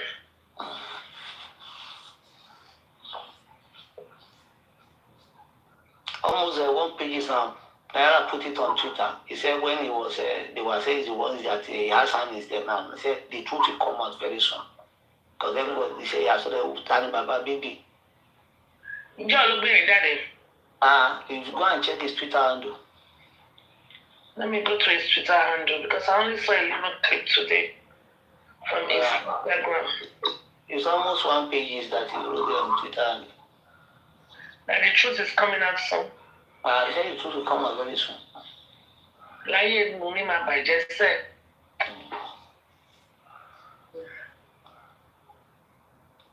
Ó ti ń gba owó ojú ẹ̀ ti ń dán báyìí. Ṣé Mumi? It's living at large now, so. Wọ́n léèyàn kan fún nílẹ̀ ní Abẹ́òkúta. Ta ló fún nílẹ̀? Èmi ò mẹ́tò fún nílẹ̀ o. Want to come and seek asylum. Want to run away. Want to run away from justice. Okay.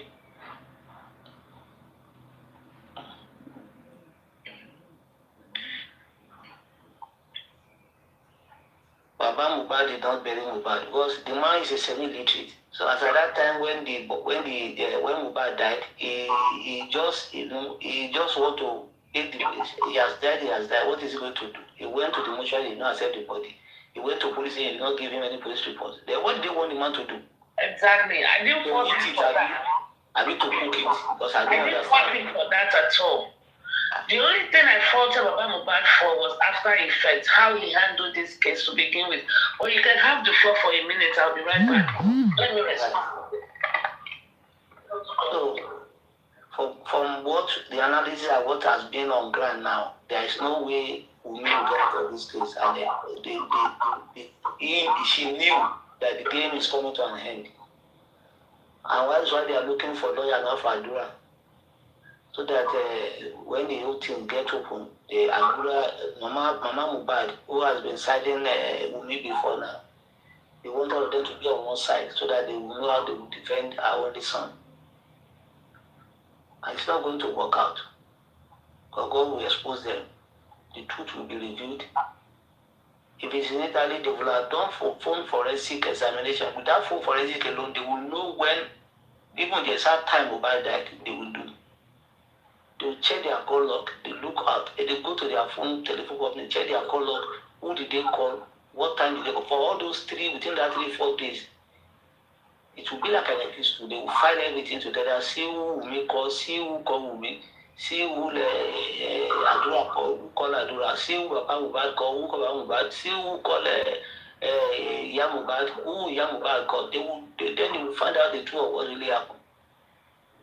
They can even trace your movement with via your phone. Every time you move, where your phone connects with the network, where are you at every point time? They will look it logically and follow your movement. But Nigerians, with the power that they, I'm not sure they are interested. They just want to put all the blame on the nurse and say he reacted to blah blah blah.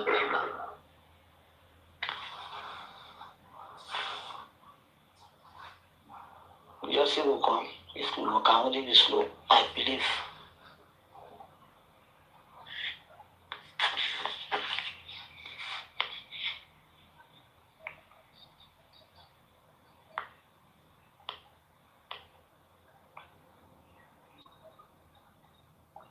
Lizzy Diamond, do you have any obligation? Do you have anything to say about this case? Sorry, I was gisting with my people here. Okay. We are still talking about it. All right. Lawsuit tó ní petition tó ní.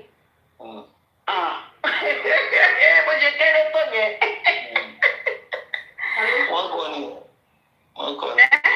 One corner said he has a team of people who are telling her, who are giving her a lot of false hope. This is 5 a.m. Is this 5 a.m. in Nigeria or 6 a.m.? I think Europe and Nigeria. Are we getting ready for our rally? It's 5:57 here in Nigeria anyway, so I think it is 5:57 in Nigeria too. Yes, I hope we're getting ready for our rally.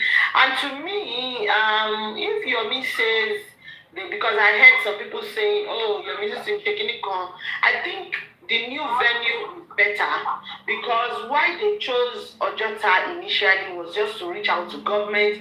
And if government say, okay, come to me, no one said to me, peace, come and hijack rally. So they now ask them to come to the police command, and I think that is it. That means they head up. I don't trust that Nigerian.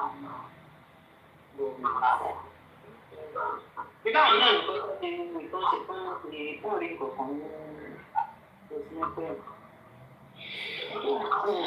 Five 57 a.m., 6 a.m. Andura direction spending yam bad and etc. we go. Oh, Timothy. No, what is that? So I just sent you people go happy.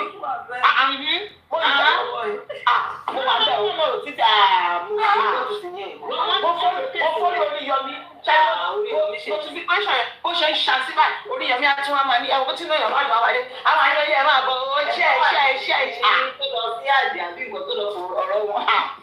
Àdúrà má nìyẹn ibikíbi tó bá wọ́n sẹ́ńtẹ̀sì bàbá ẹ̀ sí àná tí ẹ̀ àbí wọ́n tún wá àbí bóyá bíi December yes wọ́n tún wí wọ́n ti sẹ́ńtẹ̀sì kílẹ̀ sọ yìí aláàrí justice ẹ sọ pa àrí justice ẹ fẹ́ àrí justice ẹ sọ bẹ́ẹ̀.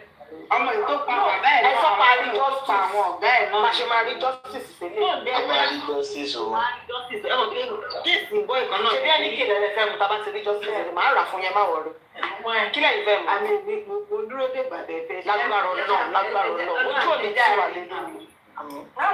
Ọgbọ́dọ̀ pa ọmọ yẹn gbé. If they can ṣé pẹ̀ ti lùzù ọ̀rọ̀. Èmi ti lùzù ẹ̀ lórí ọ̀rọ̀. Jẹ̀rí àwọn èèyàn ti ń ṣàmì. Wọ́n la máa rí justice. Máa rí justice. Máa rí justice o. Wàhálà tí Supreme gan ti ṣe lásán. Insult tí Supreme ti gbà. Àgbọ̀dọ̀ máa rí justice. Máa rí justice o. It's sacrosanct. It's Germain and sacrosanct. Àti báwa ní Nàìjíríà báyìí. Bàbá ti rí justice àwọn lọ sí Nàìjíríà máa lọ sẹ́lẹ̀. No, I'm even talking about the rally. They are working on it. Then also, okay, people are coming up because I will soon come down. Okay, I want Titi Yomi gan ti ń dé. Ó yá, ẹ máa gbórí wọlé. Expand dada. Ti àwọn awòyọ̀mí nìyẹn. Mo sọ fún àwọn tó wà níbí pé kọ́ lọ wá gbogbo píkṣọ̀ àwọn sọ̀pọ́tà Wùmí kọ́ lọ pín fáwọn fámìlì wọn káríkárí. Bàbá mi, kí ni ẹ̀kọ́ ìṣúná ṣe ní báyìí? Iṣẹ́ ìdí ni mò ń ṣe ní báyìí. Àwọn information kan nídìí ni wọ́n ti ń text mi káwọn need information lẹ̀ wọ́n need information. Ohun kan lèmi náà ń ṣètò ẹ̀mí kan. The Iron Lady. Mama Jima. How are you, Tumisko? The Iron Lady. How are you, dear? Yeah, good to ma. Hello ma. I quit to ma. How are you? Èmi àti Bùrẹ́dì ẹ̀jẹ̀ pò tán sí ni mo bá pò ní lórí péjì Westo. Westo wà live. Ó ti wà live more than 5 hours. Ó kàn káàsì wa. Àwọn olókùn gba ti Mr. Yomi. Ó máa lọ wájú, ó máa lọ sẹ́yìn. Ó wá gbogbo rẹ̀ sì wọlé. Wọ́n rí nǹkan kan ṣe sí ìdarí. Wọ́n náà orí nǹkan ṣe. Wọ́n á gbé tó máa bèèrè lọ́wọ́ rẹ̀ Bùrẹ́sì. kí ló ṣẹlẹ̀ bàbá ńlá náà sì kò ní justice ó wà náà sí gbogbo ayé rẹ́dí ó tún wà náà sí rẹ́dí pé àwọn ọlọ́pàá wà á sà wọ́n so ọlọ́pàá ti wá rẹ́dí láti ánsà bàbá báyìí fún tí bàbá ń bọ̀ lọ́la kò lẹ́sìn àwọn àti bàbá gbogbo àlọ́dá location ló ń gbé gbogbo ọtí wọn ní spíkà bàbá náà ó yẹ kó lè ánsà fún bàbá yà òun ò ní sọ kíkọ òun ò support òun ò ní sọ káwọn yẹn mọ́ lọ ìsá support àwọn ọlọ́pàá yẹn tó ṣe wù wọ́n yẹn bóyá wọ́n fẹ́ arrest àwọn èèyàn ni and then rally náà mẹ́rin lọ́jọ́ ta yẹn náà ṣe àti náà approval mo ní àṣà àti report. A copy of an approval with me kí ni nǹkan tó I have a copy there with me. Ó ní mo ní yẹn ẹ̀jí pé wọ́n àwọn ayé tó mi ta yomi apply. Àti àwọn èèyàn wọ̀nyí pé Yomi kàwé Yomi dẹ̀ ní common sense. Yomi wà ní rally research and approval. Pé ṣé o ti dá approval ṣé o ti dá approval. Yes, náà nǹkan tó ń tẹnu mọ́ nìyẹn tó kémi send ẹ̀ sóhun pé kí n post ẹ̀ kémi ò fóun rí kíní kankan mo ní yẹ at least tí mi ṣàyẹ̀ mi yà náà ìsìláàlẹ̀ ìta yìí pé wọ́n apply and then àwọn ọlọ́pàá àti ministry of environmental dey approve ẹ̀ and then àwọn committee of the garden náà wọ́n approve and approve fún a ní acknowledge letter fún wọ́n dẹ̀ padà lọ ṣe reminder ní òfin tí àwọn ọmọ ìyá wọn ti gbà púpọ̀ àyẹ̀ náà ṣá ọjà ló ń fẹ́ ní òfẹ́ rí gíga ẹ mọ̀ tán ara yín jẹ tọ́lọ́pàá bá gbé gbogbo yín Friday ní ẹlẹ́bí máa ṣẹ̀wọ̀n kíní kan púpọ̀ sáà ń sọ bàlàbàlà bàbá yẹn. Ó sọ bàlàbàlà búrú. Àwọn bàlà búrú. Ọjà àwọn tó mẹ́ pé kò lè sọ̀rọ̀ dáadáa sọ bóyá yẹn ló ṣe dé lọ́wọ́. Náà lẹ́yìn ìgbà yẹn ó tún kó ó tún ní wọ́n ní wọ́n issue warrant of arrest lórí èèyàn kan wípé a kò ń tara wọn jẹ ọlọ́pàá issue warrant of arrest gbé tó bá yẹ warrant of arrest lóòótọ́ kí ló kún arrest onítàn nípa bí ìsìnkú ara wa kìíní kan. Ó ń rìn ní gọ́sìkì tí Yomi ń kọ kìíní kan ó kọjá àǹtẹ̀ bàbá ẹ̀. Ń gbọ́ òun lọ sí hospital lọ́la orí doctor appointment nígbà kò jìnnà sí police station yẹn nígbà òun ò ní wọlé òun kò máa wà lọ́ọ̀kan òun máa wo nǹkan tó ń ṣe ẹgbẹ́ ìkọ̀ òun mọ̀ bá àwọn ọlọ́pàá yẹn ń tàn wá ni tó bá rẹ́dì láti answer Mohbad case kí ló dé òun kí wọ́n dé òun tó lọ́pọ̀ organize conference ṣé kí wọ́n á ní káwọn mẹ́wàá wọlé. Ó ṣe wọ́n ní ó ṣàwà against western náà the same thing. Well, we only comment for now. The only comment I will have after the meeting. No, next time I will have comment. Imagine. Ìṣòro wa ló wọ́n ọdún lẹ́ni fún wọn ṣe. Àṣeyọrí yẹn tá a máa ṣe báyìí ojú wọn ló máa ṣe. Àmì kú kí á yà kú. Ìṣòro nǹkan tó wá ju ibi tó máa já sí. That's what they are waiting for. Ọlọ́dẹ máa dojú tì wọ́n. Láìpẹ́. Ìyá sọ pé. Yes now. Mudi so the whole world, different people are coming from different states, all because of Mohbad. Ẹlòmíì ò rí Mohbad rí tó fi kú. Ẹlòmíì ò gbórin ẹ̀rí náà ó ti kú. Ó dẹ̀ dúró wọ́n fẹ́ jà fún Mohbad. Ṣé Mohbad jẹ́ bàbá tó bí ọmọ yóò ní wá síbi rálì yẹn? Ǹgbọ́ òun ò lè dáhùn nítorí òun ò rí bàbá máa wá. Gbé ìjọba lọ àrẹ́sì bàbá.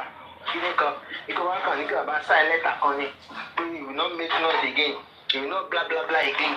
I know them, their government, their trick, their blah blah.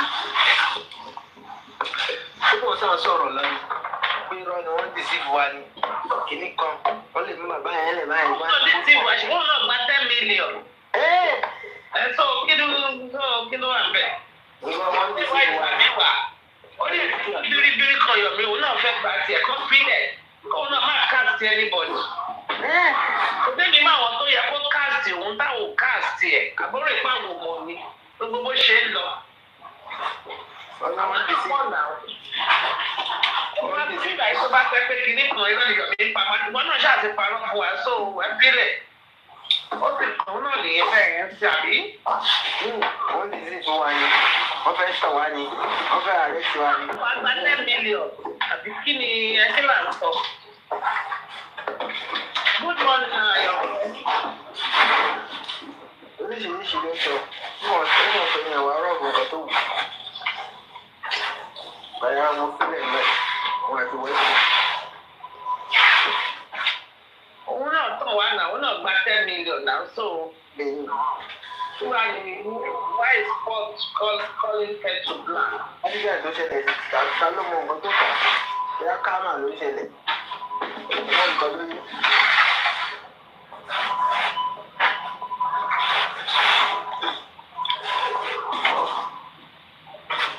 Tó sùn àwọn ọ̀rẹ́ súnmọ́ bàbá yẹn. Ìfọ́ kí owó tó ṣe ìlera níbi tó sọ pé bàbá yẹn ń wá kiri kan. Kò lè sí nǹkan tó gbé wọn ní pẹtíṣọ̀ lọ. Pẹtíṣọ̀ kí n dayọ̀ ní fún Mr. Big wáyà ló bí wọn. Ló bí wọn nínú báyìí. Ló bí wọn lókè. Bọ́lá ṣé pẹtíṣọ̀ náà wọ̀ tánà? Why you gonna give them ọdún láti ní etí rí báyìí ní ìsìn. Petition and water. One more let me kiss it.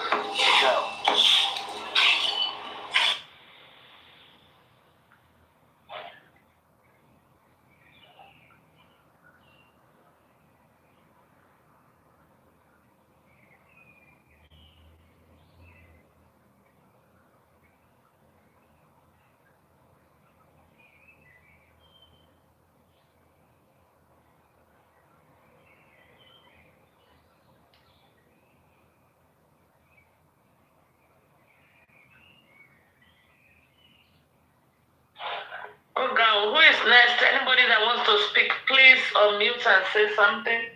How are you, Pizumo? Our new... How are you? Hey, are you just working? How are you? How are you? Wọ́n mú gbogbo jásíjásí tí bí o ṣe sọ ní ọ̀rọ̀ sí nǹkan tí fi gbé ọ̀rọ̀ Fáráò ìgbà yẹn tí ọlọ́gbọ̀n all those things tó Fáráò kò ì tún padà lẹ́yìn àwọn ọmọ Ísírẹ́lì náà ní kọ́ńtínú kó tó di kó ṣe so ọ̀rọ̀ ìgbésí gbogbo tọ́kọ̀ ṣe ọkọ̀ ń put fears into you ó kọ́ni máa put fears into àwọn èèyàn kò sí nǹkan tó máa ṣẹlẹ̀ I have to be representative of ground. I did, yes. So, máa bẹ̀rù torí wọn mọ ráìtì wọn ni tọ́ba mọ ráìtì wọn kò sí máa bẹ̀rù bẹ́ẹ̀. Àti so mo rò pé ọlọ́run fún wa ní victory and we see the light. So everybody just media might just did. Yomi is doing the right thing and he's doing the good thing. Just continue praying to develop our so African TV àbí African TV kò sí òkú fẹ́ fún láṣọ àti káàpù. Ó fún mi o, ó lè máa ní ẹ̀sìn. Ọkọ̀ yín díẹ̀ jẹ́ ọkọ̀ yín wọ̀n ní ayọ̀pàdé. Aláìní tí jẹ́ lọ sí ló pa lọ bẹ́ẹ̀ yẹn. Kò mọ̀ pé that point that is the problem. Àǹtí ẹjọ́ ibo ni mo ti fẹ́ rí voice note Mohbad tó ní ẹ ti ń ṣe ti pẹ́ tèmi lẹ́ máa fi ṣàṣemọ́ ṣe ní tòsí ẹ bá sáré fi entertain wọn iṣẹ́ torí mo ti ń lọ. Mo ṣe wá nǹkan tó àwọn ará project mo ṣe wá nǹkan tó fẹ́ ṣe lọ mí mọ́bí tó wà. Wọ́n ṣe kúṣẹ́ o. Yes ma. Ọlọ́run agbára yín dọ̀tun o. Àmì Ọlọ́run á fún wa justice o. Lágbára Ọlọ́run. Ẹ kúṣẹ́ gan ni ẹlẹ́gbẹ̀ẹ́ yín ni mo kí o. Ẹ kúṣẹ́ o. Ṣé máa. Ṣé pé mo tún réyìn ọ̀kan tó wà mí? Mi ò rí pé wọ́n ti gbàgbé nǹkan tó wà lẹ́nu. Kìíní jọ̀wọ́ báyìí ìmọ̀ kan tí mo ṣe já síbi tí kí lorúkọ ẹ̀ ti ń ṣe tó ti ń ṣe live kìíní ìmọ̀ kí lorúkọ ẹ̀ ṣe wà lórí TikTok ni. Supreme Máa. ẹ ti rí update Naira Marley. Mi ti rí ẹ̀ka fún àṣẹ torí Instagram ó kọ̀ ní kékeré ni. Ó wà lọ́dọ̀ BJ. Mo ti rí. Àti ó ti pàdé mi. Ẹ lọ fàájà ń bẹ̀, ó ti fàájà. Ṣé BJ wà láìfù báyìí ni? No, update tẹ̀ ká ẹ lé àlọ́ ló ń sọ. Ṣé ókè wọlé lè. Eléyìí wà lórí lọ. Ó ti fàájà. Wùmí Wumi o. Wà bẹ́ẹ̀ lá. Ó yẹ ká sí. Sí, ẹgbẹ́ ló ní wọ́n pè ẹ́. Tó o bá pe kinní kan ní dáhùn. Súnmọ́ mi níbí torí ìsúnmọ́ ẹni là ń mọ̀ ṣó. Ẹ̀mí àfẹ́ la. Ẹ̀mí àfẹ́ la. Ilé ìtẹ̀sùgùn. Ilé ìyàtọ̀ sí tèmi ká o. Naira Marley orí ẹ pé òun máa ń gbọ́rọ̀. Naira Marley ń gbọ́rọ̀. Ẹ bá mi fà á. Okay. Tẹ́mi o. Tá a bá pòkú ní pópó, alàyè ní dáhùn. Tẹ́mi o. Ọmọ Ògúnkúnlé, Ògúnkúnlé. Súnmọ́ mi bí. Okay, Naira Marley. Mo ń bọ̀ o. Jẹ́ kí n ṣe o. Ó yá. Before you the man disgrace me. Stop it now. I never thought.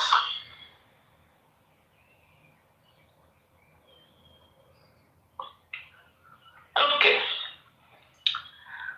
I never thought silence could be so loud. I never thought someone I called my brother, someone I protected, would leave this world with my name in his shadow. I have carried his weight, his pain, his shame that was never mine to bear. We as Malians, they as Malians, and I am not a Malian. We as Malians were not perfect. We had to grow. We had to adapt. Mistakes were made, but they were business, never war. I made peace with Mobad. We understood each other beyond noise, beyond the misunderstanding, and now we know this. Yet, when he took his last breath in your arms, Wumi,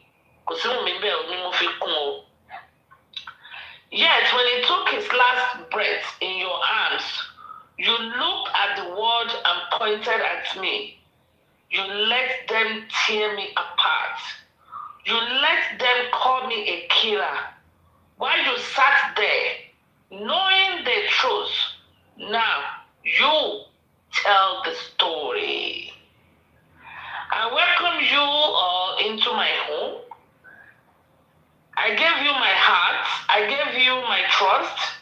And yet my brother is gone, still not buried, and that is your fault.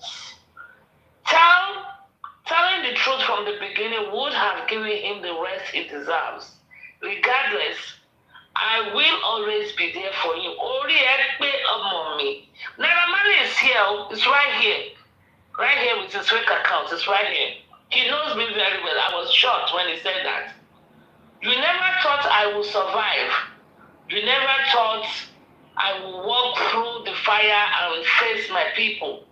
Maybe you hope I will stay a fugitive. You thought I will run. Instead, I stood before the justice system, spent time in jail, and faced everything head on. Why you change the story again and again? Hey, let the fire begins. Ooh. Oh, listen me. Oh, you will not enjoy your life, Mobad said.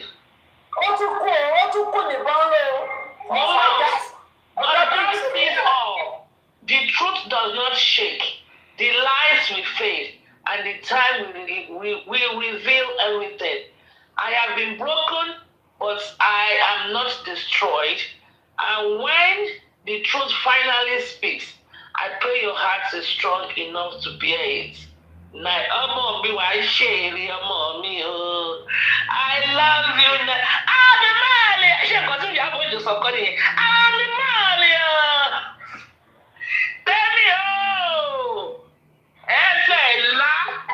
On the platform, I have supported Naira Marley. I said on my platform, Naira Marley is not is not guilty until someone in that house indicted him. Yeah. Did you read what Naira Mali said? You pay to a blogger, you pay to Insta blog. He said that. Yeah, another DJ ló wà ẹ lọ fàjà ń bẹ̀. Okay, let me sáré wò yẹn mi tí rí yẹn. Àwọn tèmi rí kékeré ni. Ó wà lọ́dọ̀ BJ, BJ ṣe lálẹ́ yìí ni. Ṣé BJ ṣe ṣó lálẹ́ yìí ni? Ó ṣe ṣó, ó ṣe update. Ó ṣe update. Wùmí wà fẹ́ kú, ó wá gbé Naira Marley sí. Wùmí wà fẹ́ kú, kò ṣe kó máa fẹ́ kú. Ṣebí husband of your youth, ó ń dúró díẹ̀. Àwọn olè ó kò yá.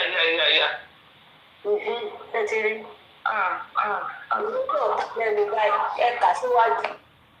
Kí n kà síwájú. Wùmí. It's about to go down. Naira Marley ti sọ̀rọ̀ lókè. Àṣàlà wàá fẹ́ kú, wàá fẹ́ lá. No mercy for the weak. Okay, good. Mo láti dúpẹ́ jẹ́ sáré péyàn kan. Okay. Hello. Ẹni tẹ̀mí. Ṣé mo rí iṣẹ́ owó ẹ̀? Ẹni nǹkan tí Naira Marley ṣe. Okay, ẹ jẹ́ sáré mute. Mo jẹ́ sáré dúpẹ́ mo ti rí iṣẹ́ owó ẹ̀. Kódà jẹ́ sáré mute. Yeah. Naira Marley ó ti update gan. Ìgbà wo ni channel yẹn ń bọ̀?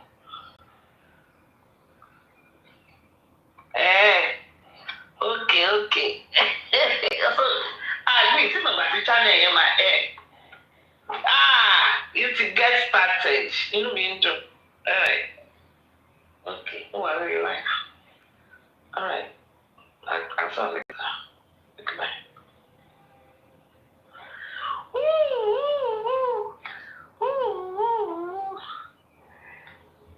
Èwo ni first page nínú méjèèjì yìí ń sìn yìí o. Lẹ́ka o.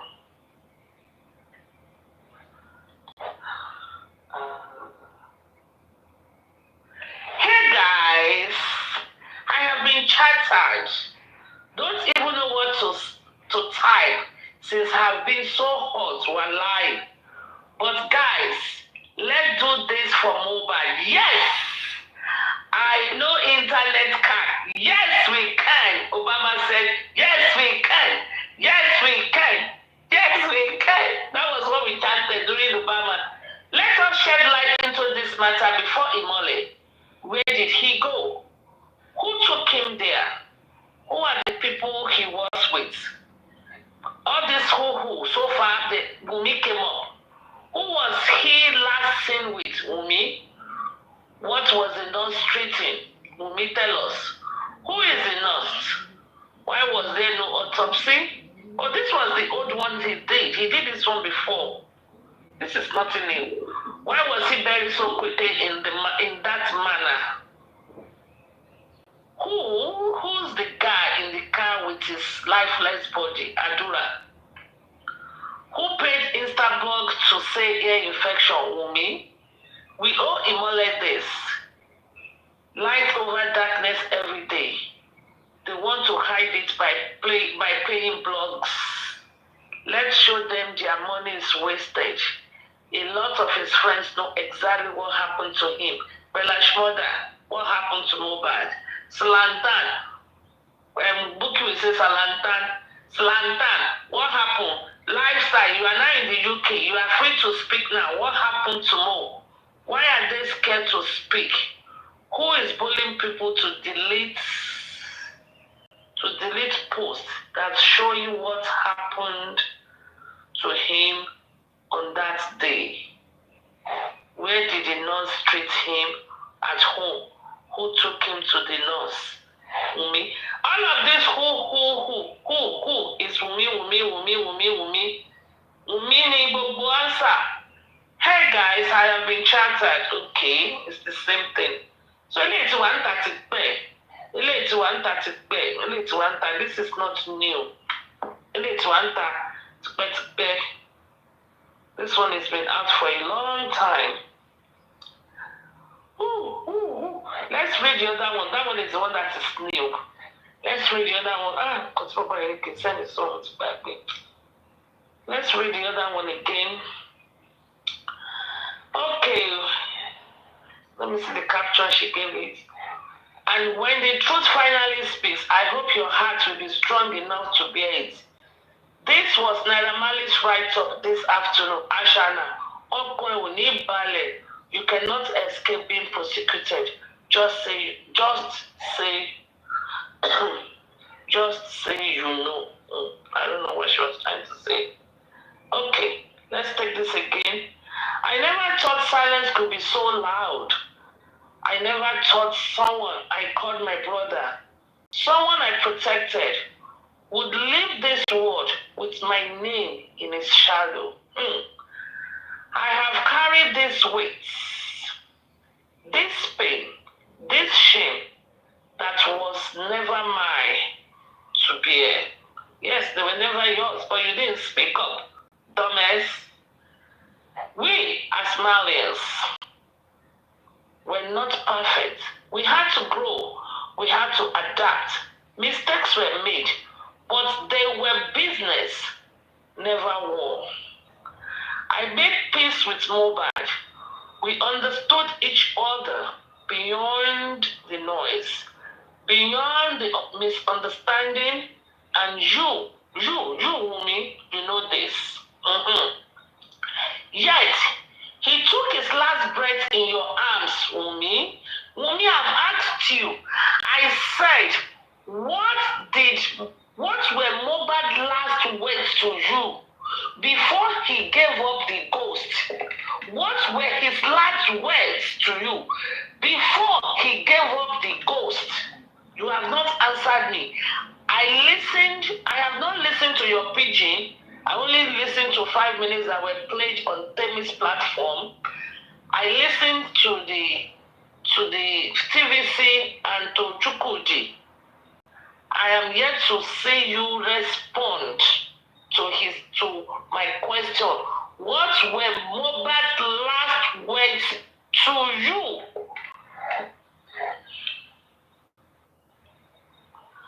Kilo sọ fún ẹ. I want you to say it to the public.